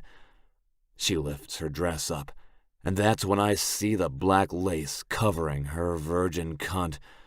I see a faint tease of trimmed blonde hair, and another thick drop of pre-cum squirts from my slit. Fuck, I'm not going to last. I caress my hand up her soft, silky legs, traveling higher until I wrap my fingers around the flimsy thong and rip them off. She cries out, and my eyes lock onto her swollen, pink clit. Her juices shine against her thighs as if her pussy is crying out for me. She gives me a firm stroke and holds me still as she lifts into the air. I'm taken aback. What are you doing? I stumble through the words my lust-infused brain can barely manage to string together. I'm not waiting any longer, Jesse. I'm going to fuck you, Sarah says. And you're going to fucking like it. She impales herself so fast on my cock, I don't have time to think or stop her. I bust through her virginity, and both of us cry out, me in pleasure, her in pain. I growl, a low, violent rumble shaking my chest. Don't fucking move. I'm 2 seconds away from blowing my load inside her virgin cunt. I wrap my hand around her throat and squeeze. I should pull out and have you fucking needy for the rest of the night for what you just pulled. Tighter, she snarls. Do it. I'm not surprised she likes it a little rough. She wouldn't be made for me if she didn't. I tighten my grip until she's gasping. Sarah starts to rock against my cock, and everything inside me breaks. I don't give a fuck about the burns on my arms or the road rash on my back. I pick her up around the waist, and while she's still fucking my cock, I slam her against the door, choking her how she likes. Barreling into her, I glance down at my blood-covered cock. Her virgin blood. I roar with victory, hammering inside my new home. My cock is never going to leave. Ever. I'm going to tie her to me in every way. She'll be my old lady, but she'll be my bride too, and she'll have my babies. I'm going to drench her womb with my seed, like how it's meant to be. Jesse, she gargles, her face turning a bright shade of red from the lack of oxygen. Fuck yes, harder. Give it to me, how you've been wanting. With a snarl, I flip her around, grip her ass, and fuck her unapologetically. I'm hypnotized by how my cock saws in and out of her cunt. Her fists slam against the door, and she screams my name, mouth open wide. I bet she wishes my cock could fill that hole right now, too. A loud slap fills the room when I spank her ass. She flips her hair to the other shoulder and peers up at me through glowing amber eyes, searing me with their beauty. You like this? You like finally having my cock in this teenage cunt? Tell me. I slap her ass again, and she rears up, wraps her arm around my neck, and instinctively I wrap my hand around it again. I kiss the side of her bruised face, making a mental note to figure out the story there. I love it. You're so big. You're splitting me open. Fuck, Jesse. I'm going to come. Make me come. You're fucking filthy. I slam my face against the door and watch her ass jiggle, thrusting in and out as fast as I can. My balls slap against her slit, and the beginning tremors of her orgasm trickle along the vein of cock. Of course, this isn't romantic. Nothing about us has ever been, but it's fucking real and desperate. Everything she and I have always been, so this is exactly how it should be. She bangs her head against the door again, and her pussy clenches around me. She's so hot, and her walls are tight and soft, hugging me and pulling me deeper. The tip of my cock hits her womb, and my head drops to her back. Her skin is sweaty and warm. My tongue twitches for a taste, so I don't deny myself. I lick from the middle of her spine to the base of her neck. I see the blank canvas of her nape. I know where I want my property tattoo on her. Right there, for everyone to fucking see. And when I'm giving her my dick, I'll be able to see it every time I come inside her, marking her as mine, claiming her as mine, possessing her as mine. My toes begin to curl when my orgasm threatens. I reach around and slip my hand between her legs, putting pressure against her clit.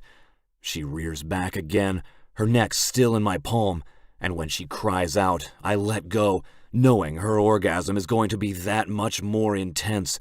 The muscles spasm along my cock, and Sarah screams until her voice breaks and turns into a harsh rasp. Jesse, God, yes! She says so loud there is no doubt the entire hospital can hear. Sarah, I whisper into her ear as I come, grunting as every jet of cum splashes against her insides, bare, raw, and no protection. A guttural, satisfied moan escapes me, and the tremors make my body jerk as I thrust into her 3, 4, 5 times, filling her until my cum is rushing down her thighs. I never want to leave you, I say, half-dazed, high off my first of many orgasms with my one and only. I don't want to pull out of her. She's so warm and wet, and this way my cum can stay locked in deep. I never want you to. She slumps against the door and hums happily. Finally. I kiss the back of her neck and grin. Finally. The door handle jiggles, and I forgot that she locked it. I back up until we are on the bed and pull out of her, both of us groaning from the loss. Cum and blood mark me. When I spread her legs for a quick look, she has white cream leaving her cunt. Fuck. I want to be inside her again, right now. With an annoyed groan, I fix her dress to hide her pussy. My pussy. And pull my gown down, but it's pointless since I'm still hard. Sarah giggles, biting her thumb as she stares at the tented hospital dress. You think that's funny? I go to tickle her, but the doorknob jiggles again. I snarl with annoyance, and it makes her giggle again. I point at her. Watch it, or the next time I fuck you, I won't let you come. She moans, as if she likes the idea of torture. Fuck, woman. You're going to be the death of me. I'm too old to feel like this. I reach for the door handle when her words stop me in my tracks. You're perfect for me. I let the words wash over me, waiting for the guilt and repulsion to hit me like it used to. I hated that I wanted her before she was 18, but our love was made in the stars, something to last forever. Shit, now I'm a goddamn poet. Look at me. Masking my happiness, I open the door and snap. What the fuck do you want? I stare at Toole and he swallows, glancing away from me shamefully. He never does that. He always meets my eyes. He knows how I feel about that. I'm glad you're okay, Reaper, but we really need to head back to the clubhouse. It's Moretti. I shake my head. He's dead. He is very much alive and at the clubhouse. Holy shit. Moretti is alive?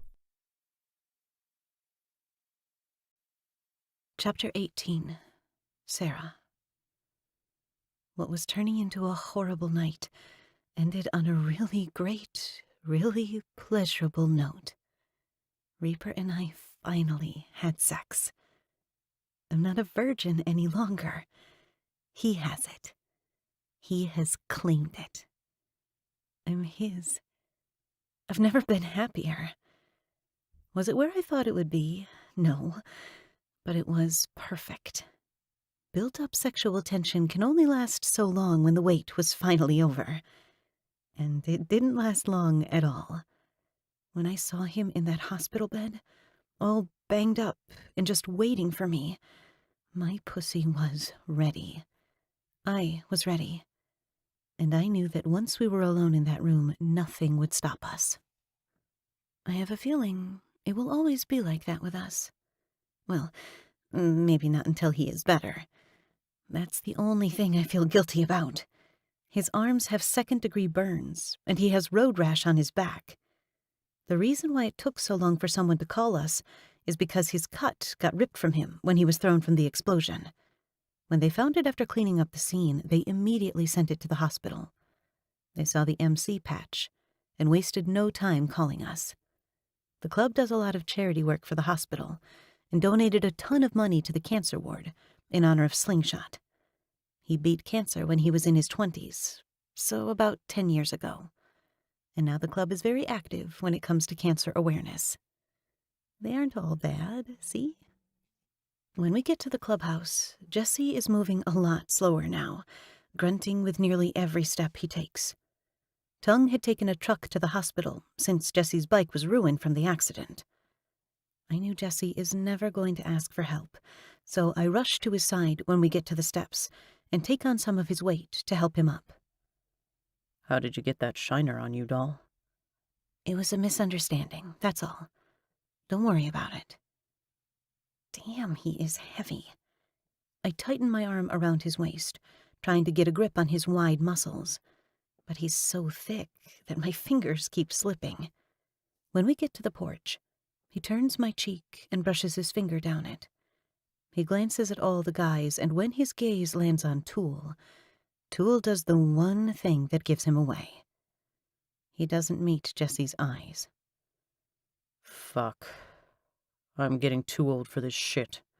With more strength and energy than I thought he had, he slams Tool against the metal door and knocks it backward until they fall inside the main room. Reaper! I rush to him, making sure to say his road name in front of the guys. I don't want him to get disrespected. I watch in horror as he wraps his hands around Tool's throat. Tool doesn't fight back. Reaper, stop it! It was an accident! I try to pull him away, but he is too strong and overcome with rage. Tool, tell him! The other brothers of the MC surround us, and Boomer is there, trying to pull Jesse off too, but nothing. Jesse isn't giving up, and he isn't going quietly.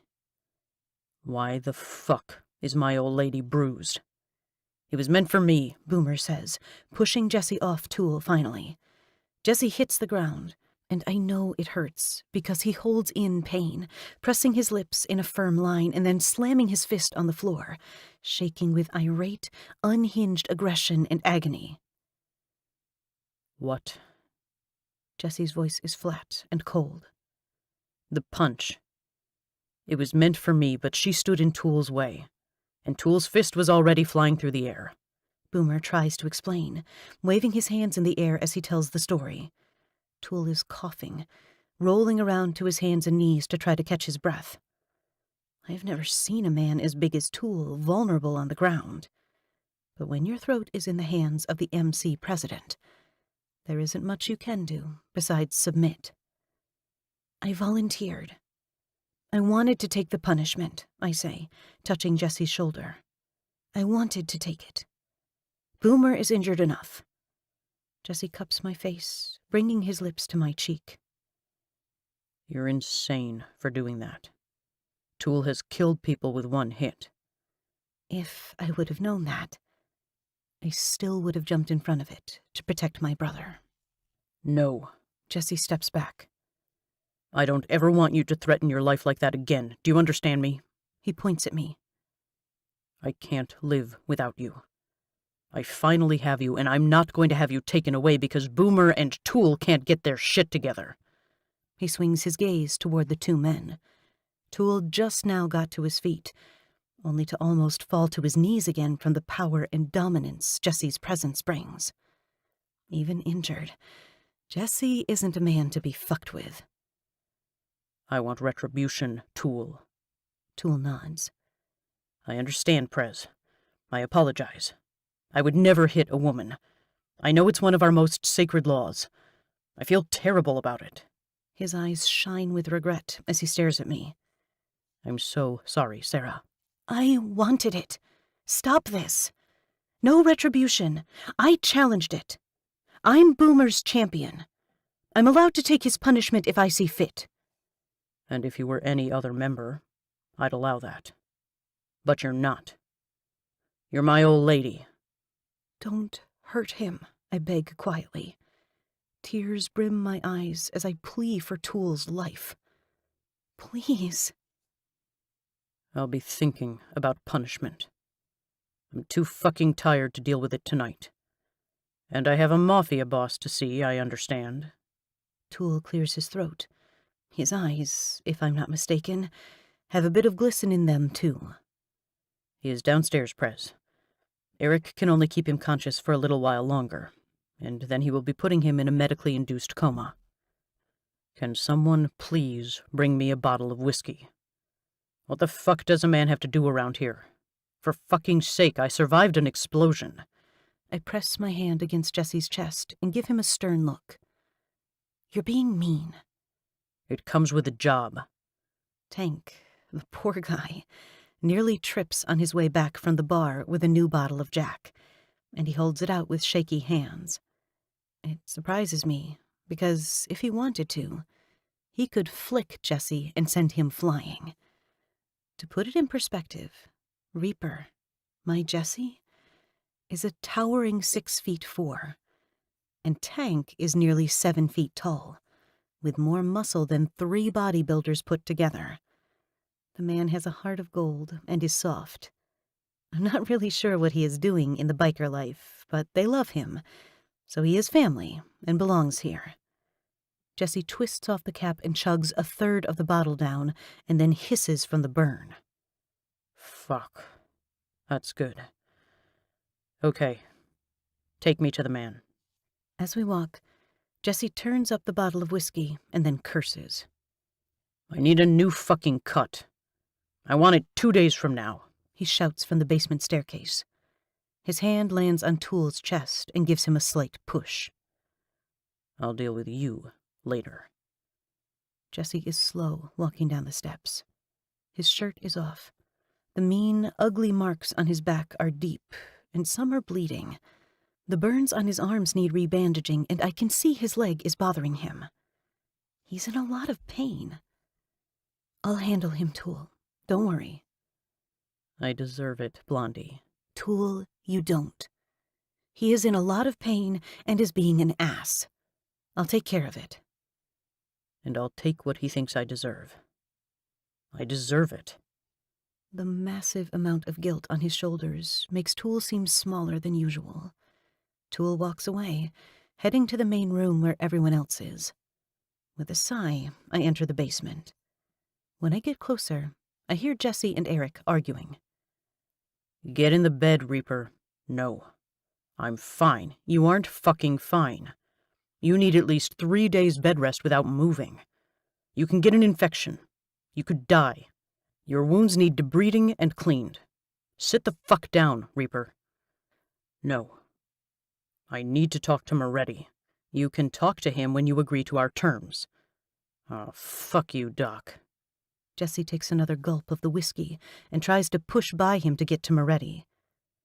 I agree with him, I say, knowing damn good and well that it's hard for a biker to disobey his old lady. We are the people they kill and die for. Saying no to me, that will never be a good thing. Jesse stops in his tracks, shoulders sagging, and drops the bottle on one of the bed trays. Reaper, you need to rest. You can lay next to Moretti and ask him questions. Please. For me, I rub my hand over his shoulder, the one that isn't damaged and bleeding. Please, baby. The moment he exhales, I know I've won. It may seem like a small victory to some, but with a man as powerful as Jesse, this is a huge feat. Only because you asked so nicely. You're such a grump. I come to his side and help him to the edge of the bed where he sits down. The mattress dips, and the metal holding the mattress up groans and creaks. All of us stop breathing, watching the bed to see if it breaks from Reaper's weight. He's so fucking big. Crap. I want him again. Right now. And now is not the time and place. First thing is first. I need to clean the wounds again, all right? Nope, Reaper says, snagging the whiskey bottle off the tray.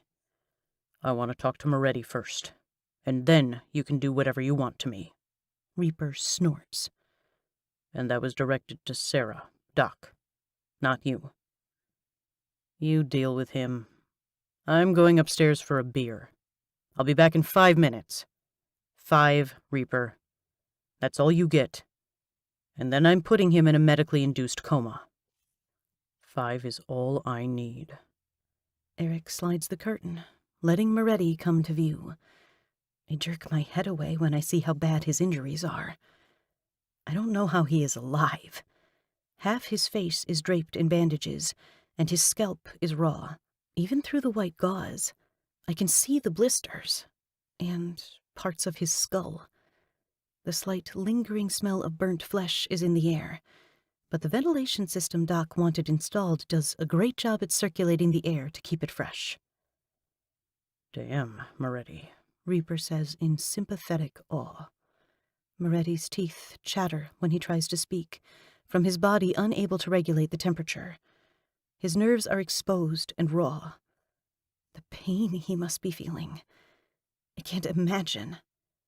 I hold down the emotion and bile choking my throat, barely, and sit on the bed Reaper will be using in a few minutes. I can't look at Moretti. It's too much. Reaper, I did not. He takes a raspy breath. Betray our agreement.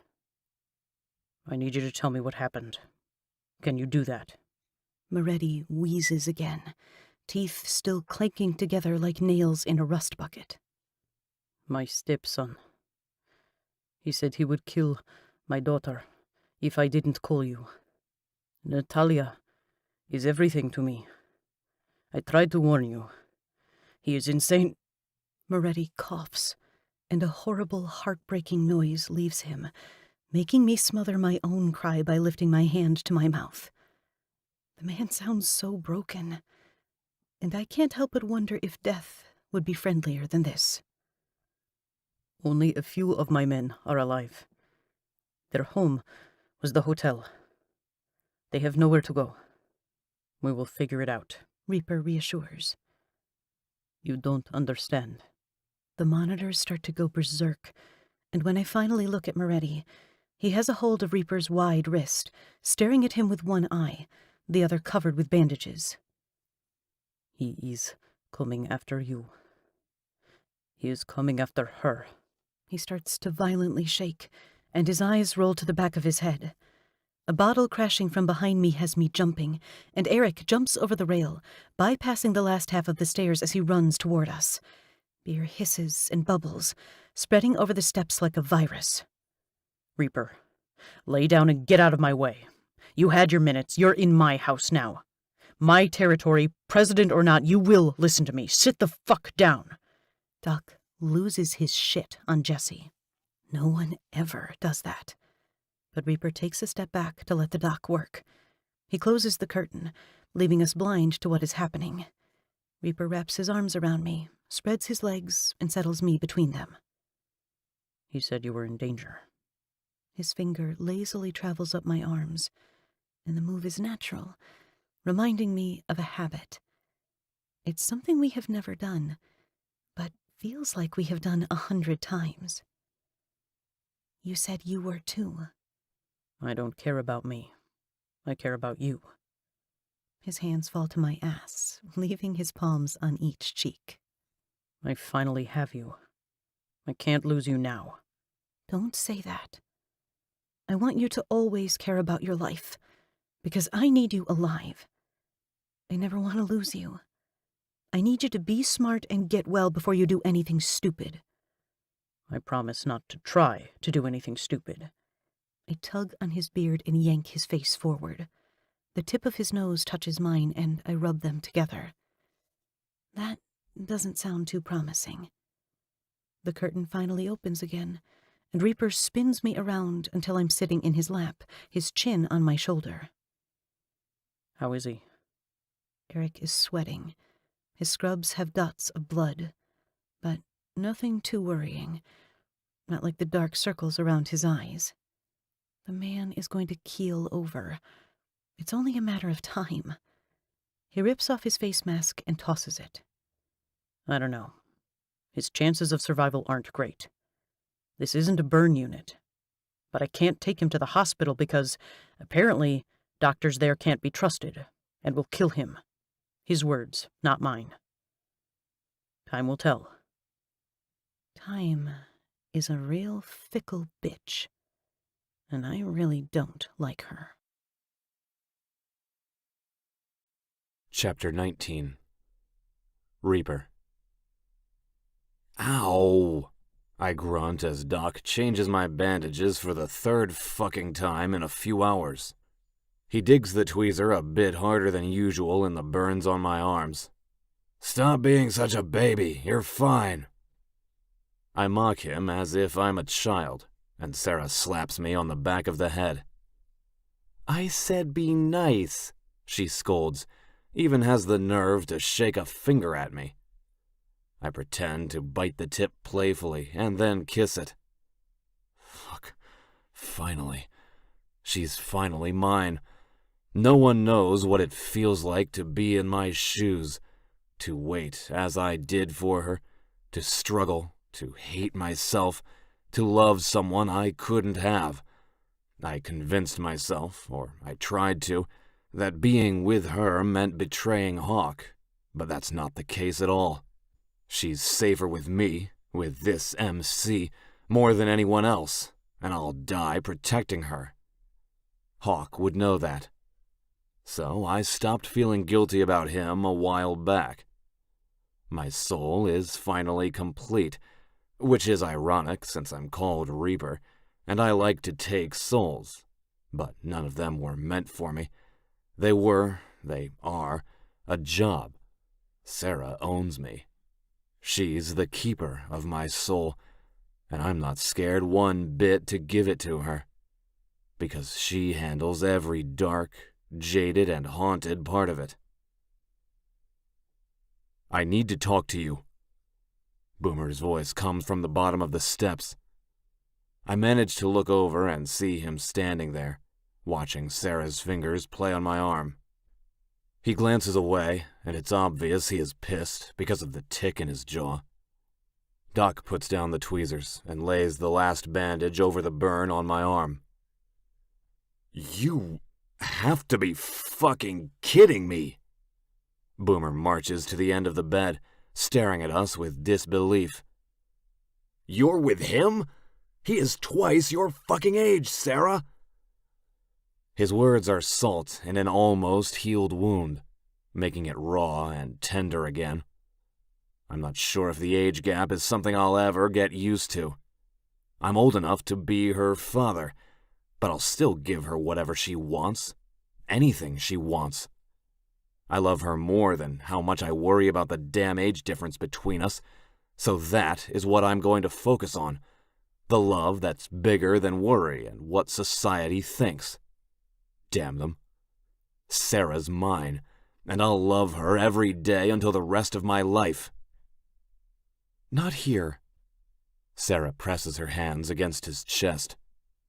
Not now. We can talk about it later. No, we will talk fucking now. I knew it. I knew something was going on between the two of you these last few years. Sarah shakes her head. No, Boomer, it isn't like that. Not at all.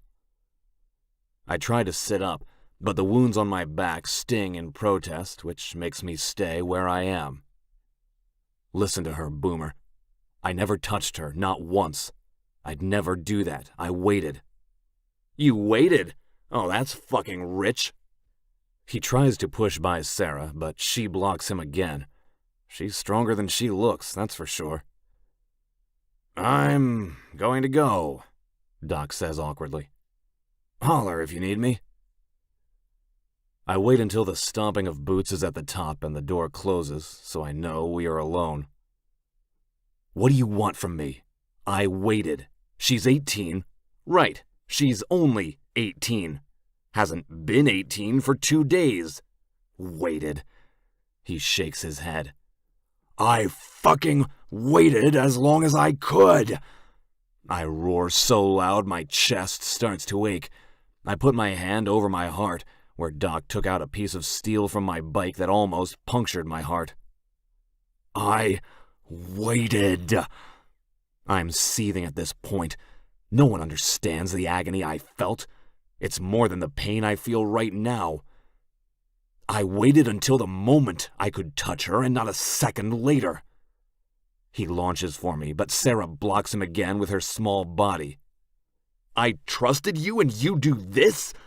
He did nothing wrong, Sarah says. Boomer, please, I love him, okay? I love him. My heart monitor jumps when I hear the words. They stun me, and while I've known for a few years that she liked me, I always thought it was a crush. But love, to have my feelings returned, it's more than I ever dreamed of. Boomer holds her shoulders and dips his head to meet her eyes. You don't know what love is, Sarah. You're too young. He will hurt you. That's what he does. He doesn't know anything else. What? That's what you think of me? His words make me feel like I'm dying all over again. Was life here with me that bad, Jenkins? I swallow down the hurt and the emotion. I consider him my son. He may not be blood, but he is the closest thing I've known to having a kid. I drop my head on the pillow and blink away the tears. I'm not a man who cries, but when the man you've helped raise from a boy hates you that fucking much, it's hard not to let it get to you. I love you, kid. No matter what you think of me. Love shouldn't hurt this fucking bad. He shoves Sarah away, and she yelps, slamming against the corner of the tray. She falls to the floor, and hearing her whimper of pain has me launching off the bed, ripping the IV from my arm. Blood flies everywhere, and the stitches holding my skin together rip apart. It won't stop me. I grab the end of his shirt before he can go up the steps and jerk him back. He crashes against a beam that supports the floor above us, and I wrap my hand around his throat. He claws at my hand, bringing blood to the surface. But he should know by now. Pain doesn't bother me. I lift him by the neck, and his feet dangle from the floor. I'll allow a lot of things, Jenkins. I'll allow you to feel pain, to say what you want to say, to feel how you want to feel about me. But you will not hurt her. I didn't mean to. Sarah, I'm sorry. He kicks to try and get free. I love you, okay? I'm sorry. Put him down, Sarah yells, pulling on my arm to try to get my grip free. Please, don't hurt him. I only release him because she tells me to, and when he drops to the floor, he coughs so hard he gags, but he doesn't puke. If you weren't so important to me, I'd fucking kill you, kid. Do not think about harming my old lady. His laugh is sardonic and full of hate. What can you give her? I bend down, my skin splitting more, and blood starts to drop down my body and onto the floor like a broken faucet. Everything. I break down the word into small syllables so he can understand me. Fucking everything.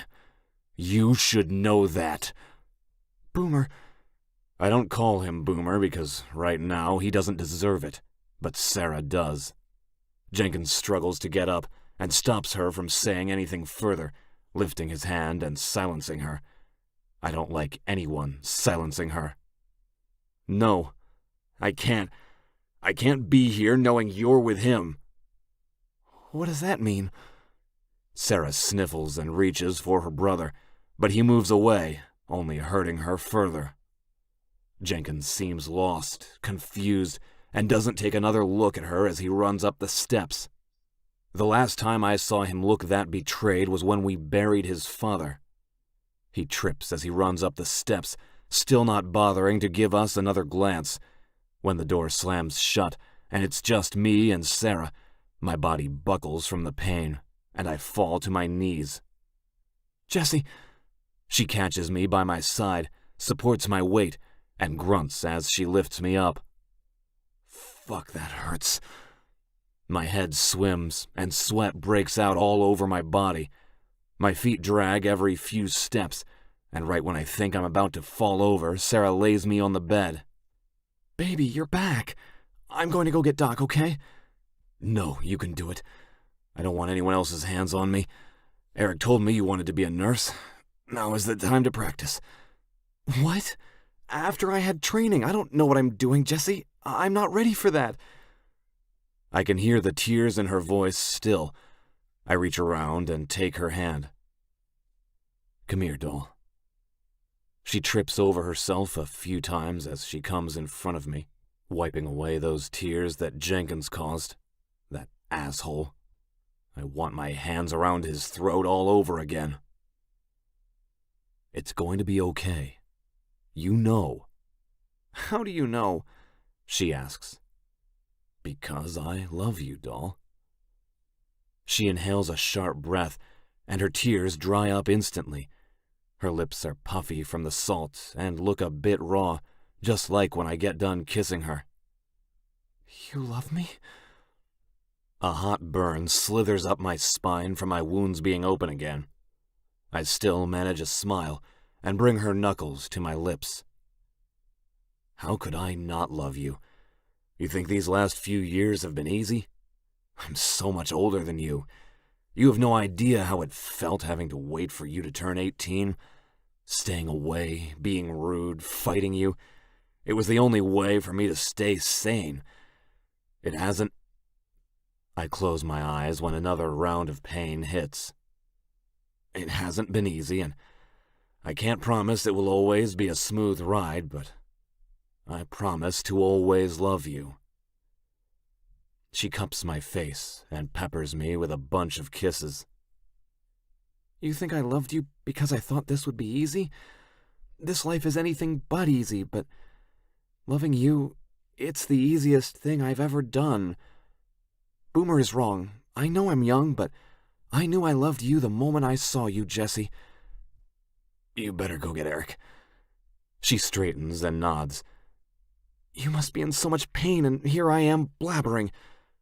I love your blabber and love you, but I want him to clean me up so I can fuck you how I want. Her lips shape into an O. Oh. O is right. My pain might be hitting the top of the scales, but my cock is raging. I need to be inside her, feel her heat, feel how wet she is, and how she says my name when she comes. You are in no shape for that, she says on a half moan when I run my hand down her chest and twist her hard nipple. Doll, I'm in any shape I want to be in. Go get him, because once my back is patched up, you better believe I'm going to fuck you so hard you'll feel me for days. She tilts her head back when I pluck her butt again. I still feel you from earlier. You sore? I cup her pussy through her dress, and that's when I notice she still hasn't changed, and I can feel my dried cum on her thighs. A little. Her heat tickles my fingers, and part of me wonders if I want to fuck her right here and now in these blood-ridden sheets. She pushes down on my hand, and that's when I remember I still have her panties. She's bare. She's ready. But I like it. With a growl, the pain suddenly vanishes, and my body awakens. I fly off the bed, whisk her into my arms, and plant her against the wall. I spread her thighs and prepare to take what is mine. Chapter 20. Sarah. We didn't get to have sex for the past 3 nights. Doc came down right as Jessie was about to fuck me against the wall. I have a feeling that's going to be our thing. He ordered Jessie to put me down and to lay in bed, and Jessie was not a happy man about that. His chest and shoulders heaved, and when he didn't listen, Doc did something I never thought he would do. He sedated him. Jessie has been asleep for 3 days so his wounds can heal. Apparently, Doc's professional opinion was if Reaper kept getting out of bed and ripping his stitches, it would take longer to heal, and the chance of infection would get worse. Jessie would have fought him on it too, so Doc did what he had to do. I've been by his side for 3 days, reading to him and sleeping next to him. I don't know if he knows I'm here, but I like to think he does. On the right of me is Moretti. There's been no change in his condition. Doc, I'm really trying my best to call people by their damn road name, but old habit dies hard.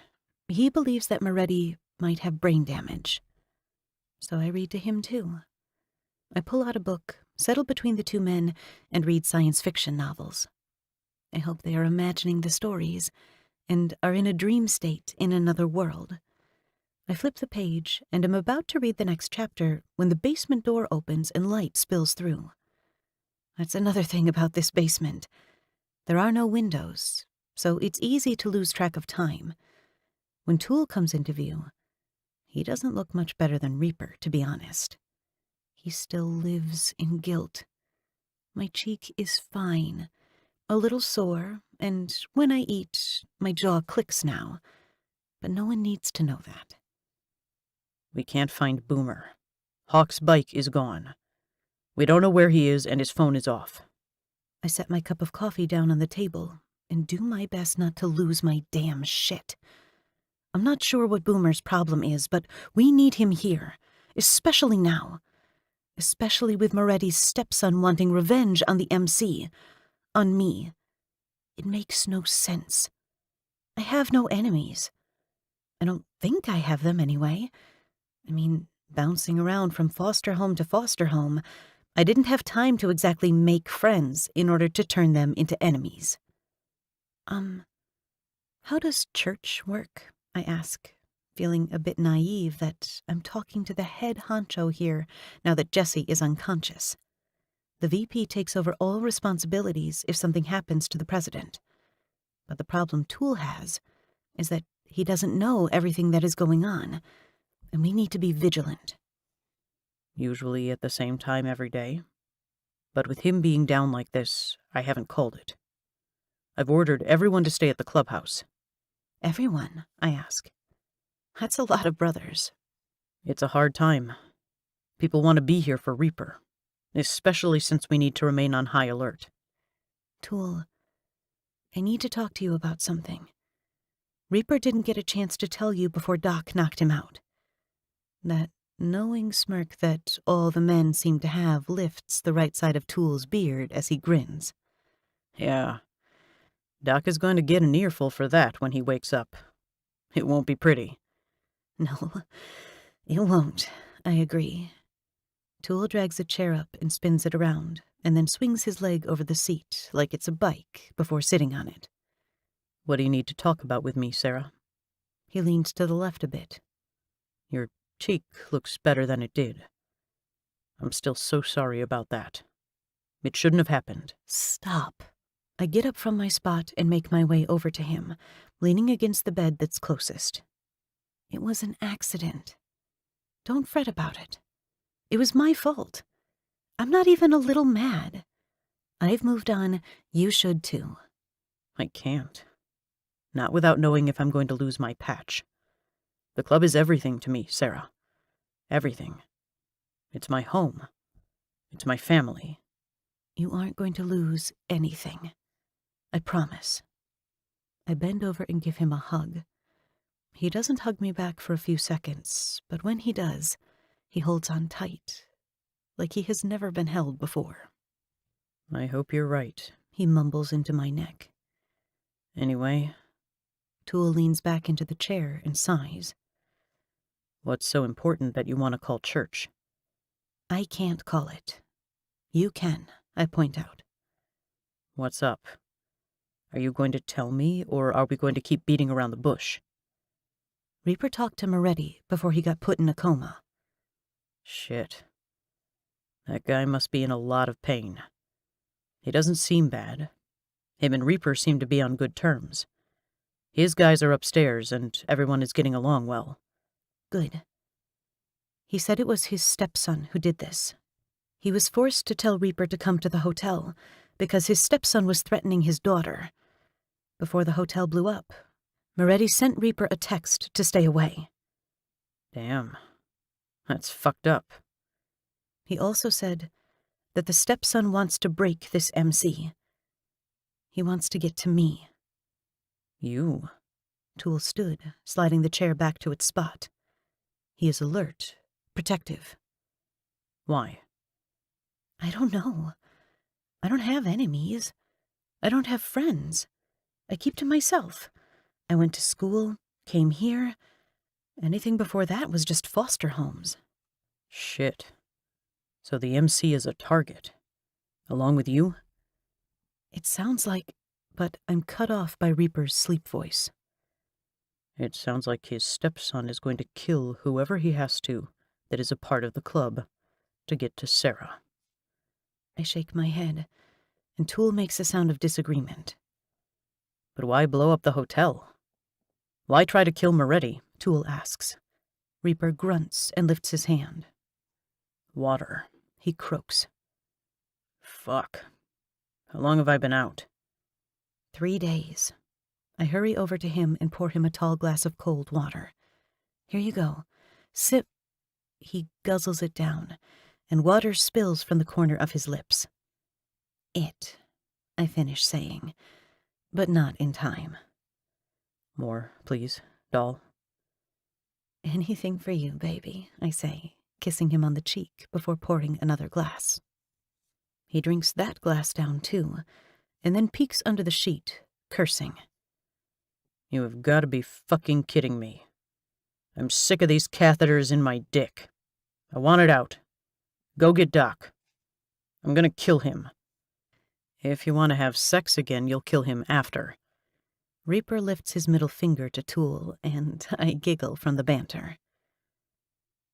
Why does this kid want anything to do with us, Prez? Why the hell come after us?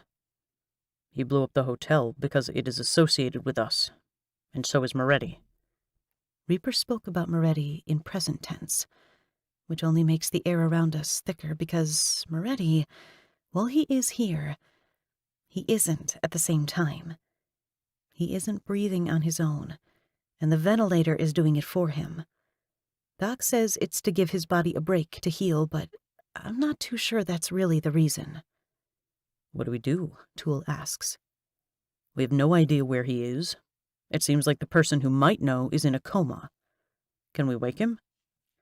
Not without causing him so much pain that it might send him into cardiac arrest. Shit! My hand flies to my heart. You're going to cause me to have a heart attack if you sneak up on me like that again. Doc laughs and jumps off the steps, ignoring the last 4 steps. Sorry, Sarah. I wouldn't want that. What do we do if we can't wake him? Wait around until he takes us out? Tool questions all of us. But I know the question is really aimed at Reaper. Call for church. Tell everyone to be on alert. I want everyone carrying a gun at all times. Tell Boomer to get his crazy explosives and shit, and I want patrols around the clubhouse. Lock the gates. Install more cameras. It's time to lock down. There's a problem with that, Prez. What? I fall in my seat and wring my hands together. Boomer isn't here. Okay. So call him, Reaper says. No, Prez. Tool uncrosses his arms and swallows, nervous, and a bit afraid that Reaper might punish him for what he is about to say. Boomer is gone. He hasn't been back. Phone is off. He left? Seems like it. Reaper nods, sniffs, and clears his throat. obviously fighting emotion. I see. He'll be back, I say. He has to come back. Boomer said he'd never leave me. I thought we were closer than that. He and I grew inseparable. Apparently, I'm easier to leave than he said. What am I going to do without him? The MC won't be the same. Yes, I have Reaper, but if Boomer isn't here, my heart won't be complete. Something will always be missing. I'll call church now. I'll let everyone know. I like seeing you awake. MC needs you. Tool. Tool turns his wide shoulders to the side to make it through the doorway and peeks over his round muscle. Don't think I haven't forgotten about the punishment I have in store for you for hitting Sarah. I haven't. Understood, Prez. You aren't losing your patch, so you can stop thinking that. You're my VP, and I know it was an accident. You're my best friend, but I can't let this go. Tool's shoulders sag with relief, and he nods. Thank you, Reaper. I'll take any punishment you give. After Tool leaves, I crawl into the bed with Reaper, and Doc double-checks his wounds. You're looking good. You might just heal after all. Good. Now get out. I want to be alone with my old lady. I'll never get tired of hearing that. I cuddle into his side, and Doc turns down the lights so they aren't as harsh. Let go, doll. It's okay. I got you. He kisses the side of my head and holds me tight as I do what he says, obeying him effortlessly. I cry into the crook of his arm, the pain from Boomer leaving finally escaping. The sobs are grotesque, stomach-turning. I feel like I'm going to be sick. It hurts so much. He left. He said he'd never leave. I feel abandoned again. The one person I thought would always be here for me. Everyone always leaves me. I clutch his side, digging my fingers into his ribs as I hold on to him. Reaper has always been my anchor, the one man who saves me from destruction. Not everyone. He flips me over onto my back and pushes my hair out of my eyes. I'm never going to leave you, doll. Never. I love you. I love you too. No, Sarah. Look at me. Open your eyes. I had no idea I closed them. There you are. He brushes my tears away. I love you so much that it is an obsession. It consumes me. It's unhealthy. I want to possess you. Every inch. You do. I'm yours, Jesse. Always have been. He kisses me gently, taking my heart into his hands. And always will be. Always. Chapter 21. Reaper. It's been an entire week, and a few things are really starting to piss me off. One, I haven't had sex since our first time.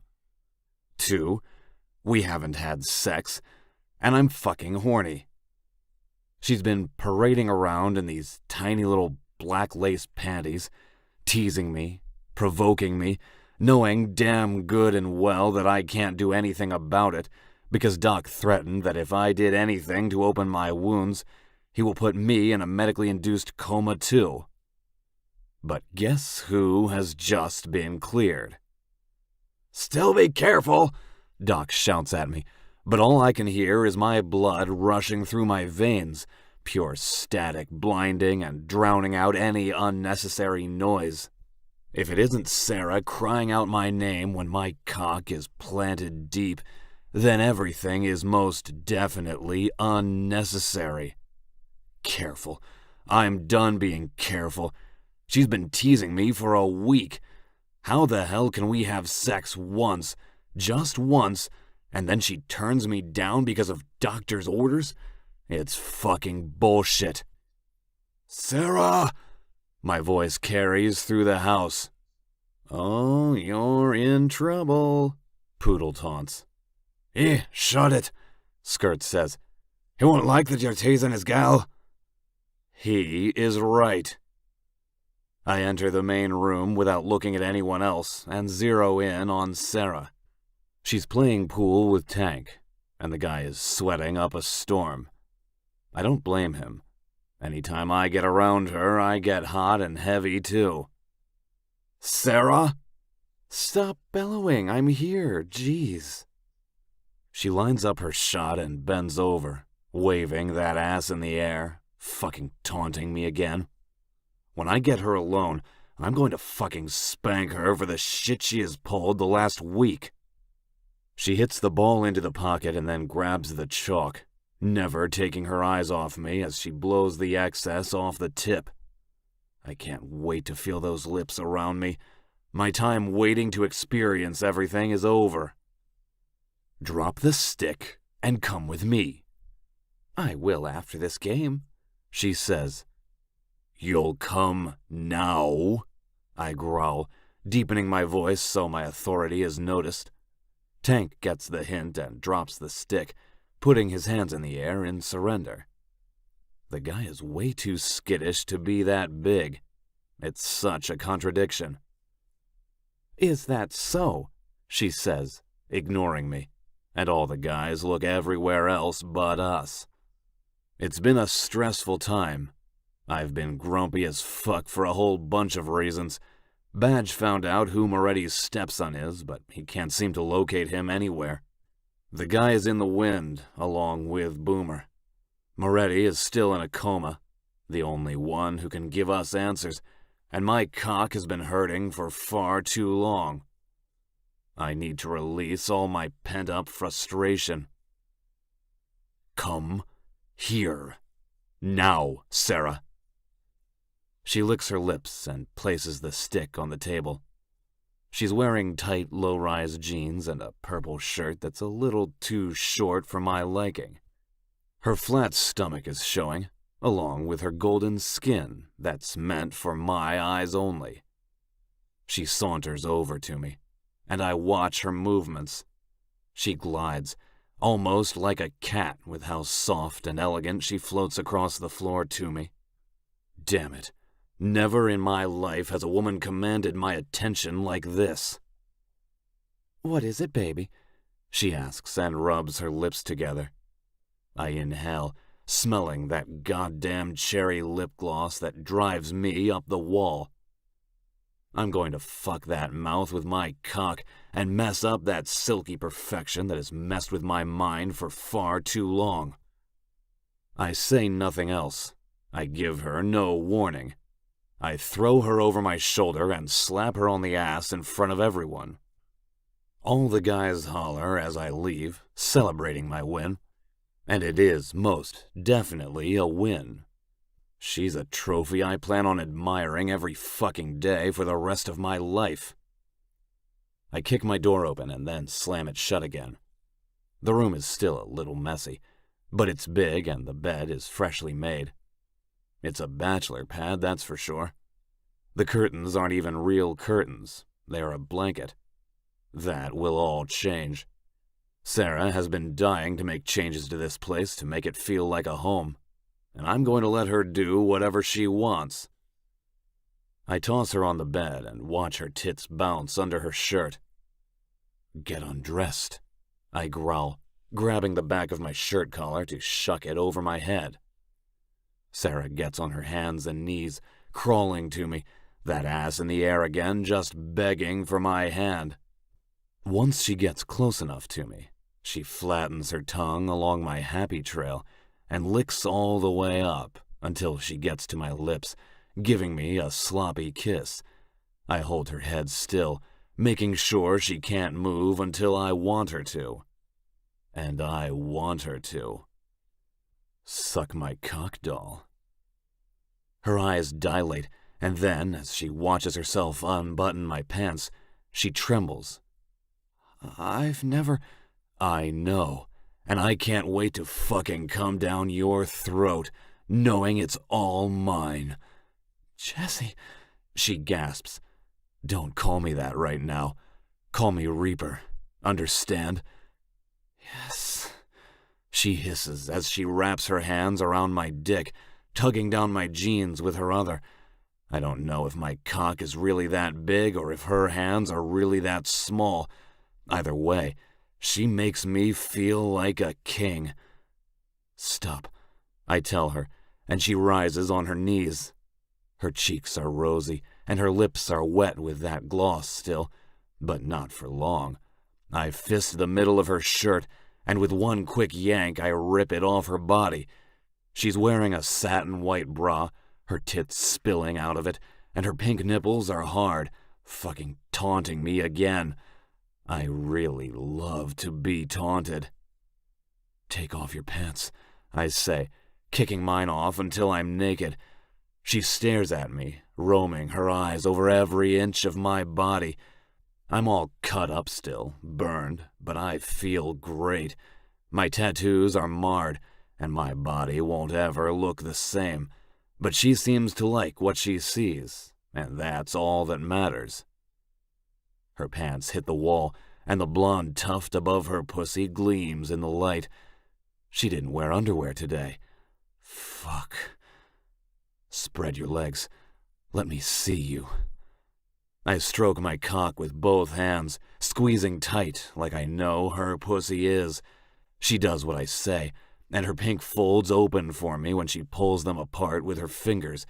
Her clit is erect and swollen, and her sweet cream is leaking out of her cunt, inviting me in. With a savage growl, I grab her legs and lift her hips off the bed until her pussy is a breath away from me. I don't wait any longer. I dive in, licking that cunt like I've been dreaming about. I hum in appreciation and lay my forehead above her belly to keep her still. She's wiggling, trying to get free as I feast. I dive my tongue into her hole repeatedly, gathering that juice that I can't get enough of. It's better than any cigarette, drink, and drug that I've ever had. "Reaper." She moans my name. "Fuck, Reaper. Oh, God. Yes, you're so good." I fucking know. She's better, though.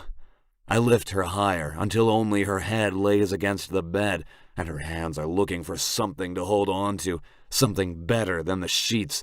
Moving my hands to her ass, I hold her globes tight, pushing her further into my face. I lick up, sucking her clit into my mouth and nibbling the candy. It's enough to make her explode. I push 2 fingers inside her heat, needing to feel her muscle contract around me as she comes. I kiss her clit, appreciating it, adoring it, just like I would her lips. Every part of her body deserves the same amount of attention.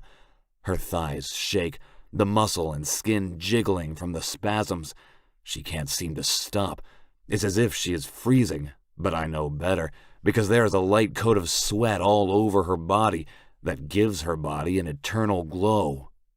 Gathering her juices, I slip out of her sheath and inch a little further back. I watch her face for any protest, but when all I see is lust, I decide to keep going. I push my wet fingers against her puckered star, swirling the tight muscle and lightly probing it. Nothing too much, just enough to see where I stand. "I want in here," I say. "You won't fit, Reaper. You're too big." "Not today or tomorrow, but one day. We will work our way up to it." I slip my pinky inside, and she moans and pushes down, starting to ride my finger. "You are greedy for it, aren't you? You like all your holes filled. You're a little slut for me, Sarah. You gonna let me fuck all your holes?" "Yes, they're yours."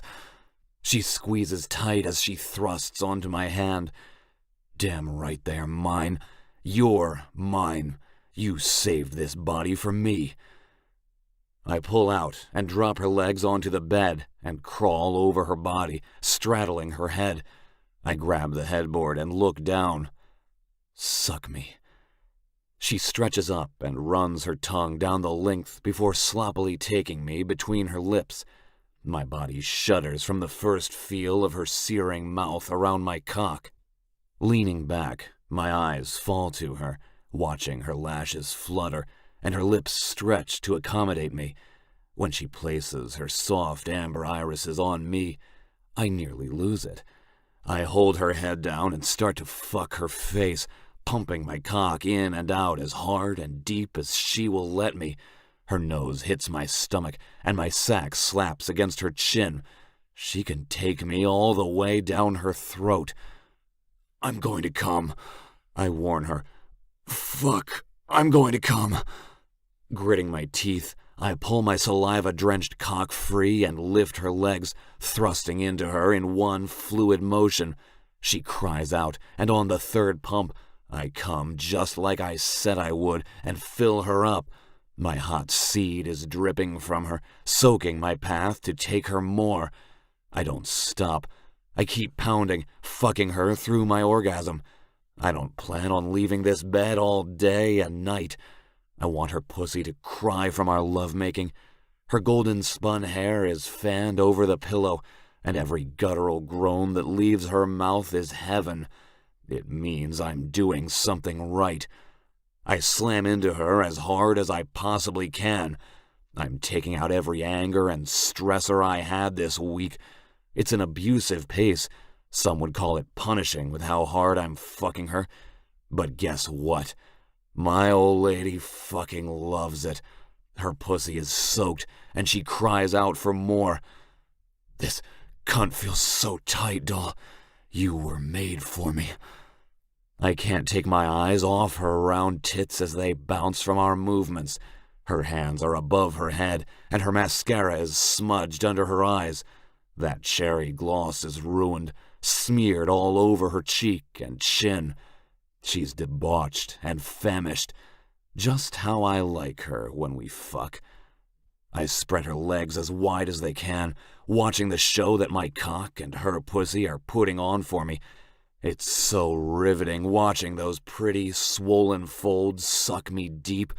Strings of my cum are on my cock, coating me with every stroke. She could be pregnant right now. And the thought of my baby inside her, growing, tying her to me, it makes me fuck harder. I want that. I need it. Fuck! I scream when I lose all control. I pull out and flip her over, smacking her ass until a bright red mark is burning the pale cheek. I press her head against the mattress with my hand and slide into her slowly. I brush my lips against her ear and groan from how good she feels. I'm going to fill you up, doll. I'm going to have you leaking my cum for hours, for days. Every time you walk, you'll feel me there. I always feel you, she manages to say, even though her lips are conflicted against the mattress. I know what she means. I always feel her, too. In my mind, my body, my soul, and in my damn bones. She's everywhere. Sarah has made my soul her house, and she is the one that anchors me home. I kiss her cheek, neck, and lick down her spine. I stop fucking her. I need more. I want to see her. I flip us again and turn her around until she is straddling me now, staring at me through dazed eyes and red cheeks. The imprint of the sheets show on the side of her face, and I grin, loving that I somehow leave these marks on her. Her hands fall to my chest and skim over the scabs on my heart. I'm so full in this position. She bites her lip when I thrust up, letting her get a feel of how good this is going to be. Ride me, doll. Show me how you want to fuck me. She stays still, pressing her tits together from taking leverage on my chest with her hands. The pressure they bring, the small palms are nothing. I can barely feel the weight, but I'd know the touch anywhere. The way the warmth awakens me, only one woman does that, and she is right in front of me. I might be bad at it. I cup her jaw with my hand and shake my head. That's impossible. Everything with you feels better than anything I've ever experienced. It's you and me. It doesn't get better than that. Ride me, Sarah. My hands fall to her flared-out hips, settling in that curve. Made just for me. I slide them up her lithe body, cupping her tits in my palm. There is a suntan line from her bikini. Her chest is tan and her breasts are pale. The triangle shape of the bikini covers each mound, and the skinny straps tie up and around her neck. I can't wait to take her swimming, because I know what is underneath that swimsuit. I roll her nipples between my fingers, and she takes the first rock. It's slow and trepidatious, getting a feel for me being so deep inside her. Sarah rocks faster and cries out when I brush that spot inside her. She stops, staring at me with wide, surprised eyes. And then, something I don't expect, she fucks me, really grinds her pussy against my cock. My hands fall to the crook of her hips again, holding tight. I never take my eyes off her. I want to soak up every expression she makes. Her pussy is getting wetter. Our skin slaps together, my sack pulling tight to my body, warning me about my next orgasm. Oh, God, Reaper. She squeezes my pecs and rocks faster. The bed slams against the wall, and this time I'm the one shouting, holding back my cum as long as I can until I feel her clench around me. Come with me, I shout. Sarah. I can't hold back anymore. She's too good. Damn it. Oh, fuck. Take it, doll. Take it. I press her hips against me harder, continue to violently rock, and sneer to keep myself from blacking out. The edges of my eyes blur, but I have to see her fall apart, just like I am. Reaper! She screams, leaning back as the first rack of her body vibrates my cock. She throws her head back. The sweaty ends of her hair tickle my thighs, and her hands grip my legs. Every spasm of her pussy buckles her body, and another spurt of cum leaves me as she milks me. She falls forward, laying her cheek on my chest. We don't move. We don't dare to. We lay in silence, trying to catch our racing breaths as the thunder rolls outside, threatening a storm. It won't compare to the hurricane that just happened in here. Sarah is a force to be reckoned with. My cock is still inside her, and she kisses my chest, the spot that almost killed me. It reminds me of Bullseye when he throws his darts. Next time, I want you to wear my cut. Just the thought has my cock twitching in her cunt. Oh?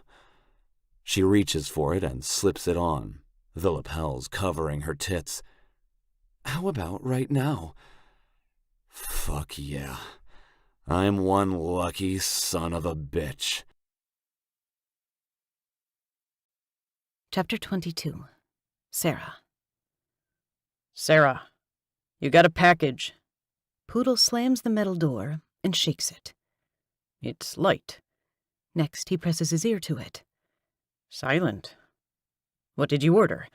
Is it panties? Skirt cuffs Poodle on the back of the head. Don't ask Reaper's old lady about her panties. I was just wondering. Don't wonder about her panties, Poodle. Reaper shouts from the basement. Poodle's jaw drops. How did he hear that? It's his old lady. He has bionic hearing when it comes to her. Pirate slurs, taking another swig of rum. I worry about him. He always has a bottle of rum in his hand. There isn't a day when he isn't drinking. What's his story? What happened to him to make him want to drink his life away? I snag the box from Poodle's hands and tuck it under my arm. Whatever you think it is, pretend it is, because I'm never telling you a thing. Mean. Just mean. Poodle drops his head as he walks toward the bar, like his favorite toy got taken away. "Stop wondering about her panties, Poodle," Reaper yells from the basement again. Poodle scoffs, spreading his arm out to point at the basement door. "How?" I giggle and sit on the black leather love seat. I don't remember ordering anything. Maybe it's from Reaper. And maybe it is panties or something dirty. With that thought, I tear the tape off and rip it right down the middle, excited to see the gift he got me. Us. I grab a hold of the rough cardboard edges and spread the top open to see paper. I push it aside and freeze when the paper starts to turn red. Wet. Dripping. I swallow, trying to find the courage to open it. I'm afraid to see what it is. I lift my head from the box and look around to make sure no one is paying attention to me. My palms sweat, and my heart pounds against my chest, wrecking ball, slamming against a solid, strong structure ready to break me down. Carefully, I pinch the paper that doesn't have blood on it and move it to the side. Loud pants rise in my chest when I see a letter that says, "I have something you love." It's in a plastic bag, the paper clean and white, stark against the blood. I nudge the plastic bag out of the way and scream. I can't breathe. Oh, God. I can't breathe. I can't think. I shove the box off my lap and everything slows. My vision blurs. My chest tightens. My lungs. I can't feel my lungs working. The taste of my own blood coats my throat and hot tears sting my cheeks. I fall off the couch and onto the floor. The wood rubs my knees raw from the force of the fall, and skirt catches me around my waist, so I don't fall face first onto the ground. A few other brothers come and help me onto the couch. Reaper's roar can be heard from the basement as he climbs the steps to get to me. His boots shake the entire clubhouse as he tries to get to me as fast as he can. He pushes all the guys out of the way and picks me up, lifting me onto his lap. "Sarah, what is it? What's wrong?" But I still can't think. I can't figure out how to breathe. I point a shaky finger to the box, and Tool bends down to grab it. A few lumps of paper fall onto the floor, blood dripping off the corner of the box. Tool gives Reaper a quick glance and takes the Ziploc bag out where the letter is safe. "Holy shit," he whooshes as one breath. "What?" Reaper growls. "Give it to me." "No, keep it away from me. It's Boomer. It's Boomer," I sob. I do my best to wiggle my way out of Reaper's hold, but he squeezes me tight. I'm trapped. I can't run. I have nowhere to go. Okay, Tool has it. You're okay. What is it? I need to know." Bile inches its way up my throat when I think of the bloody finger in the box. It's Boomer's finger. "What?" Reaper sounds devastated, and almost like he doesn't believe me. "I'd know that finger anywhere. It's the one that has the deep cut on it from the hook. The one time when you guys went fishing. He told me that story. It's his favorite memory of you." I remember sitting on my bed, watching TV alone when Boomer came into my bedroom. I was 16 and had been with the MC for a few weeks. I was still scared. I didn't trust anyone, not even Boomer. I had learned he was my brother, but that meant nothing. I learned long ago that trust is something so easily broken, so easily shattered, that the person does not matter. Boomer worked long and hard to get to know me, and when he handed me a can of pepper spray, I saw the gnarly-looking scar. It was ugly and jaded, the scar huge and puffy because the only thing they had to stitch it together was another hook and fishing line. Reaper sets me down and kisses my forehead. I wrap my arms around my legs and place my chin on my knees, thinking about Boomer and where he could be. All this time, I thought he had left. But what if he has been tortured? Reaper picks up the box, and a trembling breath leaves him when he sees the finger. There's a message for you, Reaper. I turn in the love seat and see Tool on the ground, putting the paper together like it's a puzzle. Him. For her.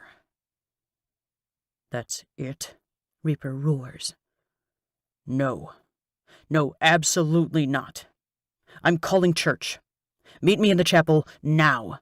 He screams, kicking the box across the room. He bends over and takes my chin in his hands, giving me a hard kiss. I'm not going to let anything happen to you. I'm going to get him back, I promise. Whoever has Boomer wants me. And I'm going to give them what they want. I haven't told anyone, but there is another sheet of paper in my hand that I'm hiding from anyone. It's an address. And I plan on going. I give Reaper a nod, and a stampede of boots hurry to the chapel. I'm alone. The note for Reaper stares at me, mocking me. I wait a few minutes to make sure I'm alone, and when I know that I'm good, I punch the address into my phone and crumble the paper up, then throw it on the ground. If I walk out this door, there's a chance I won't be coming back. It's a chance I have to take. Boomer would do this for me. I have to do it for him. I leave my heart behind. Glancing over my shoulder, I stare at the door that Reaper is behind. My life has been so good, and at least I got a taste of what it was like to be with him, even if it was only for a little bit. I can die a happy woman, knowing what it is like to have Reaper's love. I open the front door as quietly as I can, take one last look at the home that's been mine for the last 2 years, and close the door behind me. When I turn around, I run smack into a chest, and a piece of cloth is shoved over my mouth. Good girl, the stranger says, just as my eyes roll back and the unknown takes me. Sarah. My name is whispered, and it echoes all around me. Come on. Wake up, Sarah. Chain rattles, and my head throbs. I wince when I move my neck and groan. That's it. Wake up, sis, come on. I really need you to wake up. Boomer. That's Boomer's voice. Opening my weighted lids, everything is fuzzy. It takes a minute for things to come into focus, and when it does, it's something from a horror movie. It's dark, really dark, with red lights every few feet. I'm in a warehouse of some sort. Old rusted barrels sit on the ground around me, and large chains hang from the ceiling. Sarah. I whip my head to the right and see Boomer. His hands are chained over his head, toes barely dragging against the floor, and dried blood rivers down his arm from the man cutting off his finger. Boomer, I cry, tugging on the iron bracelets around my wrists. They're tight, rubbing me raw. My skin tears and breaks, but my wrists do not come free. Oh my God, Boomer, are you okay? I try to keep myself together. I try to not cry. I need to be strong right now. He looks beaten and whipped. Welts are all over his body, and one eye is swollen shut. The chain rattles above him as he tugs on them weakly, staring at me with one good eye. Are you okay? Did he hurt you? No, I'm fine. I feel fine. My head kind of hurts, but that's it. What are you doing here? I thought you left. I keep it out of my voice that I thought he left me. I did, he says, hurting me further. I planned on coming back, but I got jumped from behind and brought here. He wanted information on you, but I wouldn't give you up. I'd never give you up. I was ready to die, but he got you here somehow. I got your finger priority fucking mail. Of course I'm here. Hey, did you put it on ice? Might be able to sew it back on. That's what you're thinking about right now? We need to get out of here, I hiss, tugging on the damn iron again. I've been hanging here for a few days. I've had a lot of time to think, so yeah, I was curious about my finger. What does he want? I jerk away when I hear the teeth clattering and light chirps of rats scurrying along the floor. I'm not sure, but I know he is fascinated with you. I think after Moretti got into business with Reaper, the guy has been counting the days until he could get you alone. I think you know him, Sarah. You have to. It's impossible. I don't know a soul besides David. My heart squeezes in my chest. It's not David, is it? David wouldn't be able to get the upper hand on me. Boomer sounds offended by the accusation, but I'm not trying to have a pissing contest. I don't know who it is. A door opens in the distance and echoes when it shuts, a loud bang sounding, reminding me of a sawed-off shotgun. Footsteps get closer, and I can hear mumbling as well. Someone is talking to themselves. It's too dark to tell where the person is, but when the red light in front of me becomes shadowed and boots touch my bare feet, it doesn't take long to figure out the person in question is right in front of me. Long time no see, Sarah. His voice is hoarse, sounding injured and broken. Last time I saw you, you were little. My, you've grown up pretty. Stay away from her, you sick fuck. I'll kill you if you touch her. I'll fucking kill you. Shut up. The man backhands Boomer, and the sound of something breaking snaps. No, leave him alone. What do you want? I'll give you whatever you want, okay? Just let him go. I'm not letting either of you go. You have no idea how much you have ruined my life. I don't know you, I whimper. Please, we have money. We will give you whatever you want. I want you to watch me torture him. He is your brother, right? Please, don't hurt him, I sob, watching Boomer spit out a wad of blood. I wanted to be your brother, and you left me. A cock of the gun grinds the barrel. The red glow shines behind the chains around Boomer's arms, and the man holds it against Boomer's shoulder. Do it. Boomer seethes. Shoot me. It doesn't matter. I'll fucking kill you one way or another. Not if I kill you first. A loud gunshot rings through the air. No!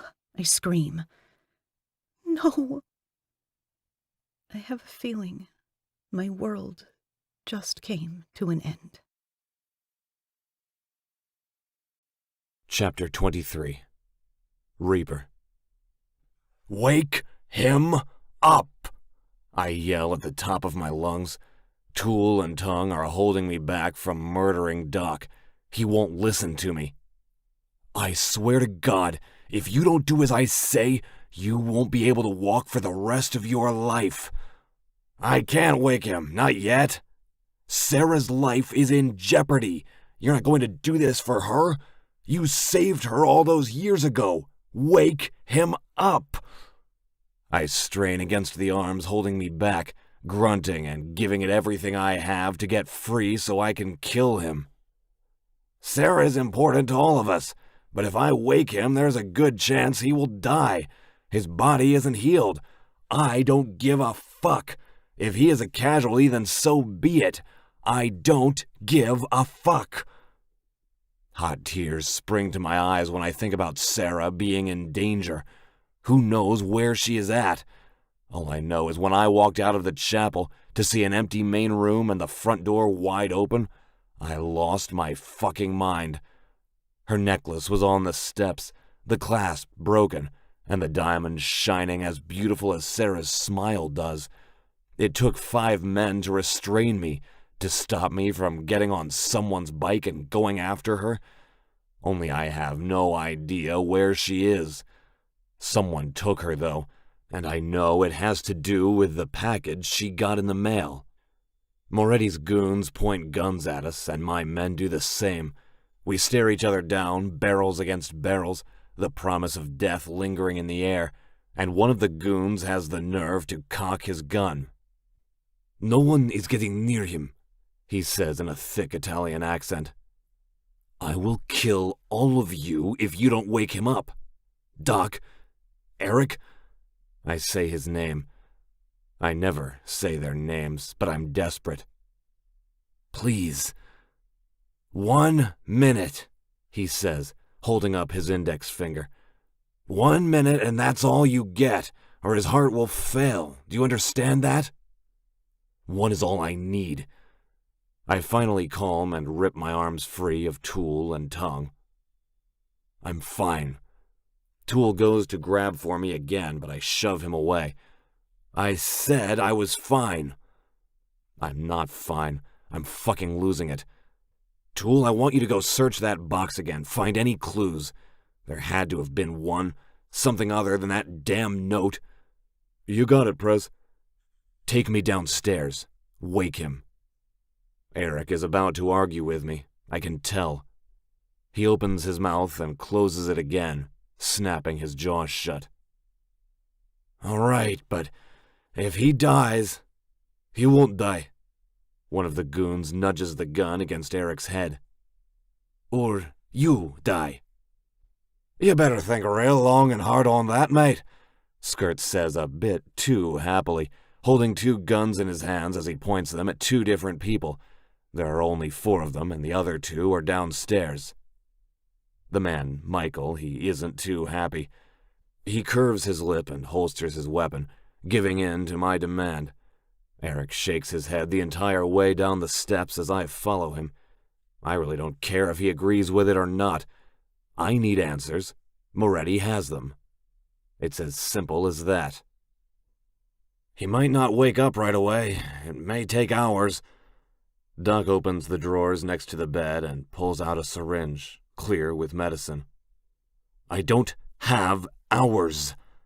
I knock the pitcher over, and water flies everywhere. It doesn't faze Doc. "She could be dying right now." "I can't control how long it takes for medicine to work. You want shit done now, I understand, but I can only do so much. Be patient." Doc inserts the needle in the IV, and I wait for any sign of life. Nothing happens. 1 minute, 5 minutes, 15 minutes, nothing. "Wake the fuck up, Moretti." I wrap my hand around his throat, and one of his men puts a gun to my head. "Hands off." I elbow him in the nose, the crunch of bone shattering against my arm. I smile, satisfied. "How about you fuck off?" "Raper?" Doc says my name to get my attention, and when I look down, Moretti's eyes are darting back and forth behind his lids. 1 minute, remember? Doc turns off the ventilator, and when Moretti wakes up, his heart starts to race, and he panics, screaming from the pain. Doc gives him morphine, and he calms a bit, but screams are still screams, no matter the pain level. Listen to me. Sarah and Boomer have been taken. She's my old lady, and Boomer is my kid. Your stepson sent us his fucking finger. I need to know where he could have taken them and why he wants Sarah. I won't let you go back around without telling me. He stares at me through an eye that has no eyelashes. They were burned off in the explosion. I bend down when he opens his mouth, his voice harsh, the sound of sandpaper. "Don't know why," he gasps. "Dry warehouses. He loves warehouses. He moves drugs. Lots of drugs. I'm sorry." His voice cuts off when another seizure takes him, and Doc pushes all of us out of the way, pissed off that he ended up being right. I might have killed the man. In a record amount of time, Doc has Moretti in a medically induced coma again. Sweat drips from his brow, and his hands shake. He shoves by me, throwing his shoulder against mine. I hate that I had to do it, but it's more information than I had before. Moretti said warehouses, and that he runs drugs. I know one other gang that moves drugs like that, and those are the Vegas Vipers. Maybe they will have some answers. Reaper. Badge hurries down the steps. I have something. I know how they are connected. Come on. I take 3 steps at a time, and when I get to the kitchen, all the brothers are there. Tongue is sitting at the table, sharpening his blade, his dead eyes glaring at the space in front of him where Sarah used to sit. She would help him sharpen all his blades. She was the only one who cared about his weird fascination, and now I couldn't imagine not having him. If there is one thing I want Tongue to do, I want to make sure Moretti's stepson never speaks again. Seeing all the support is emotional. I want to get on the road, though, and get to the Vipers. I don't care who I have to kill, what I have to do, and how many bullets are used. I'll find Sarah, and all who get in my way will be left as rotting corpses. Talk to me. Badge taps away on his computer, looking more like one of us than a cop these days. He has a long beard, short-clipped hair that is still military style, but the hard look in his eyes, I've seen that before. It's a look a man gets when he doesn't care much about the law anymore. Sarah grew up in foster care, right? He asks. Yeah, why? I cross my arms and lean against the washer and dryer. Well, she bounced around a lot before she came here, 15 homes to be exact. All of them sucked. They were the kind of parents who were only in it for the check. They had up to 8 kids, most of records. When she finally landed at that last place, there was one kid who didn't take it so well. What's that mean? Moretti's stepson was never in foster care. That would make no sense. It would if the woman he married had a drug problem and lost custody of him for 15 years. She got her head on straight when she met Moretti, but the drugs ended up taking her in the end. Anyway, while the kid, Fabian Trullo, was in foster care, anytime Sarah got placed in a new home, he got placed there too. Out of 15 homes, he was in 13 of them with her. They basically grew up together. In some sick way, I think this guy looks at her as his sister. That's why he has Boomer. That's why he wants Sarah. In his head, it's always been him and her. Then why hasn't she ever said anything about him? I wonder. The lingering doubt in the back of my mind makes me think that maybe this guy was her first love. It's a sick thought, but I know horrible things happen in foster homes. What if he did them to her? What if she is so used to his manipulation, she does exactly what he says? She has no idea this guy thinks of her that way. Most likely, this guy watched her from afar, became obsessed with her, stalked her, and got to know everything about her, without her knowing a damn thing about him.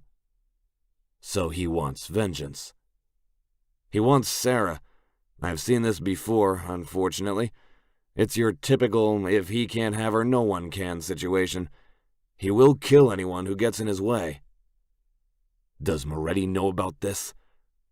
Because if he did, the man is dead right now. Most likely not. By the time his stepson came back home, he was practically grown, a stranger, and had the mindset of a sociopath.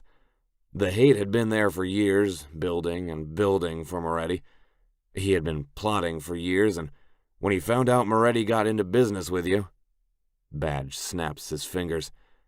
That's what pulled that mental trigger. It seemed no matter what, everyone got Sarah except him.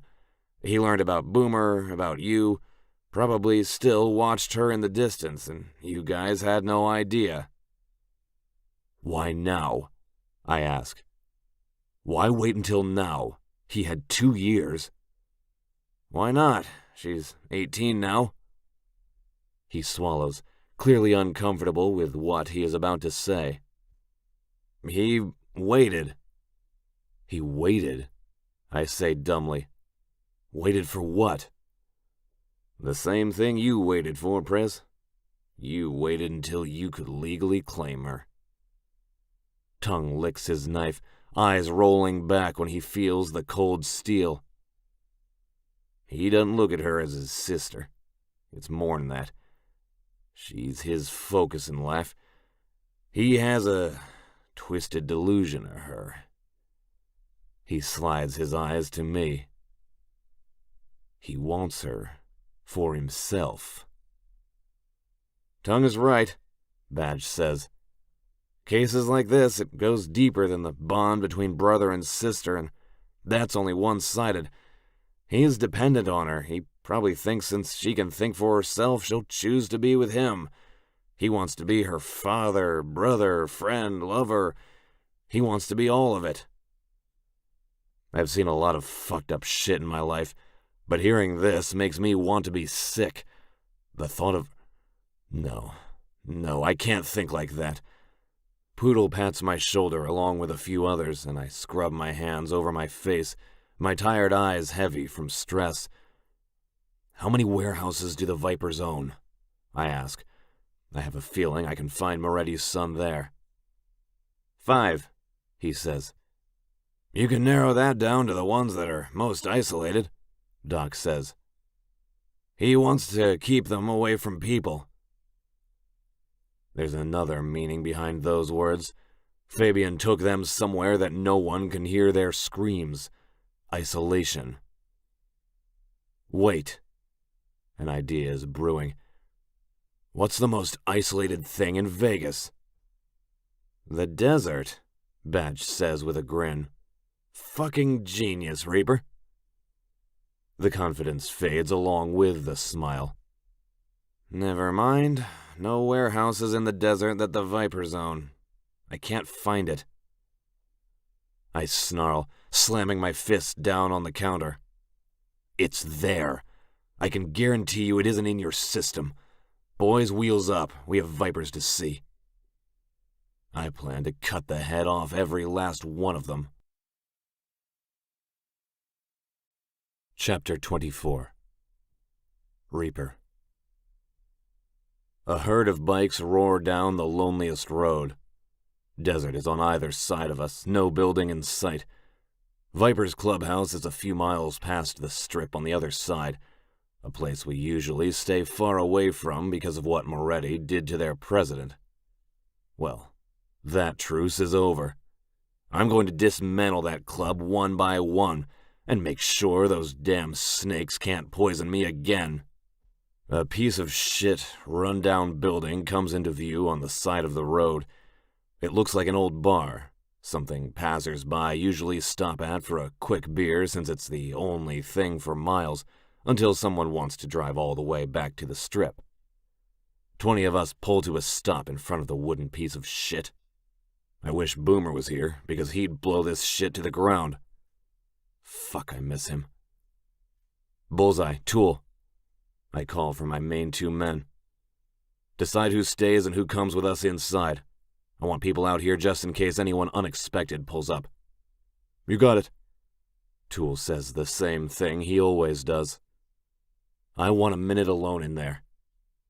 I rub the handle of my gun under my vest, and Bullseye follows my hand. He nods, trusting me to take care of it. 1 minute and then I'm coming in, he says. Seems to be the new time limit these days. The porch creaks under my weight. I don't bother knocking. I lift my leg and kick the door down, the rotten wood giving without a problem. Cut sluts huddle in the corner and cry, screaming when they see me. A few of the Vipers are caught off guard, and one tries for his gun, only I'm quicker. I cock my gun and shoot him right between the eyes, just like something out of an Old West movie. Everyone better sit down and shut the fuck up, or you will all die. You're outnumbered and outgunned. I walk through the establishment. Whoever is in charge of this place should be ashamed of themselves. Flies swirl everywhere, and lines of uncut coke are on the table with stacks of cash. I don't like that shit in my city. The Vipers sit and put their hands in the air. Some are passed out from the drugs, and some even look dead. I want to know who works with Fabian Trullo, Moretti's stepson. I place the warm barrel on the temple of the man who has the patch that says VP. That's a damn joke. I have a feeling you know. Nope, he says. I laugh as Tongue walks through what used to be the door. Ah, just the man I want to see. Tongue, this guy isn't telling me what I need to know. Is that right? He drawls, taking out his new shiny knife. The man stares at the long, curved blade with big eyes, and tongue twists the steel in the air.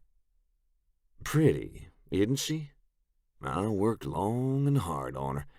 Made her myself. She cuts through skin so softly. It's beautiful. She's the perfect work of art. Tongue grips the man by the back of the head and then shoves his hand into the man's mouth, pinching his tongue and pulling it out. You might want to tell my president where Fabian is, or you won't be able to ever lick pussy again. The man whimpers and nods in quick beats. I give him a chance and give Tongue a silent nod to let him go. He does, but he shoves the steel into the man's thigh, causing him to scream. A few vipers try to get up and run, but my men stop them, guns pointed to their heads. Vipers are way too high to try to defend themselves. They sit and shut up while their VP clutches his leg, whimpering like a little bitch. Has the man never experienced pain before? Sorry, I wanted to see how she'd do penetrating bone. Tongue jerks the knife free, the blade still in perfect condition. No chips or dents from the bone. Oh, yeah. She's a fucking gem. Just think about what she will do to your tongue. He shivers, a delightful smile on his face. I look down and notice his cock is getting hard. Holy shit, the man gets off on this. If it isn't your tongue I take, it will be someone else's. He looks around the room, deciding on which man will be his victim. Speak, I tell him. Where is Fabian? He has my old lady, and you know how us bikers are about our women. He has a look of pure terror on his face, and he takes a few deep breaths to try to push through the pain of the wound in his leg. Okay, he says. Fabian came to us, said he'd pay for one of our off-the-grid warehouses. He gave us a bunch of drugs to call it even. I had no idea he was going to take your old lady. I swear to God, man, if I had known he had anything to do with the Ruthless Kings, I would have never gotten into business with him. Where is he? I do everything I can to not blow this fucker's head off right here and now. Sarah hasn't been gone a day, and I'm losing my fucking mind. How will I live with myself if I don't get there in time? What if I don't get there in time to save Boomer too? Hell, Boomer could already be dead. No, I can't accept that. Boomer's smart. He knows how to live. I taught him well. He'll be fine. I know for a fact that if it came down to it, he'd save Sarah's life by sacrificing his own. It shouldn't bring me comfort, but it does. It's underground. You won't be able to see it from the road. Where? I won't ask again. I shove my gun into his mouth. He mumbles around it, so I rip the warm barrel from his lips. It's 5 miles north and 3 miles west in the middle of the desert. You'll see a shack, something run down and broken. On the inside on the ground is a big metal door. I swear to God that's where they are. That's the place he wanted. The man starts to cry. For good reason, too. No way am I going to leave him alive when he could retaliate. Okay. Thanks, boys. Fellas, have your way. I tuck my gun in my vest and walk out, the wood from the porch crunching under my boot.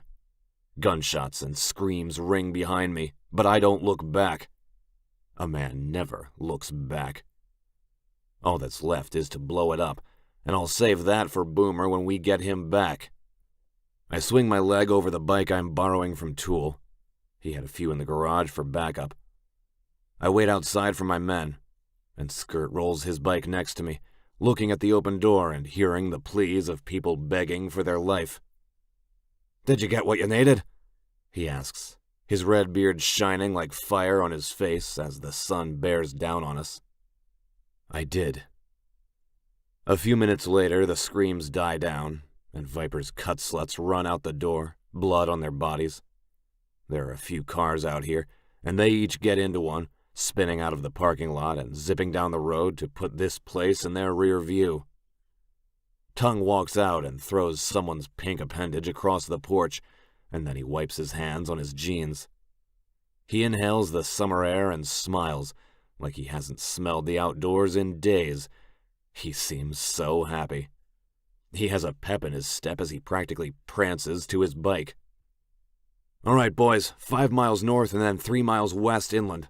Let's ride," I shout, and at the same time all of us crank our bikes, the engines rumbling like thunder. I don't mind the speed limit. I go as fast as I can without risking my life, eating up the 5 miles quickly. The road is long and flat with a few small hills. The air is hot, over 100 degrees, and my skin sweats underneath the leather cut. I'm thirsty, but thirstier for vengeance. 5 miles comes to a stop. I hold out my left arm and take an immediate turn, cutting through the desert. There's a soft trail from other bikes that I see, so I follow it. Dust flies in all directions, and the rocks make the ride bumpy. I do my best to miss the dead plants and cactuses, but I know regardless the bikes are going to need worked on after this. 3 miles later, I see the shack the VP talked about. I still don't feel guilty for killing him. He was a means to an end. I don't even wait to come to a stop. I jump off my bike and let it fall to the ground, then run inside the damn hut. There, right there, is the metal door. I wrap my hands around the handles and pull, but there's no give. Fuck! Come on! I give it all I have, planting my feet and tugging. The hinges groan and protest. The lock fights me back, but nothing will stop me from getting to her. Not when I know she is right beneath my feet. I've kept her safe for 2 years. I won't let it come to an end now. Tool grabs the handles too, and I spare him a grateful glance as both of us pull. The door snaps open, hinges fly and smack the walls of the shack. The door on the right hangs down, dangling. I kick it in and jump down, not thinking how far or unsafe it is.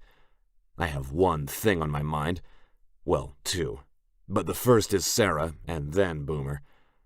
I'm not sure when he became secondary. Maybe the moment she came into our lives. I get my gun out and a few of my men drop down behind me. Fuck, it smells down here. Fabian must live in this dump.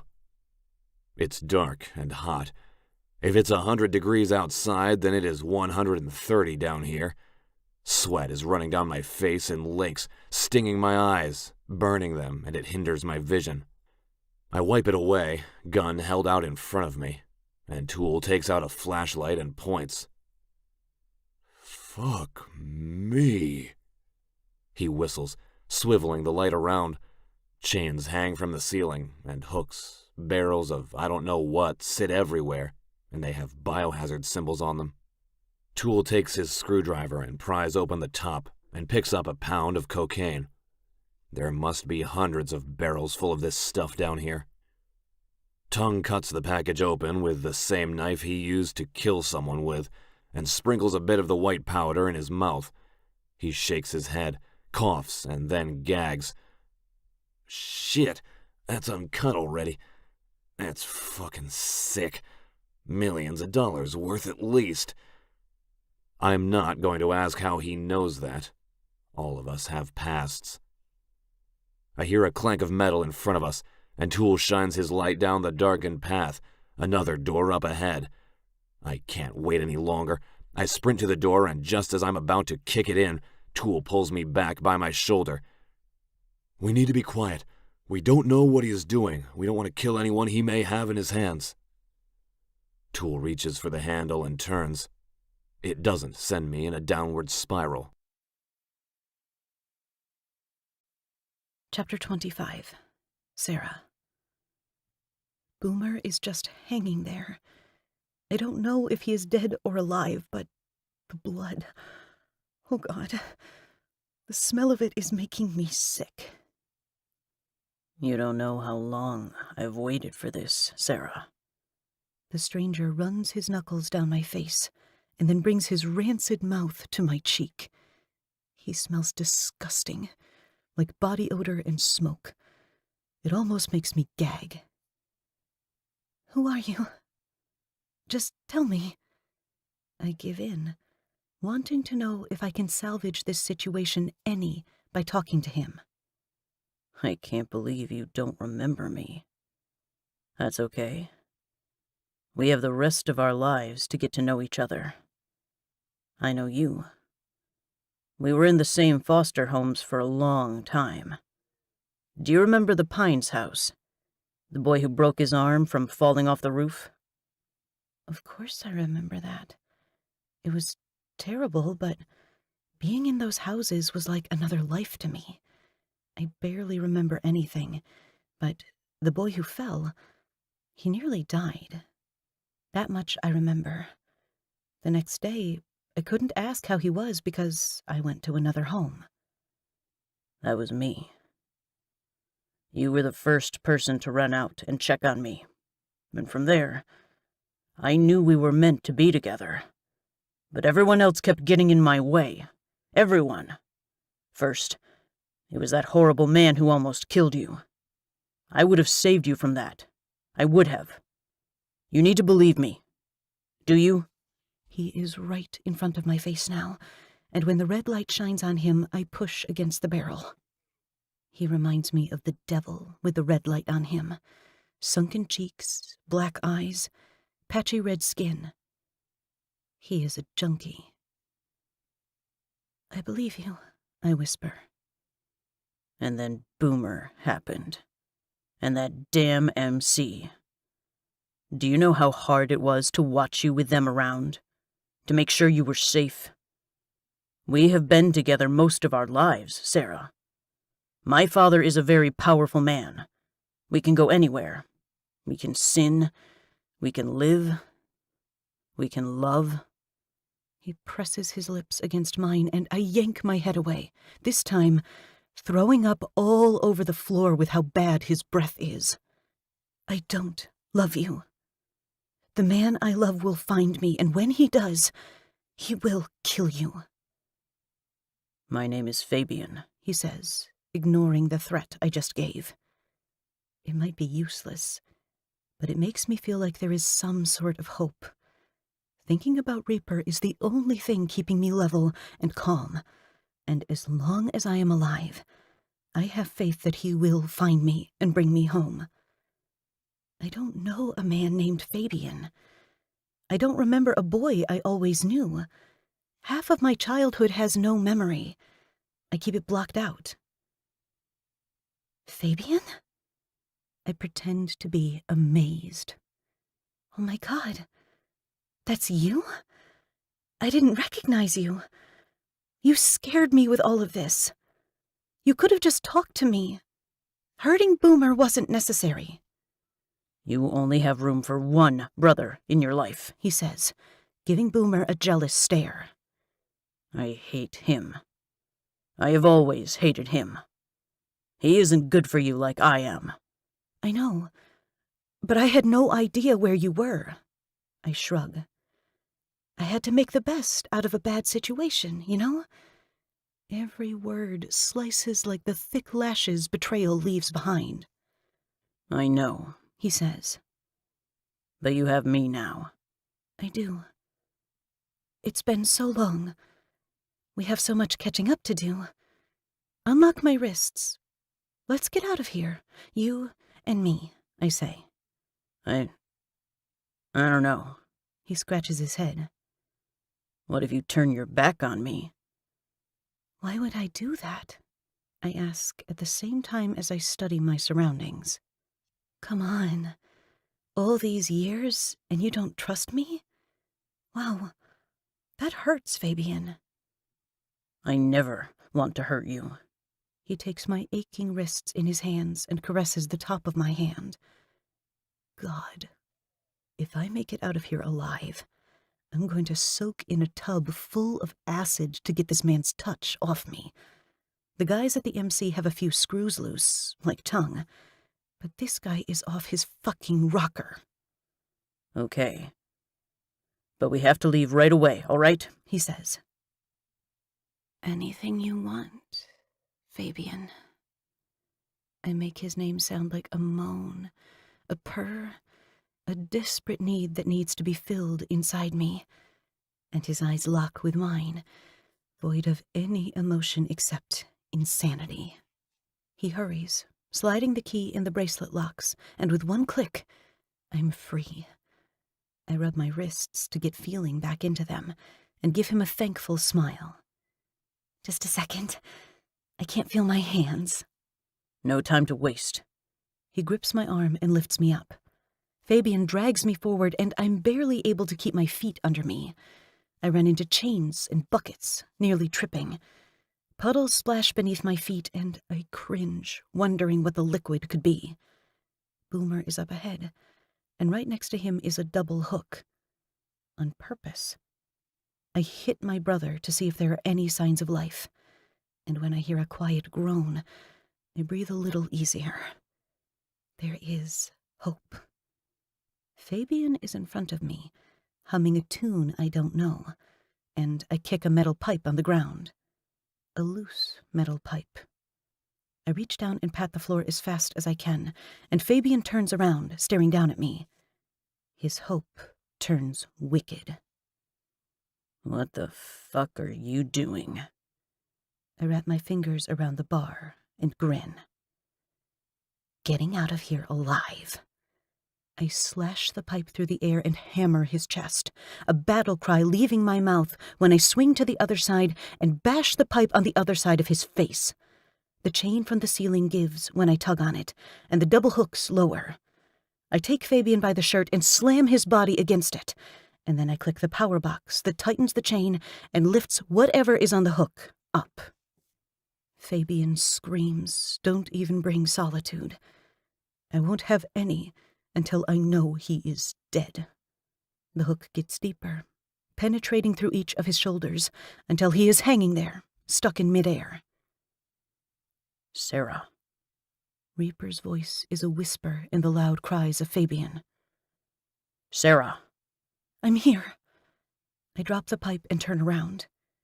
Reaper is running right at me, gun lifted, and the bullet breezes by me, landing right in the chest of the outlier, known as Fabian.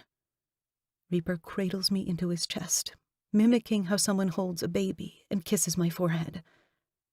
God, I thought I lost you. Never do that to me again. I had it under control, I say, watching the men lower Boomer to the ground. Is he okay? Please let him be okay. He took so much abuse so I wouldn't have any. He's alive, Toole proclaims. Shoulder wound, finger missing, bruised up pretty damn good, but he should be okay. Watch her. Reaper hands me off to Tongue, giving me a quick kiss before he kneels next to Boomer. Can't believe you strung that fucker up like a fish, Tongue notices. It's impressive. Your fat, your will. I did what I had to. I never take my eyes off Reaper as he lifts Boomer into his arms. Reaper? Boomer slurs, half awake. Reaper, is that you? It's me, kid. You're going to be all right. Sarah, he struggles to say through a broken wheeze. Sarah. I'm okay, Boomer. I cry and try to run toward him, but Tongue stops me. Give them a minute. After this, Boomer, will you please take your prospect cut? Your father's vest has been waiting for you. Yeah, Boomer whispers.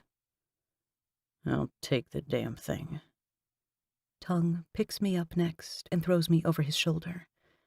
I guess being cradled against someone's chest is a little too intimate. I can't see anything as we walk, just the steps. When we finally get to the door, Tongue climbs up a ladder until the hot desert sun burns my face and eyes. I lift my hand to block the sun out of my eyes. Shit, it's bright. I saw what you did to him, Reaper says, after he gets Boomer settled in a truck one of the guys drove. My little maniac. I'm so fucking glad you're fucked in the head. I am not, I protest, wrapping my arms around his neck. He chuckles, bringing his forehead to mine. Okay, just a little. I place my fingers together to show just how little, and Reaper presses them together more to make the area smaller. There. That's better. He places a kiss on my lips, and then I remember that Fabian kissed me.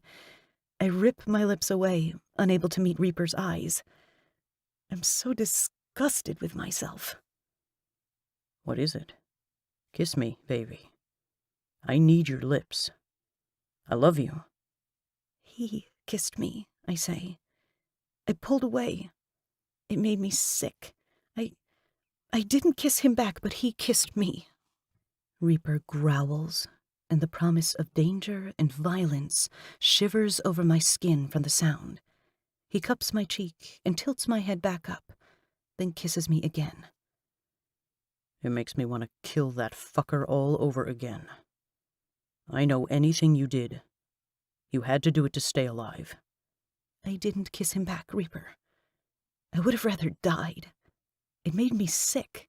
Literally, I threw up. Don't ever say that. I always want you to do what you have to. I want you to come back to me. I hate the thought of a man putting his hands on you, but I trust you to handle yourself until I know I can get to you.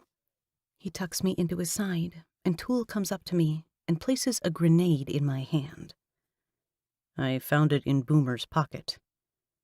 Want to do the honors? He asks. No, I shake my head. Boomer should. It was him who saved me this entire time. I'd be dead if it wasn't for him. Boomer falls out of the truck, and Bullseye helps him back up. I pull out of Reaper's arms and run to my brother, wrapping one arm around his waist. I'm getting a lot of practice at this, carrying men who are way too big for me. I got it, Bullseye. Boomer is heavy since he can't really walk, and he has his good arm over my shoulder, grunting with every step we take to the shaft that hid us. He wheezes in my ear, spits blood, a gurgling sound in the back of his throat, and I'm afraid he might not make it home. This is for you, Boomer. I hand him the grenade. Thank you for saving my life, I say. He shakes his head and gives me a bloody kiss on the forehead. Let's do it together. All right. I pull on the clip, and Boomer tosses the green ball down the shaft. As fast as I can, I drag us as far away as possible. I lean him against the truck, and I can see he is on the edge of passing out. 3, 2, he counts down. 1, I finish. Boom. Epilogue. Reaper. 6 weeks later. I wake up with a hot mouth wrapped around my cock, sucking me down her throat like a professional.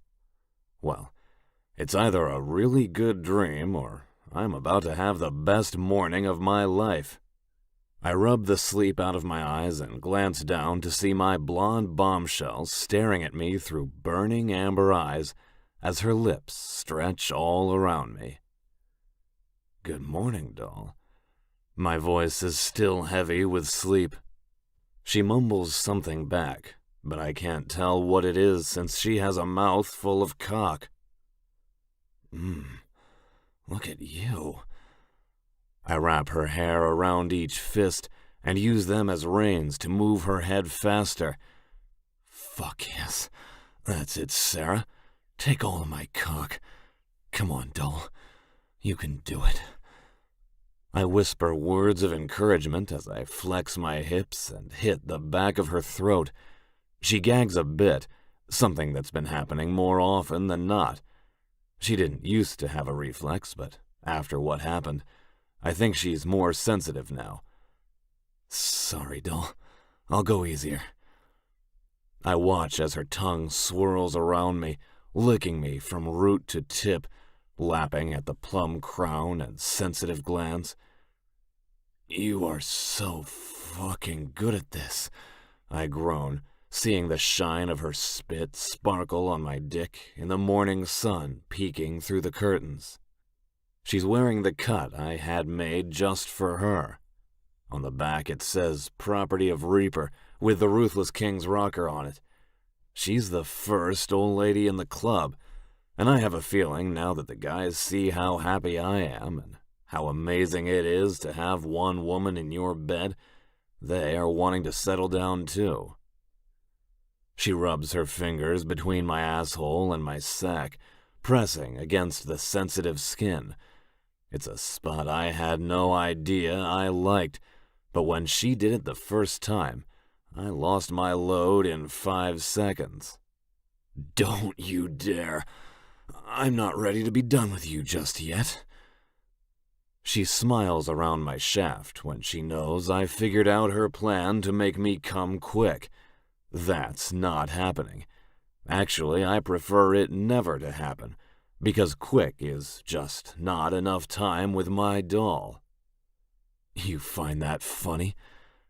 Quickly, I wrap my arms around her slim back and flip us to where I'm hovering over her. I fuck my cock inside her tight pussy in one stroke. "You're so wet. Does sucking my dick turn you on that much?" "Yes," she hisses as I fill her up and stretch her out. "I love your cock in my mouth."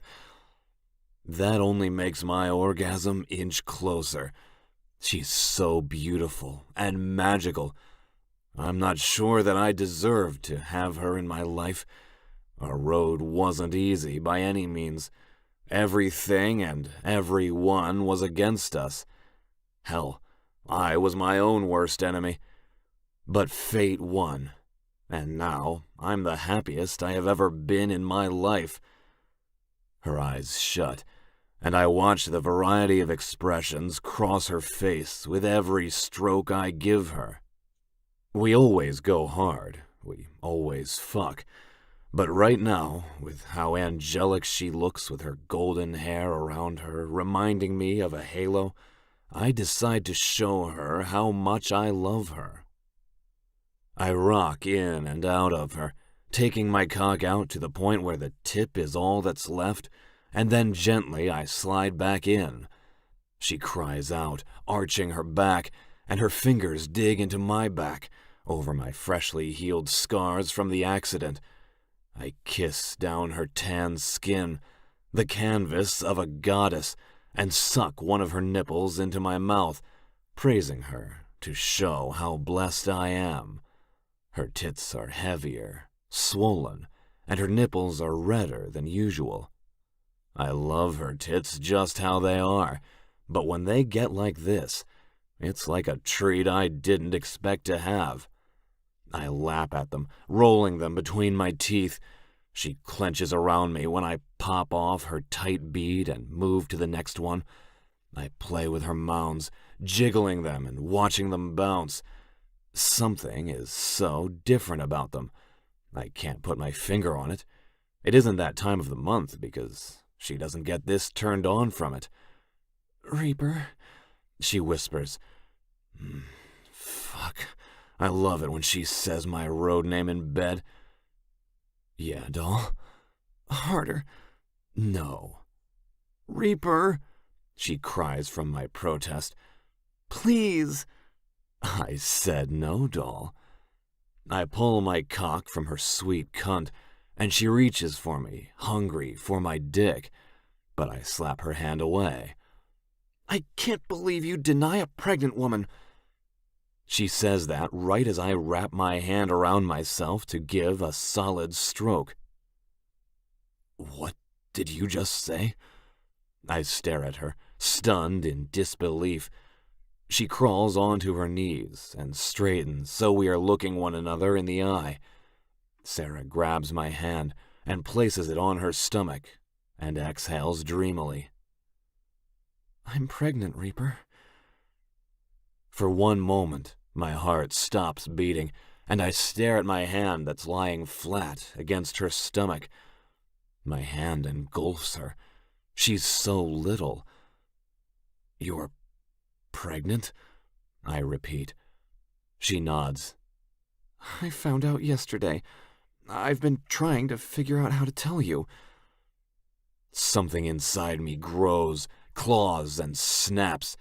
She's mine. She really is mine. With a savage snarl, I pick her up and stand, bending her over the bed. I slide my way into her again.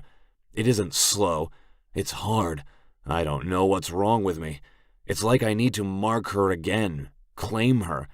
I'm not sure. This need, it's feral. "Reaper!" She screams as I slam inside her. Every stroke is harder than the last. I keep one hand on her hip and the other on her stomach, pounding my filthy ways inside her. I can't contain how happy I am. Finally, after so many years of wondering if I was going to die alone, someone decided I deserve happiness. I'm snarling, pounding ruthlessly in her sweet cunt. Sweat fills the air, fueling me further.